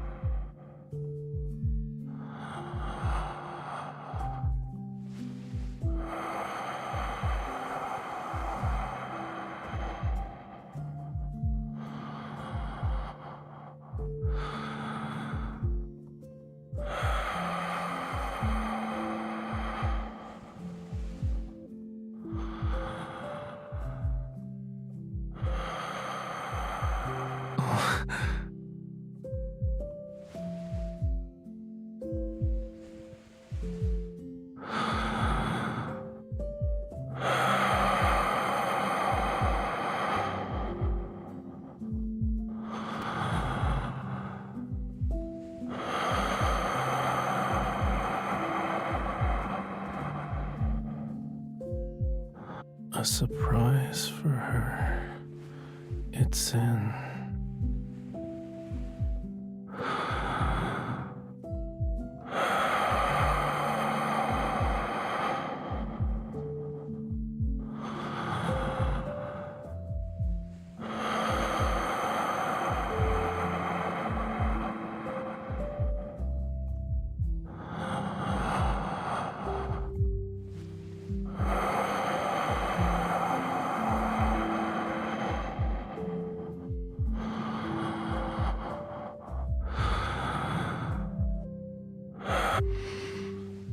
Come closer.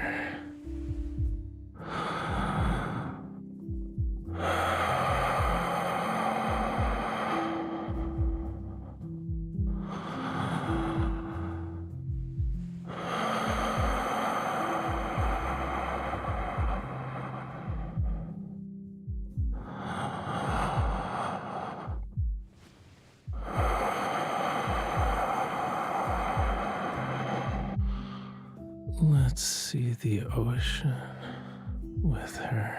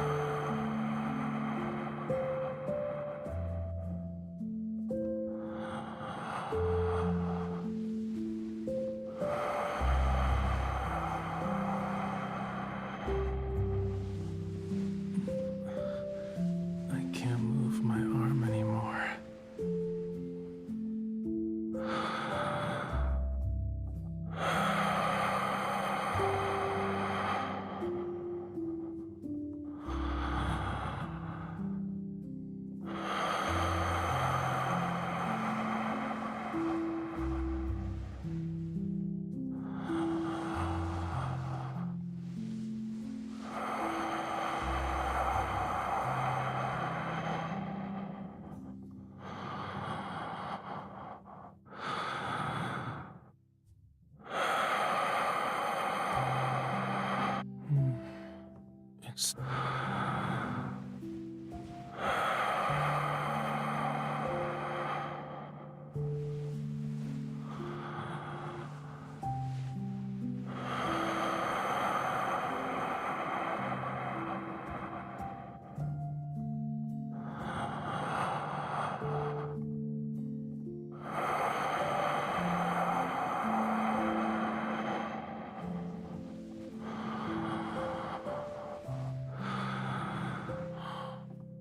I need to give her flowers.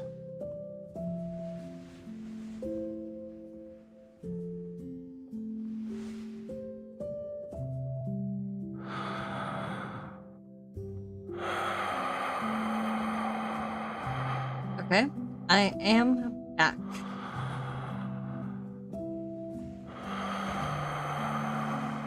Oh, he jumpy.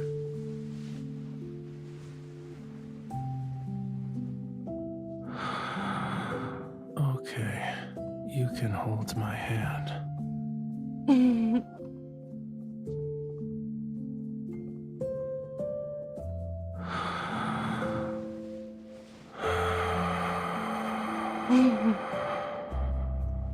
So cute.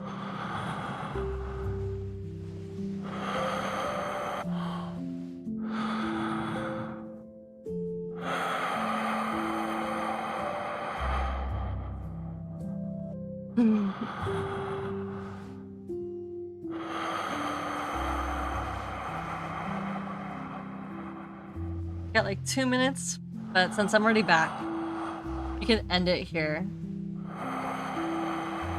Let's see.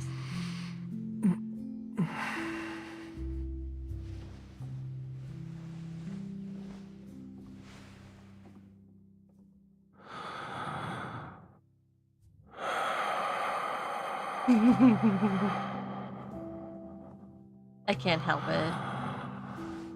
He's so jumpy. He's so cutie. And he reminds me of every single guy I've ever been with. He's so jumpy.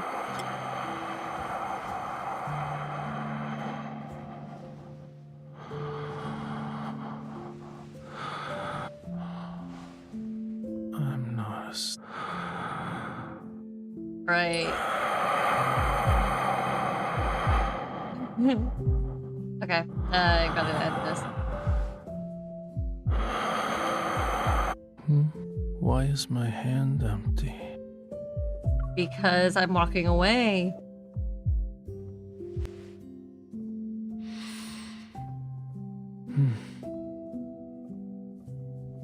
I'll remember where your hands went before you fell asleep.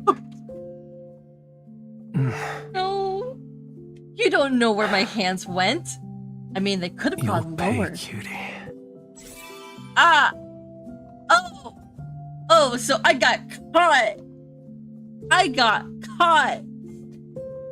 Good to know! I got caught! My hands were definitely roaming all over, especially my eyes.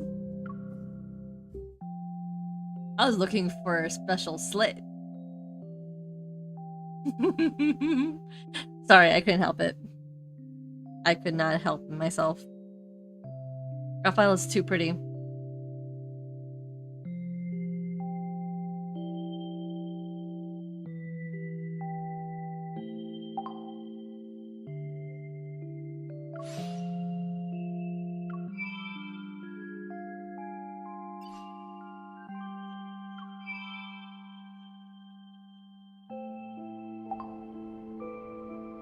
Alright, on to the last 3 chapters.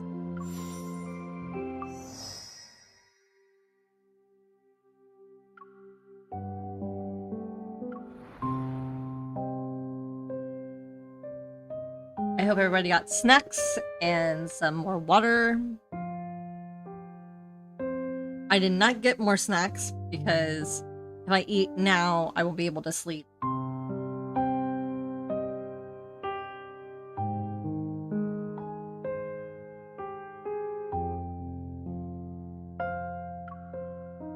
On to chapter 7.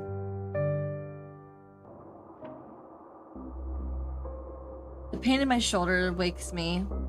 As I open my eyes, I find myself in a cage I know all too well. My hands and feet have been shackled.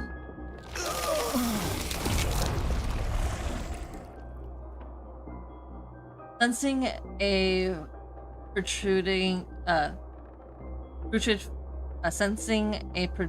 protruded fish smell, I see a massive grotesque shadow on the wall.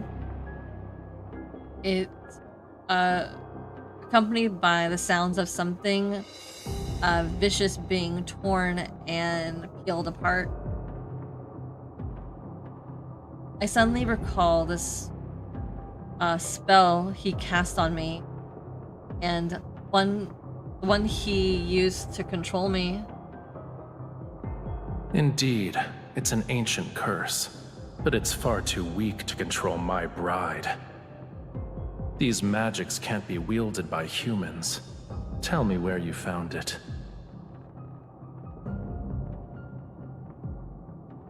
You're no longer human. So what? To save Lemuria, this pain is nothing.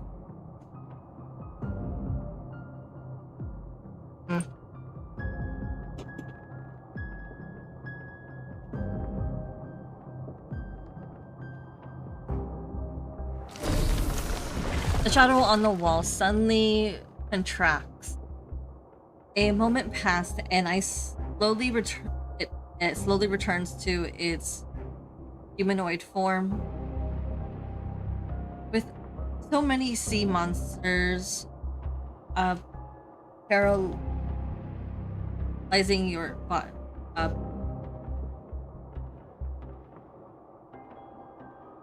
Sorry, this word.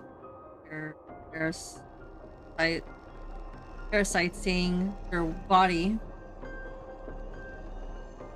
Aren't you afraid they'll eventually devour you? You'll be turned into a real monster.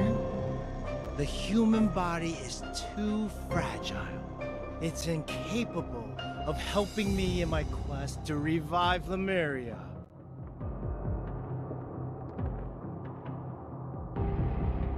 I need a body powerful enough to let me live for thousands of years. But that sea god, he destroyed the body I had painstakingly crafted when he put me in that water prison. He forced me to devour more, and I turn into what you see now.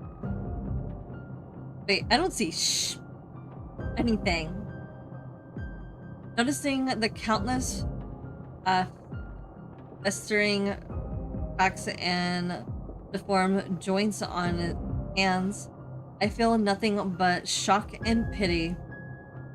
Recalling his talk of Lemuria and the implications of his recent words and theories form in my mind. Are you a Lemurian? But you were born and raised in Romero. Lemuria was destroyed tens of thousands of years. Lemuria was never destroyed. He yanks the chain, and I'm forced to look at his eyes, into his eyes that are filled with ominous darkness. It's sleeping. It's waiting for me. Once I kill that foolish, selfish sea god, I will become Lemuria's new sovereign. Dude, power is not that's all important. I shall resurrect Lemuria, the only civilization that's glorious enough to rule this world. Okay, this voice acting's a little weak. He seems to have lost his mind with his absurd illusion and hatred for Rafayel. However, his words aren't complete nonsense. I know what? Poke the bear. There's nothing wrong with that. You're making up baseless claims. How are you so sure that killing Rafayel would resurrect Lemuria? Perhaps everything you're doing is wrong. Maybe everything. Maybe you're the one who will truly destroy Lemuria. Ugh! Everything I do is for Lemuria, for the homeland of all Lemurians. I am not misguided. Sure.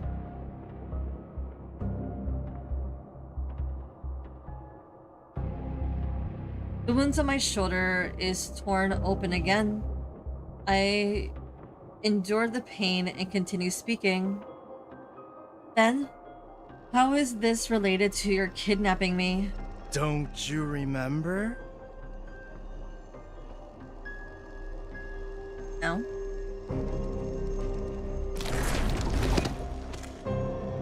The tentacles toss something at my feet. It's a small, fragmented stone tablet. However, I realize its inscriptions instantly. The Tome of the Sea God. It's very similar to the one in the temple. The pattern and text are almost identical. It's as if it was broken off from that large stone tablet. You are the only human who can communicate with the Tome of the Sea God. Go on, read. The blood from my shoulder drips on the stone tablet, and the blurry text emits a faint golden glow. Find a true love. When blessed with the true love's kiss, claim her heart by your hand. The heart pure, flawless, and filled with love, best offered can give a Lemurian. The prophecy from the Tome of the Sea God that I read, it was incomplete. Do you understand now? If the Sea God wants to reclaim his power, he needs more than true love. True love is just a stepping stone to him. You're lying. That's what I would say in this situation. Huckern gives me a mocking gaze that fills to the brim with contempt. Akin to how a starving person seeks food, ripping out your heart is the Sea God's natural instinct.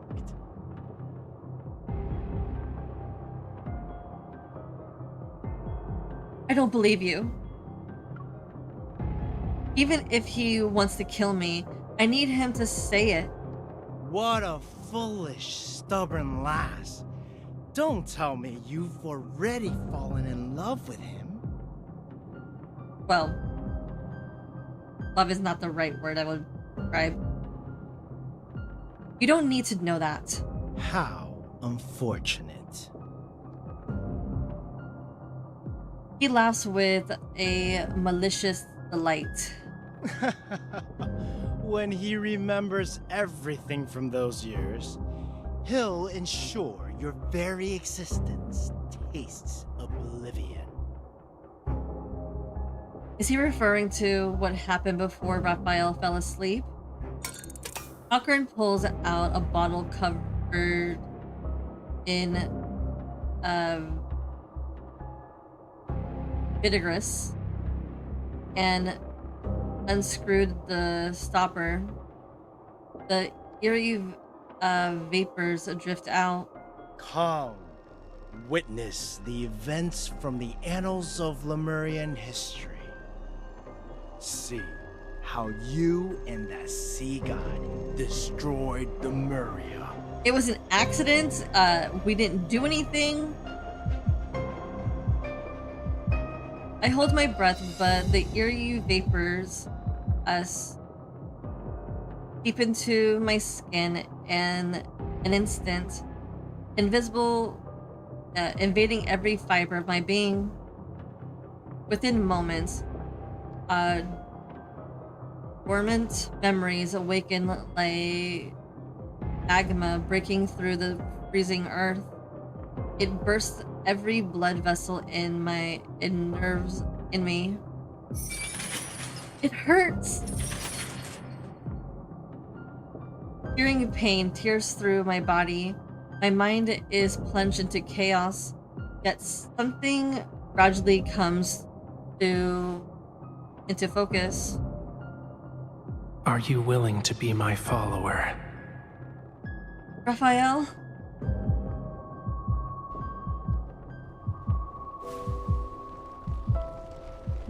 The massive circular chamber is as dim as twilight. The ground trembles as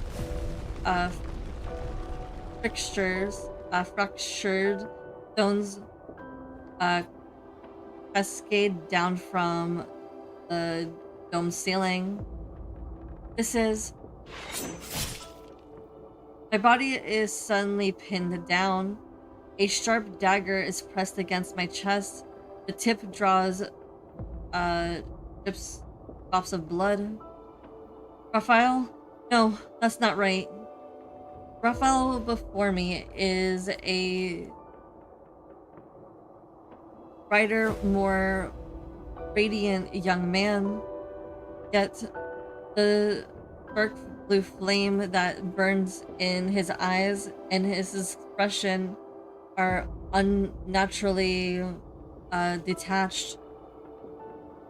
In his hand, he tightly grips the sharp dagger. It's poised, ready to pierce my heart. I can't make a sound.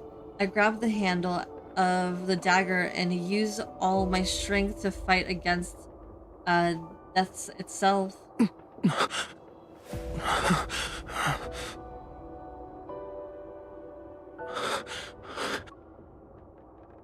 The trembling tip of the dagger freezes. Run. But the detached hostility returns to his eyes as blue and gold light radiate from his body. As my follower, you must offer your heart to me. A Lemurian bond holds great power, but it's also a chain. The sea god should have no weaknesses or constraints. He got possessed by his past selves. Or past sea gods. My struggling is futile. The blade sinks deeper into my chest. Blood falls as pain spreads.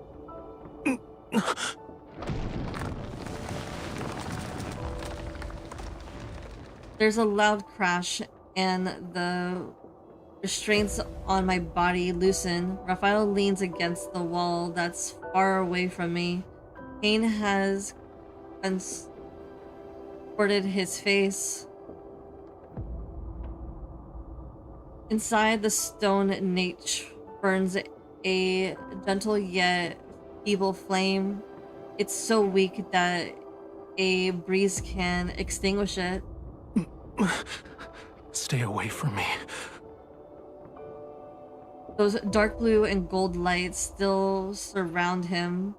However, the blue flame in his eyes have been extinguished, or rather suppressed. You cannot stay here. Lemuria's flame requires the hearts of our followers to sustain it. This is wrong.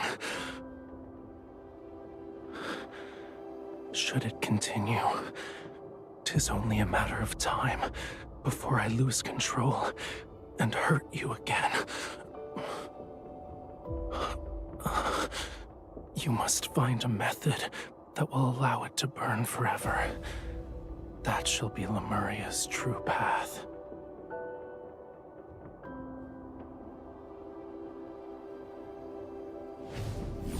Flames from the niche gently float to Raphael's fingertips. Then he transforms into countless delicate threads of light that flow towards my chest. Shocked, I try to break free, yet I find myself bound by these threads. A strange, warm power flows into my heart. There is a legend. It says the wick of a flame exists in the place where all oceans converge. Find it, and Lemuria will be enveloped in light and endure forevermore. Water carries current embraces me. Okay, water currents embrace me and carry me out of the temple. From a distance, Rafayel gives me a gentle smile. I shall ensure Whalefall City remains exactly as you remember it, until the day you return with the wick. This is my promise to you.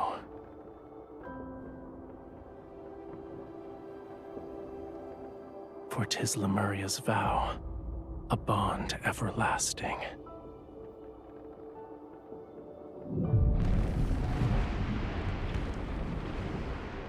Despite the blood, damn, that was a lot of emotions. Okay, despite the blood provided the seawater as thunderous, sparing blood pervade seawater as thunderous ruinations bury all cries and screams. I desperately tried to push away the darkness before my eyes, but it feels like my body is trapped in quicksand. The more I struggle, the more I suffocate.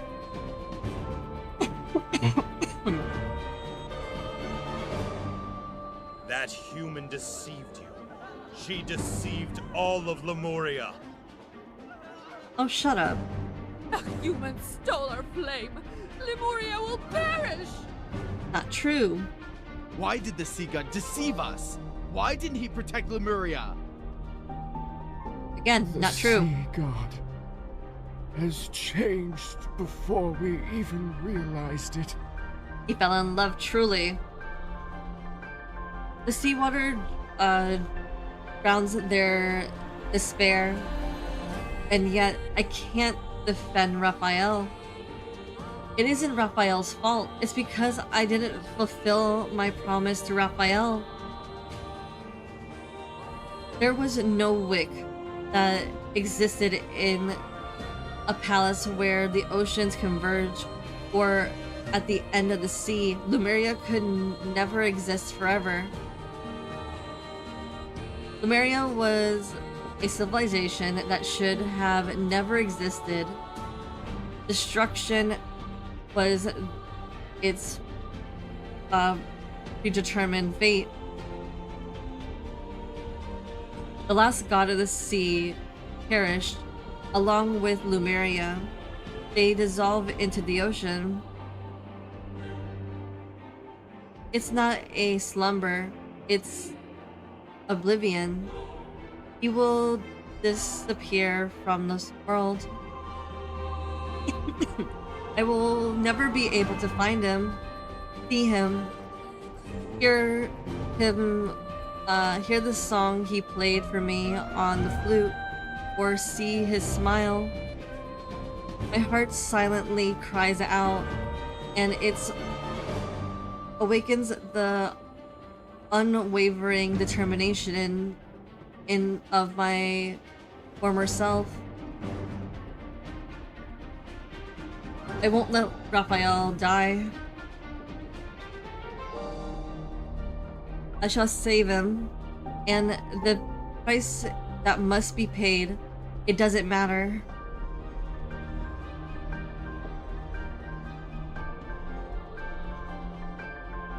In the violently trembling deep sea, the Samario staff I wield ignites. The cold flame illuminates the gaze that's a breath away from mine. Shock, sorrow, anger, I can't exactly make out the emotions in his eyes. I only see the mark of our bond on his collarbone. It's like a stream of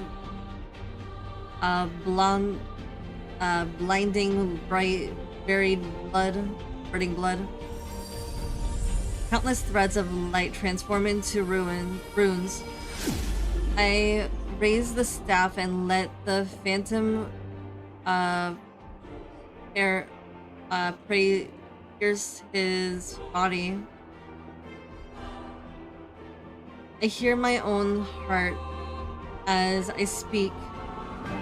Every single word is a part of a merciless command.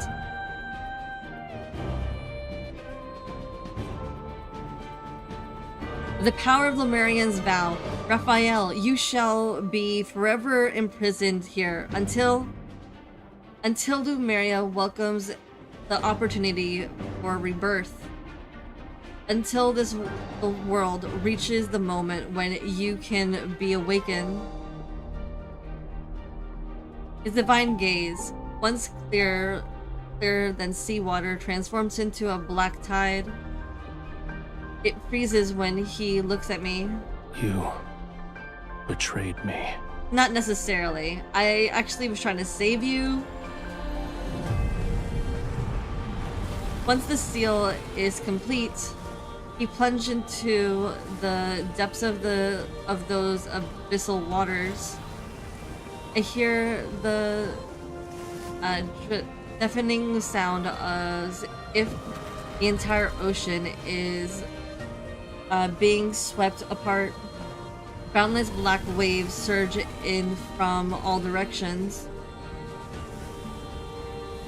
He dissipates, further becomes his desperate dissipating figure becomes rain that falls upward. I will cut out your heart with daggers owned by my darling. And in love's name, your heart will become my fate. Your body will be washed clean, shine like a pearl.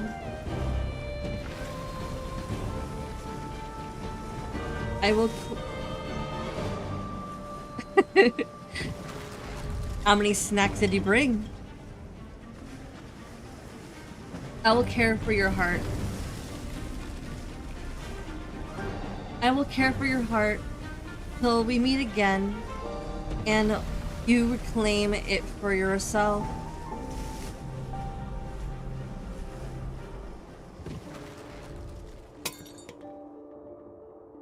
The last wisp of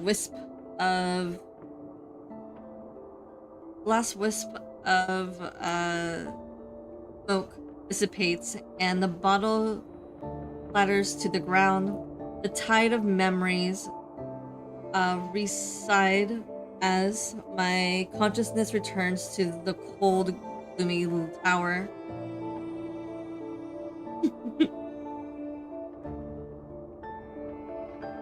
Okay, that's good.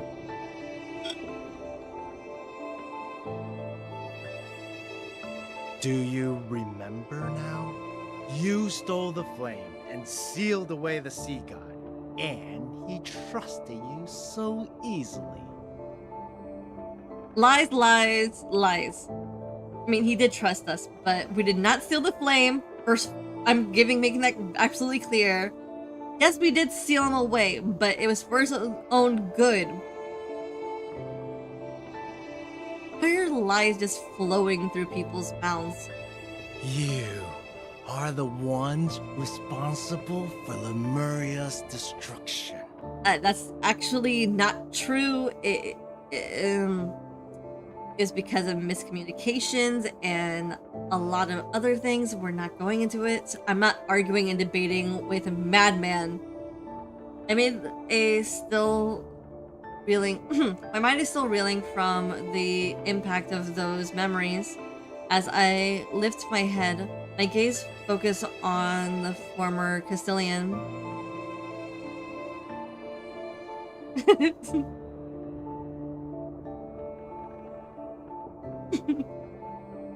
Yeah, we forgot. But the thing is, we didn't really, like, cause this pain.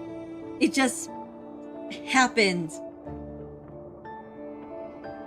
Like, Raphael just didn't want to kill us because he loved us so much. So, it's just the circumstances that happened. We tried to save him, but we had to steal him away for that. Okay. Then it shifts to the slight figure standing in the shadows behind him. No! Raphael! I don't know when he arrived, however, his cold gaze has told me everything. He saw my memories as well. Hawkern continues his endless monologue, but I can only hear chaotic noise. I stare blankly at the figure before me. Our gazes lock, and we freeze under the moonlight. My thoughts also seem to freeze in place.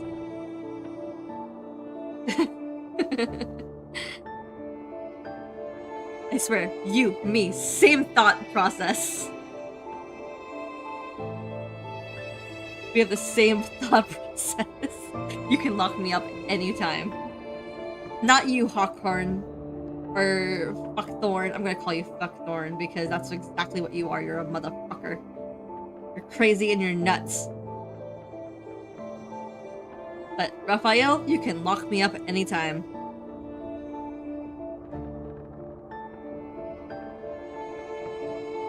We'll deal with him first. A faint whisper that only I can hear reaches my ears. I give a slight nod in response.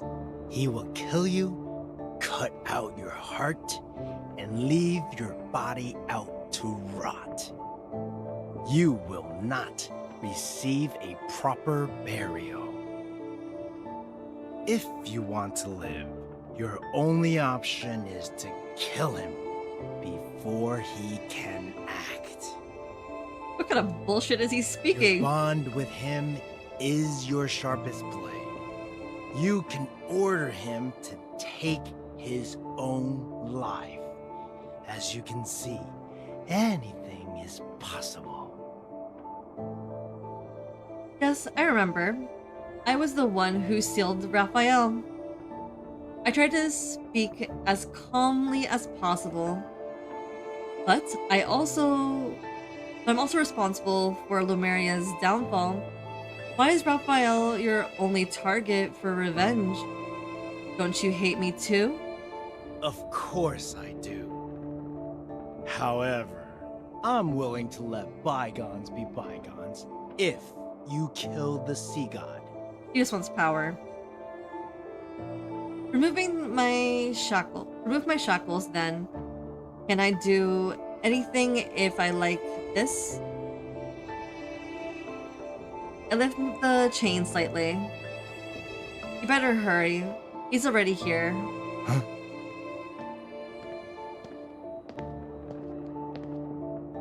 tall, slender figure appears under the moonlight. Raphael raises his hand and summons the Tidebreaker Titan.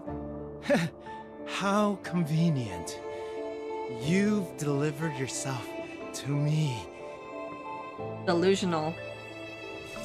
The chains that bind me snap.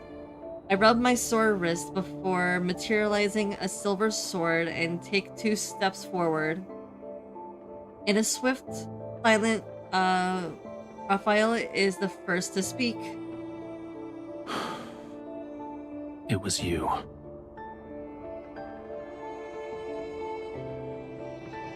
You let Hawkern escape on purpose.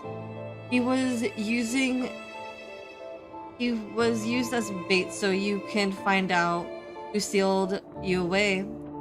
And the person was me. Correct. The greatest weakness of Lemurians is that bond. And a sea god cannot have weaknesses. He must kill the person who forged the covenant with him. That way, there will be no one left in the world who could restrain or threaten him. And only then shall he become an invincible god. Regardless of whether it's for Lemuria or for myself, I must kill you. Oh, for shame. He speaks those cold words, although I know it's just an act. I can't help but think. Perhaps those words also contain his true feelings. We don't need to say anything else to each other.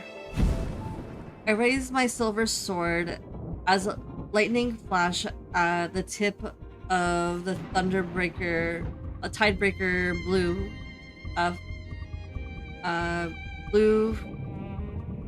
fiery power surges through Raphael's body. Farewell, bride of the sea god.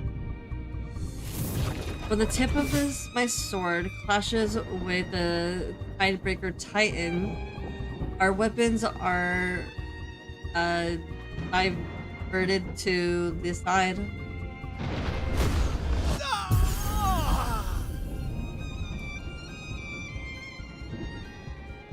As the light fades, Hawkern's eyes are filled with terror, yet he can't move.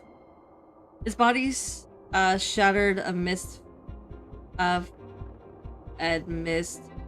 flying sparks.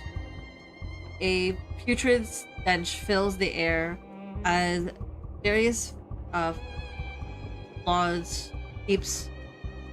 fluids seeps between the bricks and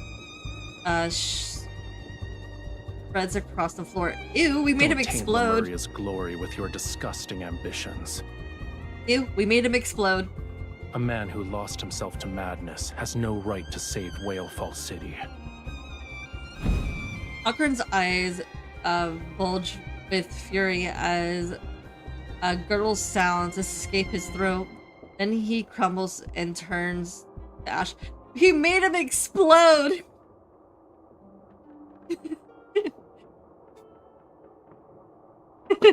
Exactly. Get him. Rafayel withdraws the Triton and brushes away the dark embers from his body. Your hand. Okay.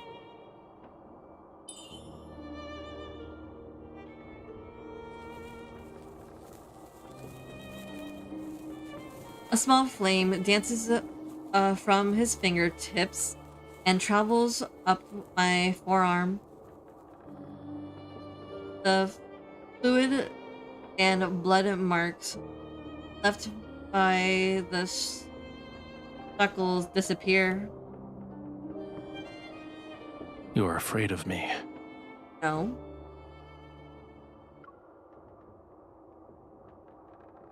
What's wrong? Did you think I would actually kill you? I'm not afraid of you. I'm the one who sealed you away, and I'm also The key that will allow you to reclaim your power. You have every reason to kill me. If I asked you to, would you willingly offer me your heart? Yes. I want you to answer honestly. Yes. This heart has always belonged to you, and I promise it to you for before. So yes, I'm willing to return it to you. Then why are you crying? Because I'll be apart from you, Raphael. Stop! I don't want to cry! I don't have enough tissues for this! I blink and realize tears are threatening to fall from my eyes. Being willing doesn't mean I'm not afraid of death, and I owe you an apology. I understand it can't erase a fraction of your suffering. His fingertips are as cold as he presses it against the spot where my beating heart is.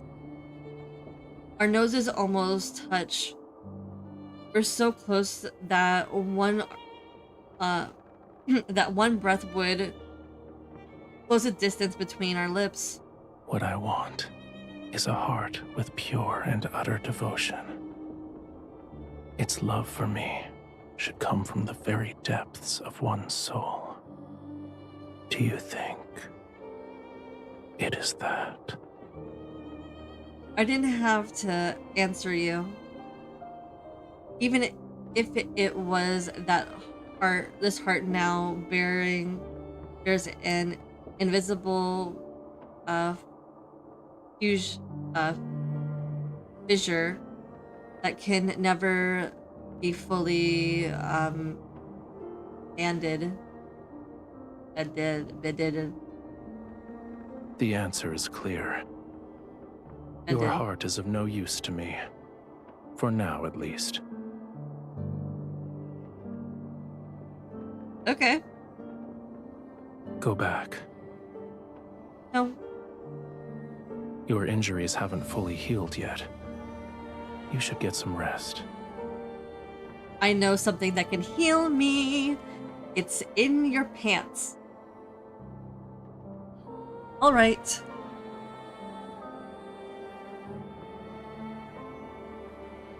I murmur in agreement, yet neither of us make a move to leave. The moonlight casts shadows on the window bars. It resembles a wall of thorns that gradually spread towards us.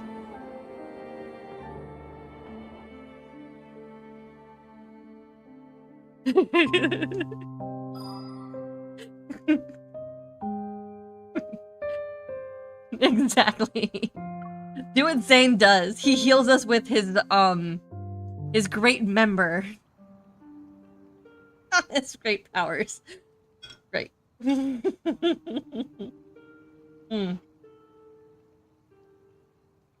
The path from the tower to the temple isn't long. However, it feels as if we've been walking for an eternity. After that day, we continue as if nothing has changed. Yet, everything is different. No longer... Exactly!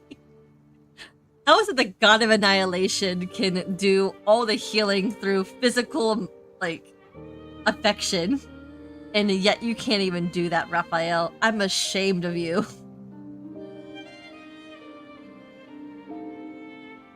After that day, we continue as if nothing has changed, yet everything is different.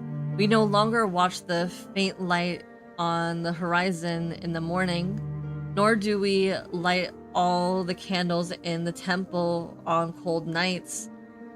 The image from this vision, are like an inescapable thorn. It has pierced me and Raphael. Dusk falls when Raphael tells me he will temporarily leave Romero to search for the pearl in the deep. It mentions in the Tome of the Sea God. We part ways on the beach. He dives into the sea, his tail catching the sunset's light in all the beautiful iridescence. The wave and ripples will never settle. Likewise, I still never see him again. On the last night of summer, an unprecedented storm fall upon Romero without any warning.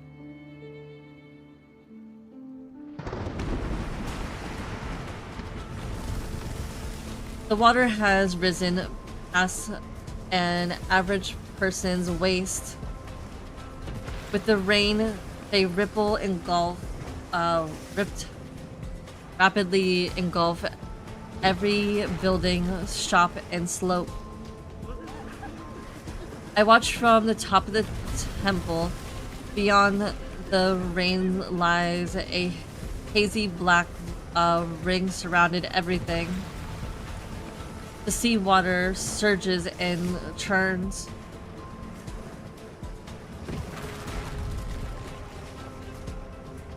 I only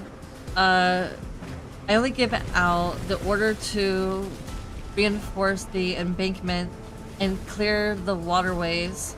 Unfortunately, when faced with this kind of storm, it's futile. Although buildings collapse, the rising water carry rubble and people's screams in all directions. Someone bobs up and down in the current. The black water carries them towards me. Help! Help me! Someone! I recognize her. She's one of the ladies in waiting who served me in the temple. Help! Countless images flash through my mind. They overlap and intertwine. The face of people below the tower. Those who look of disgust or apathy when I was forced to perform the Weaver ritual. The smile of people who sent me invitations and exchanged seashells with me during the Seas Kratos festival.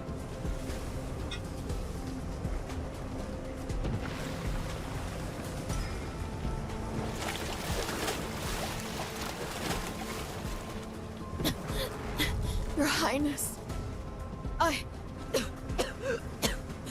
Your Highness, thank...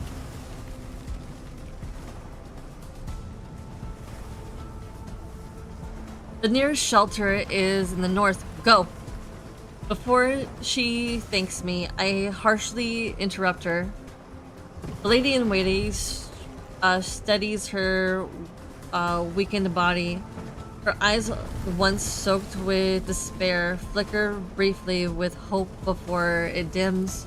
The flood has washed away all the city's shelters. Aside from me, there are others who have nowhere to go. Carrying debris, the roaring flood crash against the temple. The building trembles, yet it still remains steadfast. When I was 15, I oversaw its renovations with the intentions of making this symbol of faith as solid as the heavens. It was designed to stand tall for centuries. I just hit my funny bone on my desk.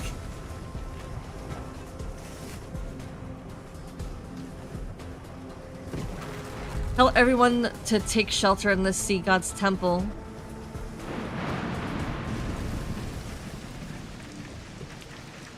Your Highness, we did a search and brought the people we found to the temple. People who escape the storm are put into small groups in the main hall. They anxiously watch as I stand next to the statue of the sea god.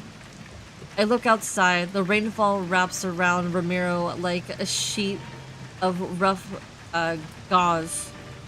It covers everything in the depths of white as far as the eye can see. Turning back, I instruct Viri to distribute all the food supplies in the temple. When the storm eases, lead them to Mount on New Pot. I don't know. It's tall enough. The water will not reach you there. After I give out my simple order, I ignore the anxious gazes of hundreds, decision of hush, anxious gazes and hush discussion around me as I turn to leave. Your Highness? Yes? What if the rain never stops and the flood reaches Mount Anyuna? What then? What if the third night comes? All sounds seemingly vanish. Only rainfall remains. Gazes pour from all directions like water. Everyone stares at me as they wait for an answer about the future. That day will never come. The third night hasn't arrived yet, and the rain will stop. Many people turn their heads to look outside. They're searching for the bright moon that hung in the sky.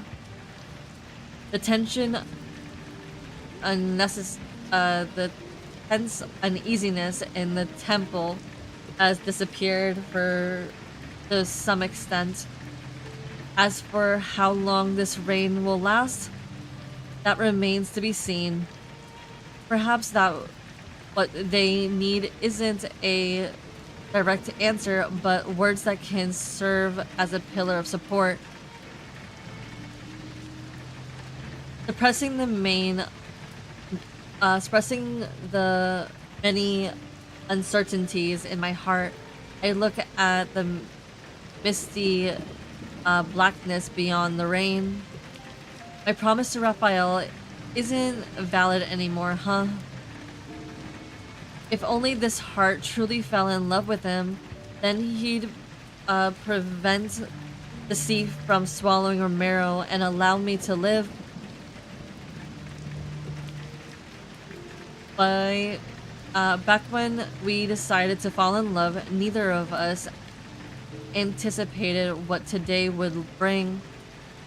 I hope the sea he's in had pleasant skies. My heart aches again as I grab the necklace he gave me, but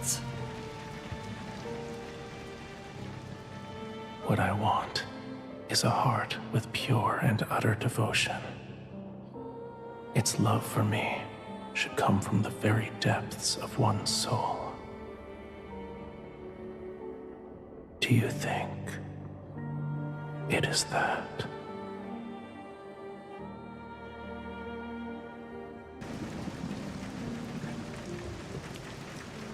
I still can't give a definitive answer to the question. Rafayel asked me that night, however, no matter what happens, I can't let Romero sink.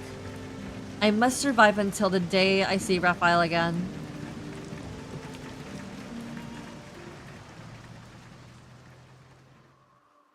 Several days later, the turbulent, torrential rain finally stopped. While everyone sleeps, the hollow wind subsides to some extent.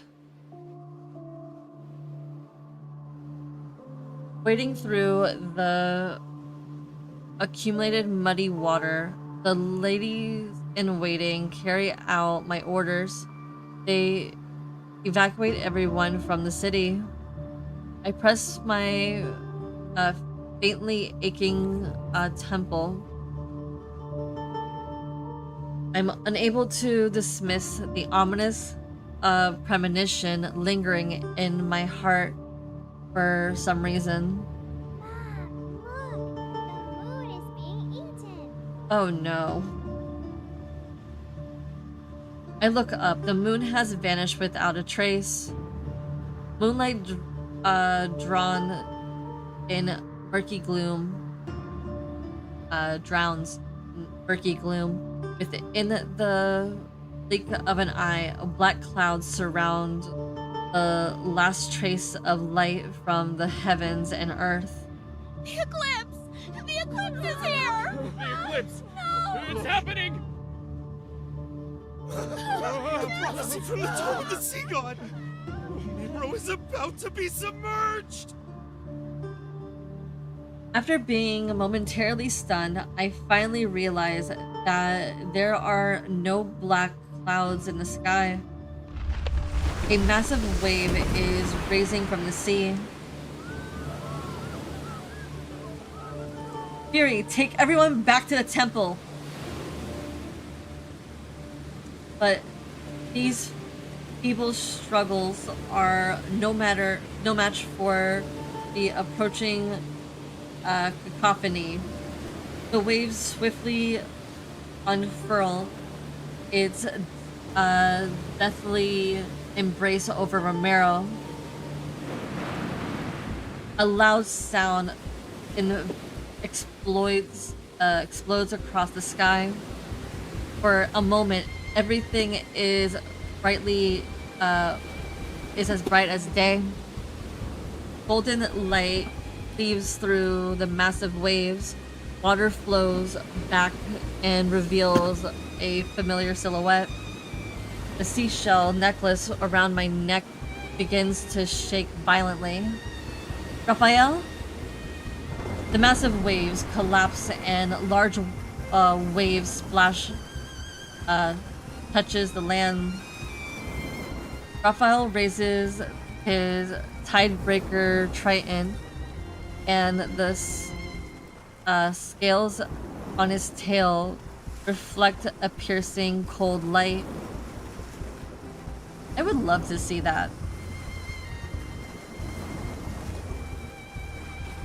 The transit Triton is swung down with great force. Heavy storm clouds are transformed into scorching, powerful winds that sweep across Romero. Wherever the Triton points, flames more brilliant than the blazing sun ignite across the water's surface. The sea god? Is that the sea god? The sea god! The crowd... Okay. To control the currents and the tides, without a doubt, this is Rafayel's power.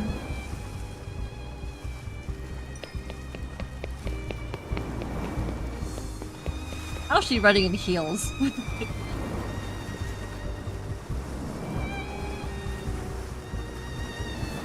Okay. Like mountains, the towering waves are stacked on top of one another. They spiral upward under the force of winds and fire to form a column of water that pierces the sea like spears. The violent ocean is supported by the sea gods of ferocious power. Fire clashes against the seawater that had rushed into Romero, and the sea is forced to retreat, I run towards Raphael by stepping on this scattered, floating debris that once made up the seawall. Only one thought races into my mind. Faster, I need to go faster. Ahead of me, Raphael stands amidst an unquenchable flame. His long hair is disheveled by the wind.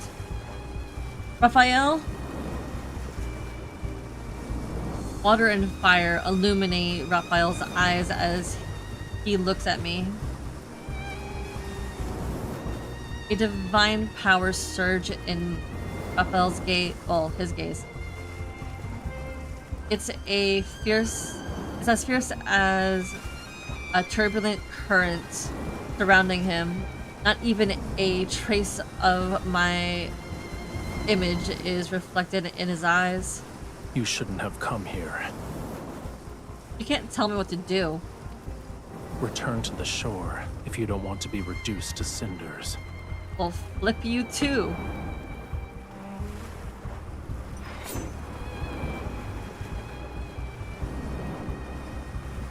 I swing my sword to create a gust.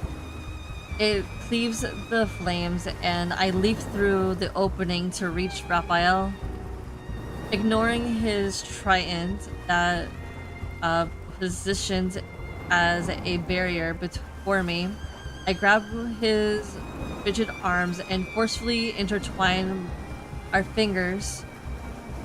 This is exactly where I should be. Death will greet those who attempt to wield a sea god's power with a human body. But I'm not the one who has bound. But I'm the one who has bound with the sea god. Resonate. I won't die that easily.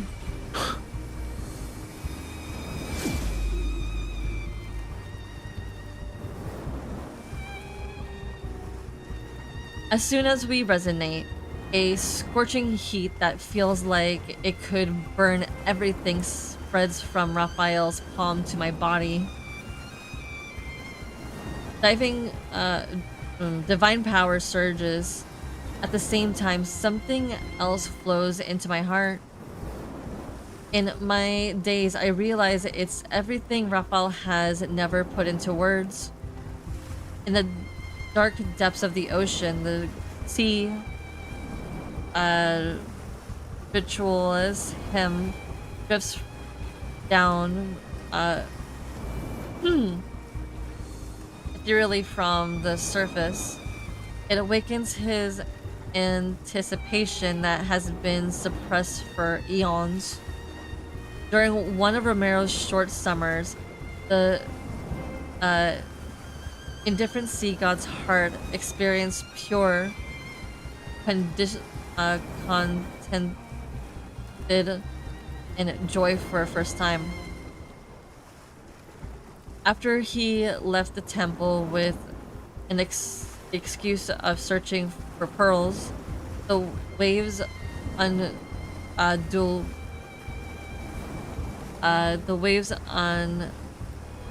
undulated like his fluctuating thoughts. All the time we spent together, my feelings for him were never unrequited.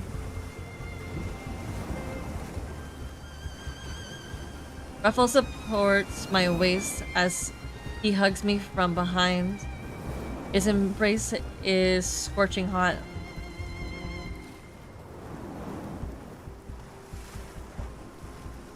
Feel it. Now wield it as if it were your own. That was a trap. And you know it. That was a trap.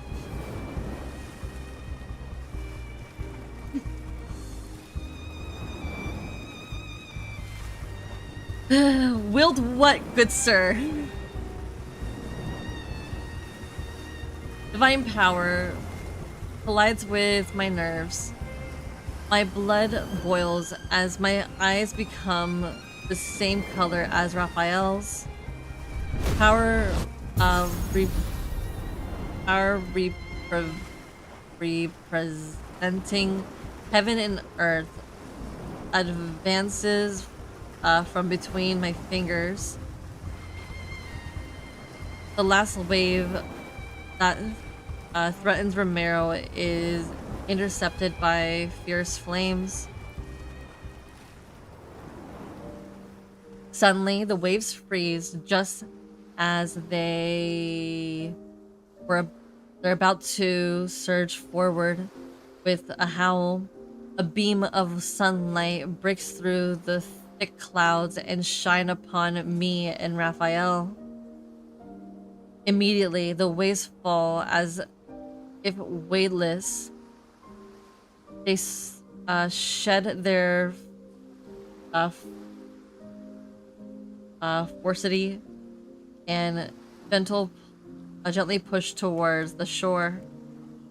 My heart beats like a drum, but it's quickly drowned out by the jubilate, distant tears of relief from those narrowly escaping disaster. The tide has receded. Aren't you going to let go of my hand?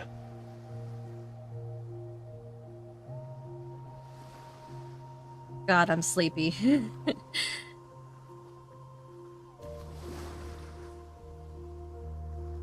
I turned my head.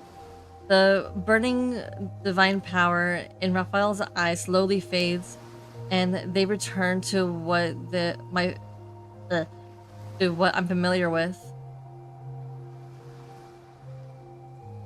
I'm not letting go. I tighten my grip on his hand. What will you do if I don't let go?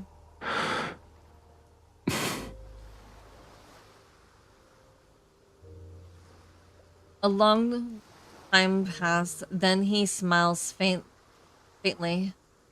Keep holding it.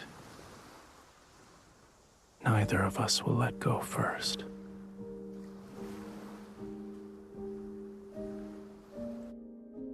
Okay, I think we got like one chapter to go. Hopefully. Oh, wait. Yes, one more chapter to go. Oh boy, that was a lot. My head's starting to hurt, and it's because it's late.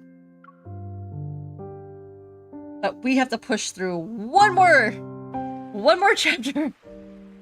My brain is killing me. Too much information. Houses were once submerged, repaired. The ships once swept away are pushed back to shore by the waves. People emerge from the temple where they sought refuge. They slowly begin to rebuild their home. After finding some medicine in the temple, I return to the shore by the port. Raphael is leaning against the rock.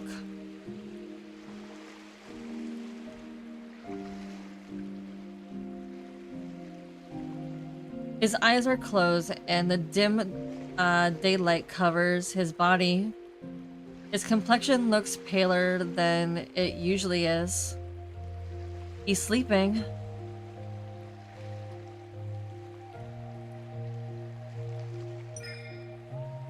I dip a finger in the ornate ointment made from gold feather algae. Then I gently apply it to the wounds on his arms. Although he appeared alright at first glance, I soon noticed several fairly perceptible wounds on his body. Be gentle. It hurts. You call me fragile, but the sea god's body isn't that sturdy. Despite saying those words, my movements become slower. I treat his wounds with the uttermost care.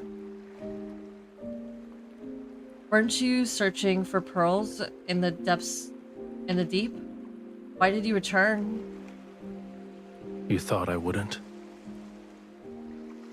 I thought you'd be upset if for a longer period of time. I'm not upset. However, that doesn't mean I didn't care. His fingertips touched the palm of my palm and gently trace one of its lines. A Lemurian bond grows stronger with love.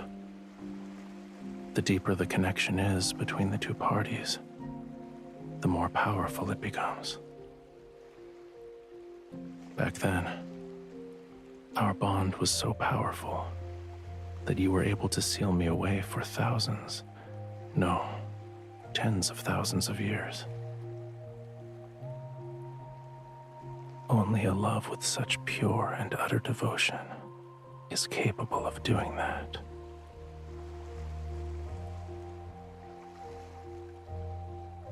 You're jumping to conclusions. What if I didn't seal you away because I loved you? Then tell me the truth. Go on now. Why did you seal me away? His gaze is steadfast yet composed.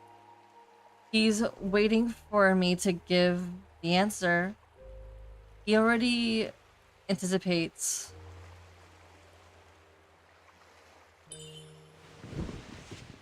I surrender to his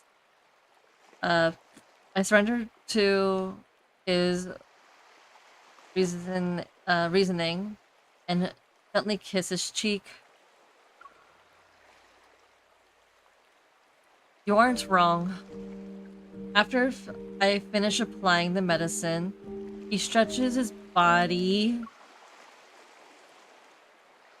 and brushes away the sand that cling to his skin.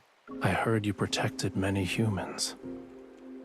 Yes, at the end of the day, I can barely see so many pointless deaths.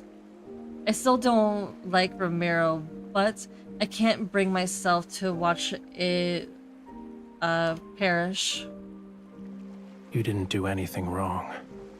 Watching your kin march toward their demise is a pain more excruciating than dying. You didn't force yourself to endure that suffering. Well done. Immediately, his tone shifts as he puts on a faux serious expression. However, I do have objections in regards to letting those humans turn my bedchamber into a filthy mess. It's not that bad. At least your pool was cleaned.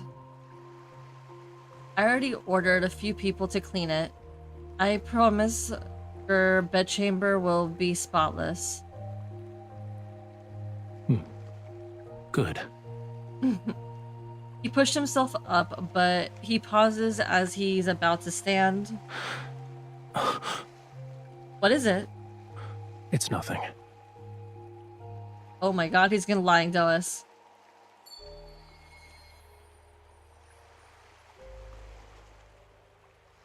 Surging waves wash over the reef. As the water recedes, his tail transforms into a pair of legs. Let's return to the temple. I need to see its condition to feel at ease. I nod a second later, then I notice a small crack in the necklace's shell.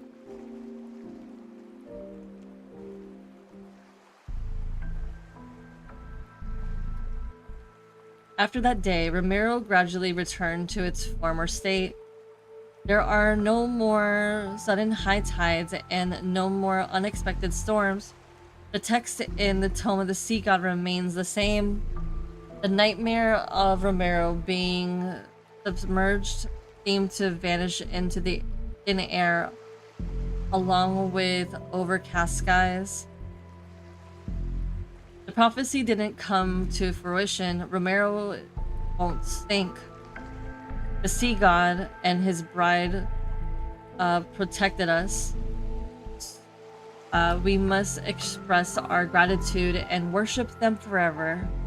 The people are immersed in the joy of surviving the catastrophe. They renovate the temple so that it's more magnificent and envelops the erect.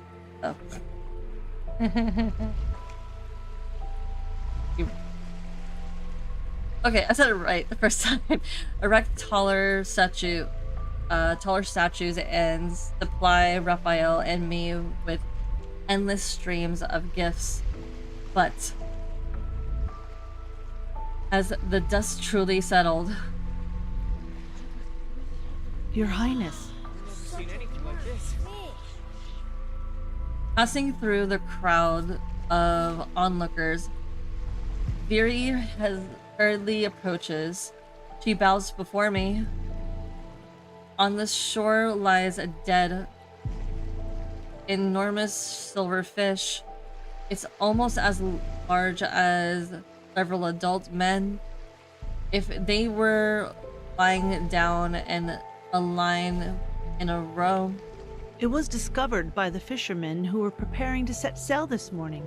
We don't know if the fish washed ashore after it died or beached itself. Maybe this enormous fish is a good omen from the heavens. It is not. We might have a bountiful fishing season in the near future. It is not. When you see beach fish, it's not a good thing. I approached the creature to get a closer look. The unease that had been lingering in my heart grows heavier.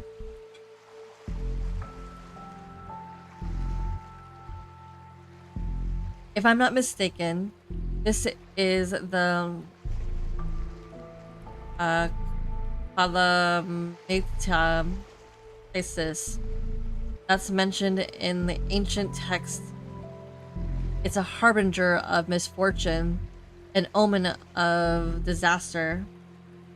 The dark clouds that approach during the lunar eclipse haven't fully dissipated, and now that word, Pisces, has appeared. Romero can still sink below the waves. For now, I can only act as if nothing is wrong. Worry not. Find a suitable place to bury it and clean up this area. Yes, Your Highness.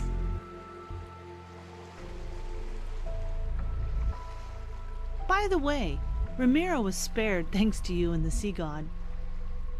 The people want to prepare a feast to properly celebrate. They wish to invite you and the sea god. I understand. We'll discuss it when the time comes. I walk towards the temple and I tightly grip my I tighten my grip around the seashell necklace. The crash has dissipated.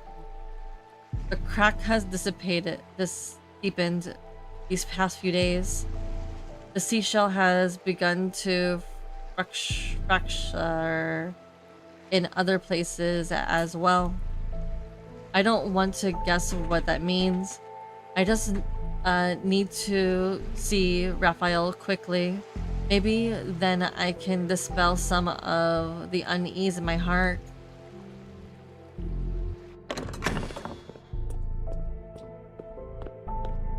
Raphael, I need to ask you. Raphael? Stopping the storm that night consumed too much of Raphael's power. He's been staying in the temple to rest. Yet right now, I sense something's off. I don't hear a sound of flowing water by the pool. When I left, he was still dozing off in the water's edge. I rushed to the pool only to find that the spring had dried up. The water resembles an inky black void.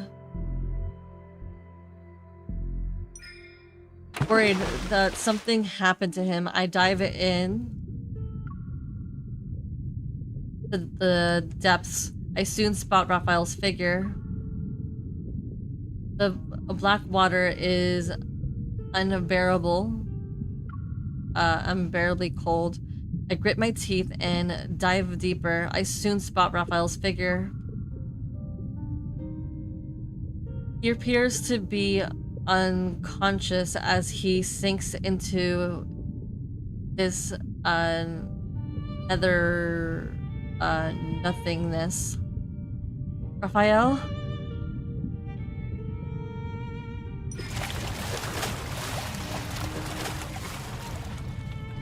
Mustering all the strength I can, I grab him. However, I'm not strong enough to pull him up.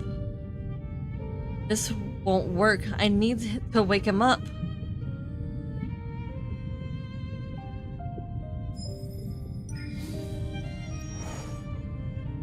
I study my breathing while I press my hand against his chest. I try to resonate so I can awaken some of his power. Yet, time passes. There's still no respond.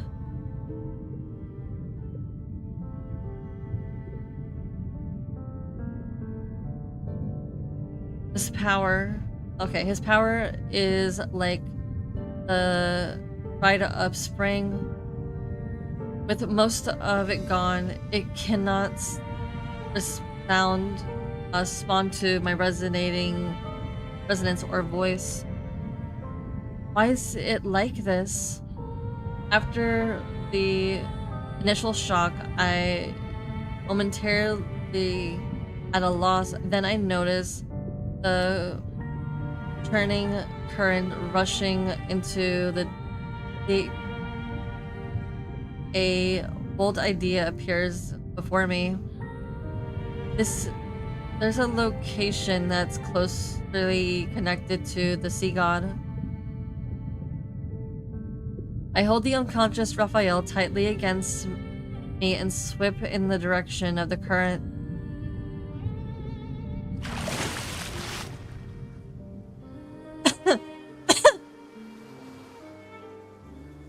Fortunately, my guess was correct. The pool's current is connected to the sea itself, which allowed me to successfully get Raphael out of the temple. I prop Raphael against the reef, recalling how he summoned the Fantasia shark. I make the same gestures he did to bring my hand to my lips. I whistle. Sorry, I start to get kind of coffee around this time.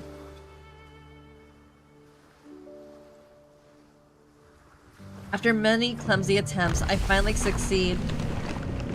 A skeleton Fantasia shark appears in the distance at the far end of the sea.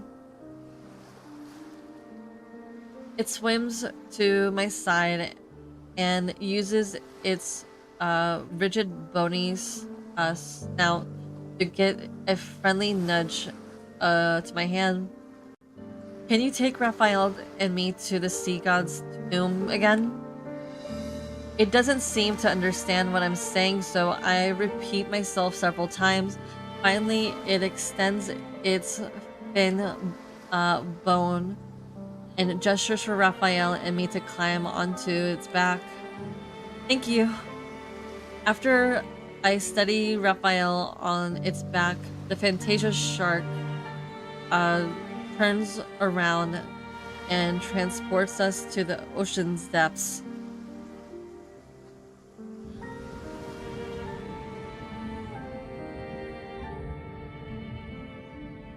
Unexpectedly, we arrive at the sea god's tomb with ease. Maybe it's because Raphael has already passed the trial. Even the guardian statue poses no challenge. After I explain the reason for our visit, they allow us to pass through the stone gates. Young sea god. Oh, it's you two again. Your quintessence, I'm here to make a request. I need your help. The statues of the sea gods with a long beard, these length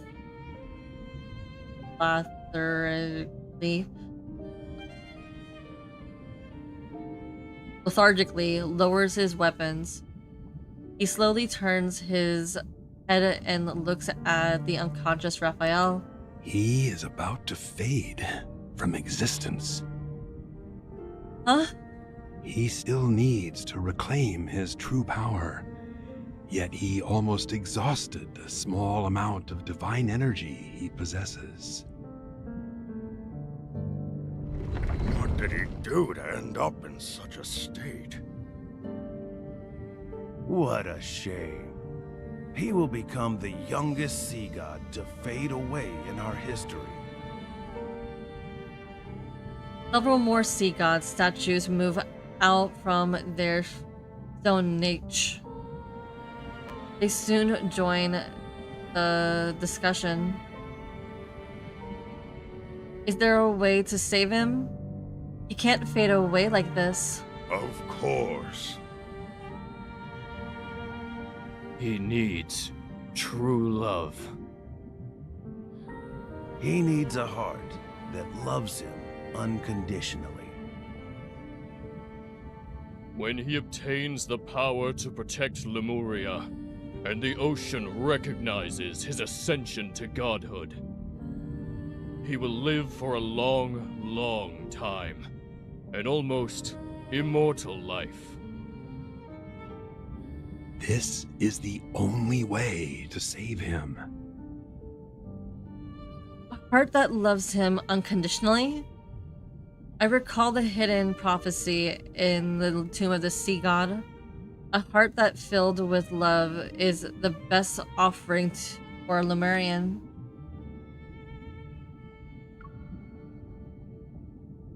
Can my heart save him? The sea gods speak in hushed tones. Then the statues of the sea god with a long beard extends his hand towards me. Are you willing to try? Of course. It will hurt. Bear with me for a moment. The ancient sea god clenches his fist and a sharp pain shoots through my heart. As he guides the process, several threads of gentle light are drawn out. Standing strand by strand, they float into Raphael's chest. Enduring the lingering pain, I place my hand over him and try to resonate again.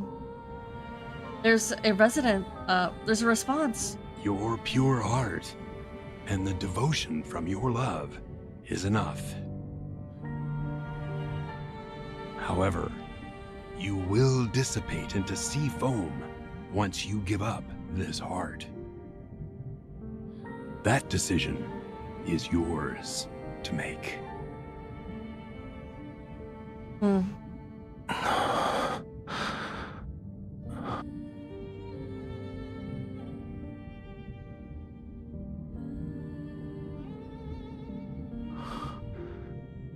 The sea god's tomb. How did I end up here? You've been unconscious for a long time. These sea gods woke you up. I quickly speak before the sea god can say anything. Then I bow respectfully to them. The sea gods with the long beard give me a profound knowing look before slowly turning towards Raphael. the last sea god of Lemuria. May you find true salvation. Thank you. The sea god's statues slowly retreat into their niche. Raphael turns around and meets his intense gaze. You're hiding something from me. Of course not. You're the one who's been hiding things from me.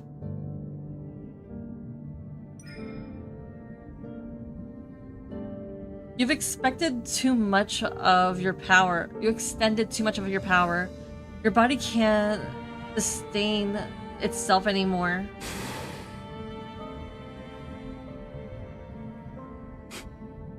Are you underestimating me? Oh no. Defying a prophecy from the tome of the sea god did take a considerable toll on me. But I'll recover in a century, give or take. Prophecy hasn't changed though. Romero will still be submerged, yes? Seeing Rafayel's expression, my heart sinks. I was correct. Yes. But that doesn't mean it can't be changed. Romero wasn't destroyed on the third night of the lunar eclipse. So for now, it won't sink below the waves. This is our turning point. Stop frowning. Let tomorrow worry about itself. As for the present... He takes my hand and summons water currents to carry us upward. It's almost dawn. We might be able to watch the sunrise as we head back. Okay. This might be a bad feeling. After returning to the sea god's tomb, Raphael seems to return to his normal self. The water in the pool has become clear again. He also doesn't spend the entire day inside the temple. Instead, he enthusiastically takes me along to explore Romero's street, alleys, and the wilderness. Just a tiny fragment of this heart's power is enough to revitalize him. If he receives the entire heart, perhaps I'm still selfish. Faced with such a choice, I still can't let go of my desire to live. But time is cruel and doesn't give me the opportunity to hesitate. After a night of rain, dark clouds once again spread across the sky above Romero. The time Raphael spent sleeping in the water increased with each passing day. And my necklace seashell has developed a deeper, longer crack.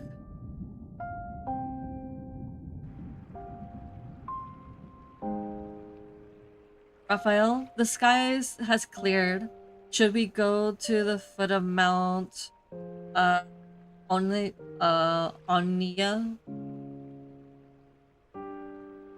The rest of my words are stuck in my throat.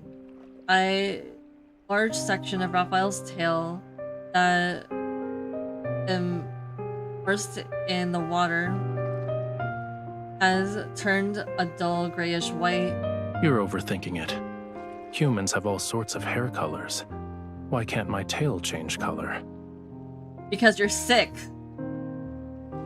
So, what were you saying about the foot of Mount Onia? I was just wondering if you'd like to go out for a walk. He pauses, his tail sways gently beneath the water's surface. I'm not in the mood. You can't return your tail to its pair of legs anymore. Your imagination is getting wilder by the day.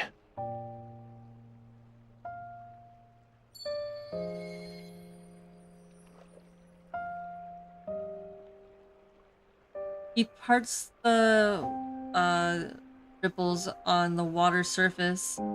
Under the undiluted waves, his tail transforms to legs. You wake me from my peaceful nap and throw an accusation.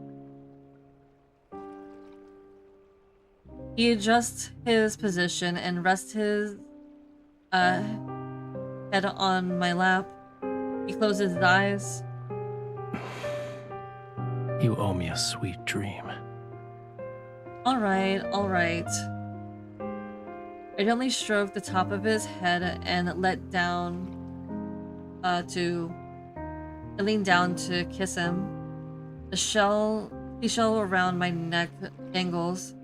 It sways in front of Raphael's peaceful sleeping expression. The cracks on the surface are glaring. I grasp the seashell and gently try to wipe away those marks.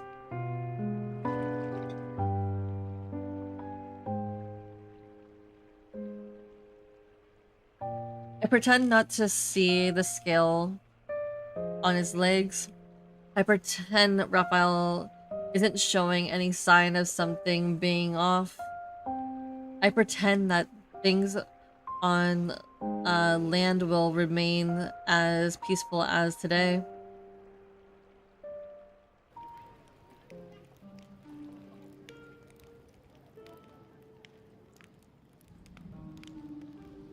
Banquets, lanterns, music. The plaza in the port is immersed in the sounds of celebration. It's like a grand farewell ceremony to disaster. Raphael stands far away from the humans. He watches the figure boom in the center of the crowd. She seems somewhat uncomfortable with the amount of enthusiasm. Slowly, somehow, the corner of her mouth curls. A slight smile appears on her face. He recalls those long stretches of time at the bottom of the silent ocean. The only sound he heard was the faint rattle of chains. With his eyes closed, he would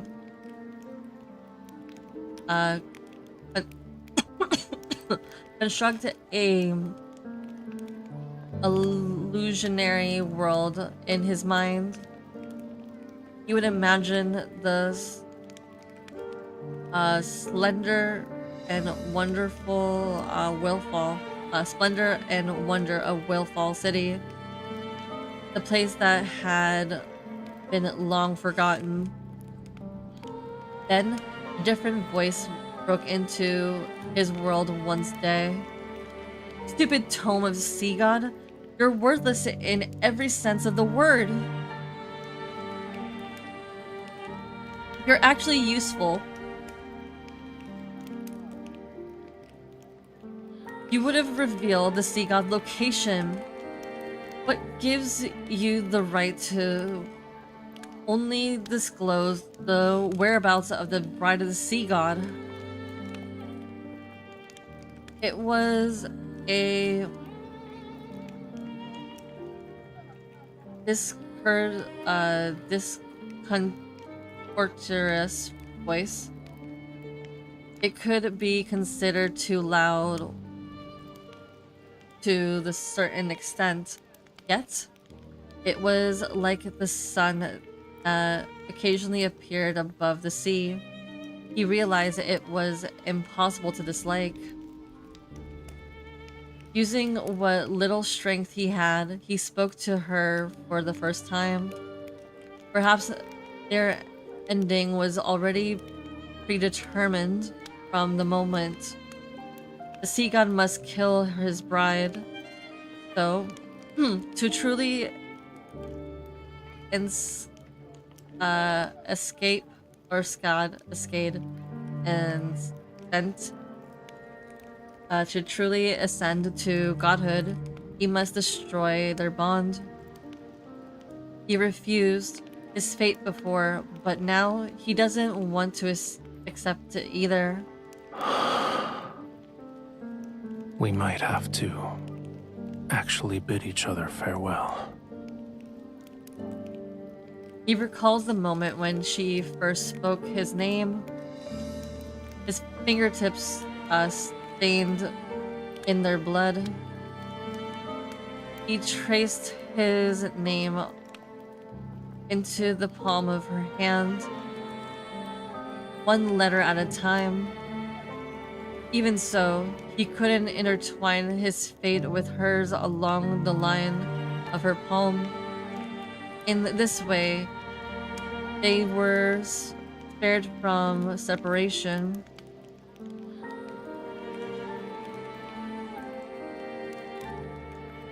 I need to leave Ramiro again. We won't be seeing each other for some time. I frantically search for Raphael's figure in the crowd, but I only catch a message in the sea breeze carried to me. Fortunately, our bond guides me to him. In a lit corner, I caught Raphael's fingers. You were in a hurry. Are you scared I'd leave without saying goodbye? Where are you going? I'm just looking for pearls. Once I recover that part of my power, I'll return. I didn't believe you. I don't believe you.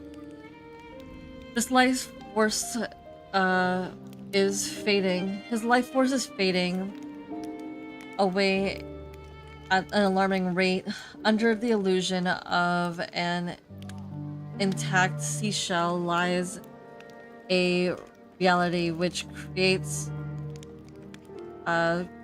becoming incredibly more severe. His heart, it also riddles with countless wounds. Raphael, is there anything you need me to do for you? Tell me, no matter what it is, I'll do it. Just just say that you want your heart back. I'll return it to you. No. How long will you be gone? It's hard to say. Maybe it'll be a year or two, a century or more. Perhaps even longer than that. Don't worry. Even after I'm gone, you and Ramiro will survive. This is a god's promise to you. What is he planning to do? If he makes this kind of promise, it means he'll do something that I don't want to imagine. I won't be able to accept it. So, when are you leaving? Let me see you off. All right.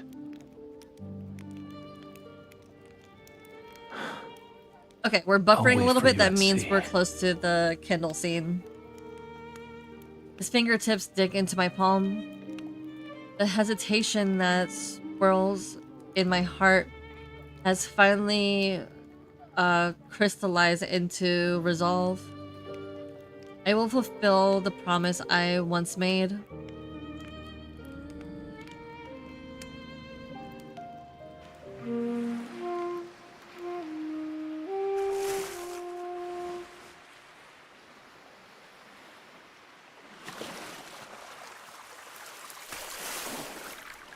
It's a simple melody, yet you still haven't learned it properly.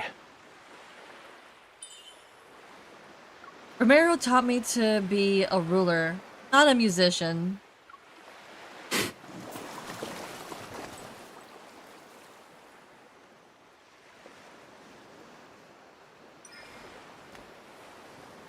Listen carefully. This is the last time I'll teach you.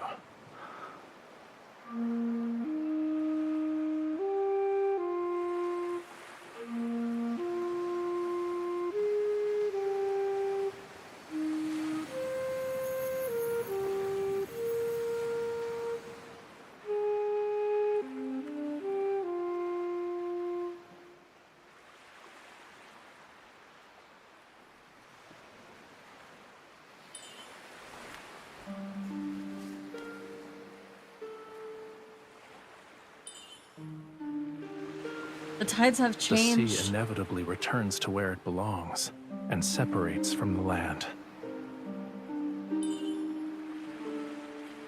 But the sea always meets the shore. We could see each other again.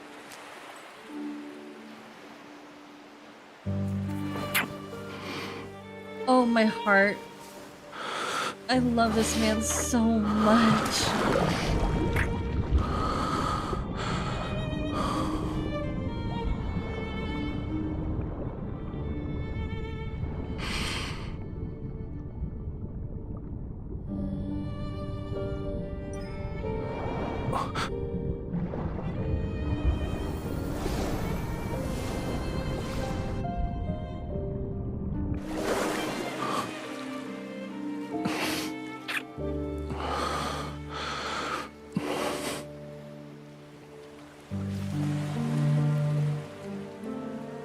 You want to say something else?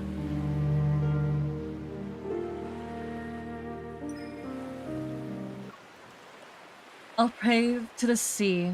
I hope every ocean current carries you to bright, warm places.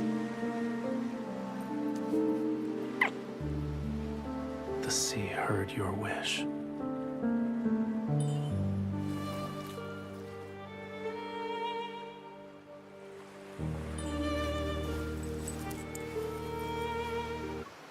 You said it was once a part of your heart. It's time to return it to where it belongs. The place you hold in my heart far outweighs this little scale.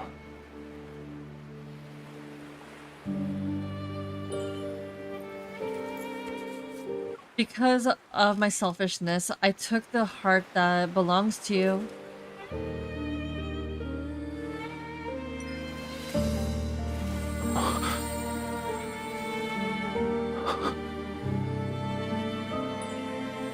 Now, with the power of the sea god's vow, our covenant, Rafayel, obey my command.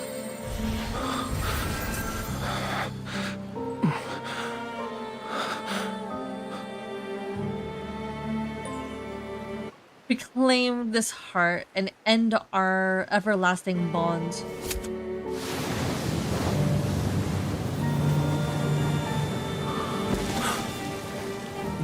I refuse to accept this betrayal.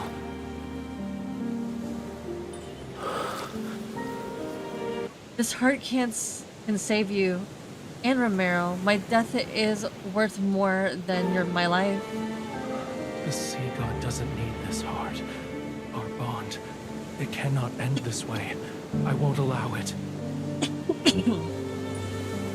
Although our covenant has been broken, I'll become one with the sea and stay with you forever.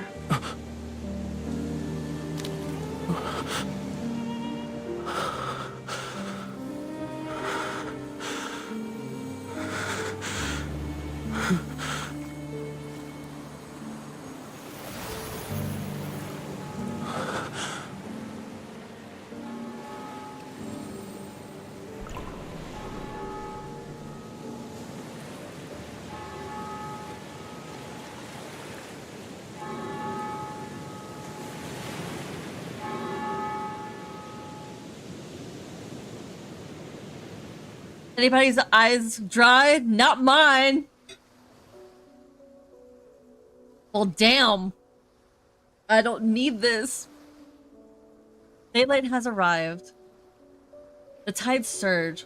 Waves build upon waves. They're so powerful that they scatter the clouds in the sky. The black seawater bleeds crimson. Then the red fades and it takes darkness with it. The sea's original azure hue disappears. The bell of Romero tolls ceaselessly as massive waves engulf the world. The land is transformed into a seabed. Seawater envelops every home, every perch of soil, every mountain range. The whispers of and returns of memories from millions of years ago. Everyone steps into this strange yet familiar homeland. They breathe the air that flows in the sea water. Lemuria's memory awakens in their blood. Phantasmal water whales leap from the water and return to the sea. They swim through the city that has been reborn. Whalefall City. The sea gods. It's getting hard to read because of all the tears.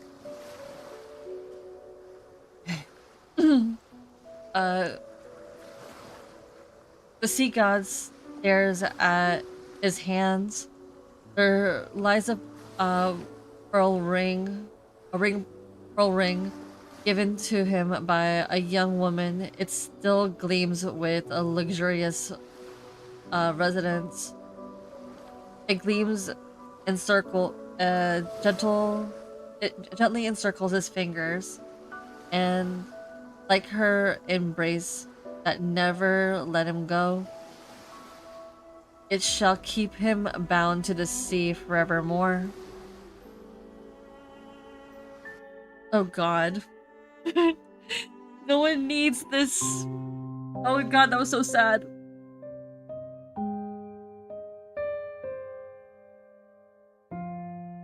Jay, how are you feeling? Or anybody? How everybody's feeling right now, because I'm distraught.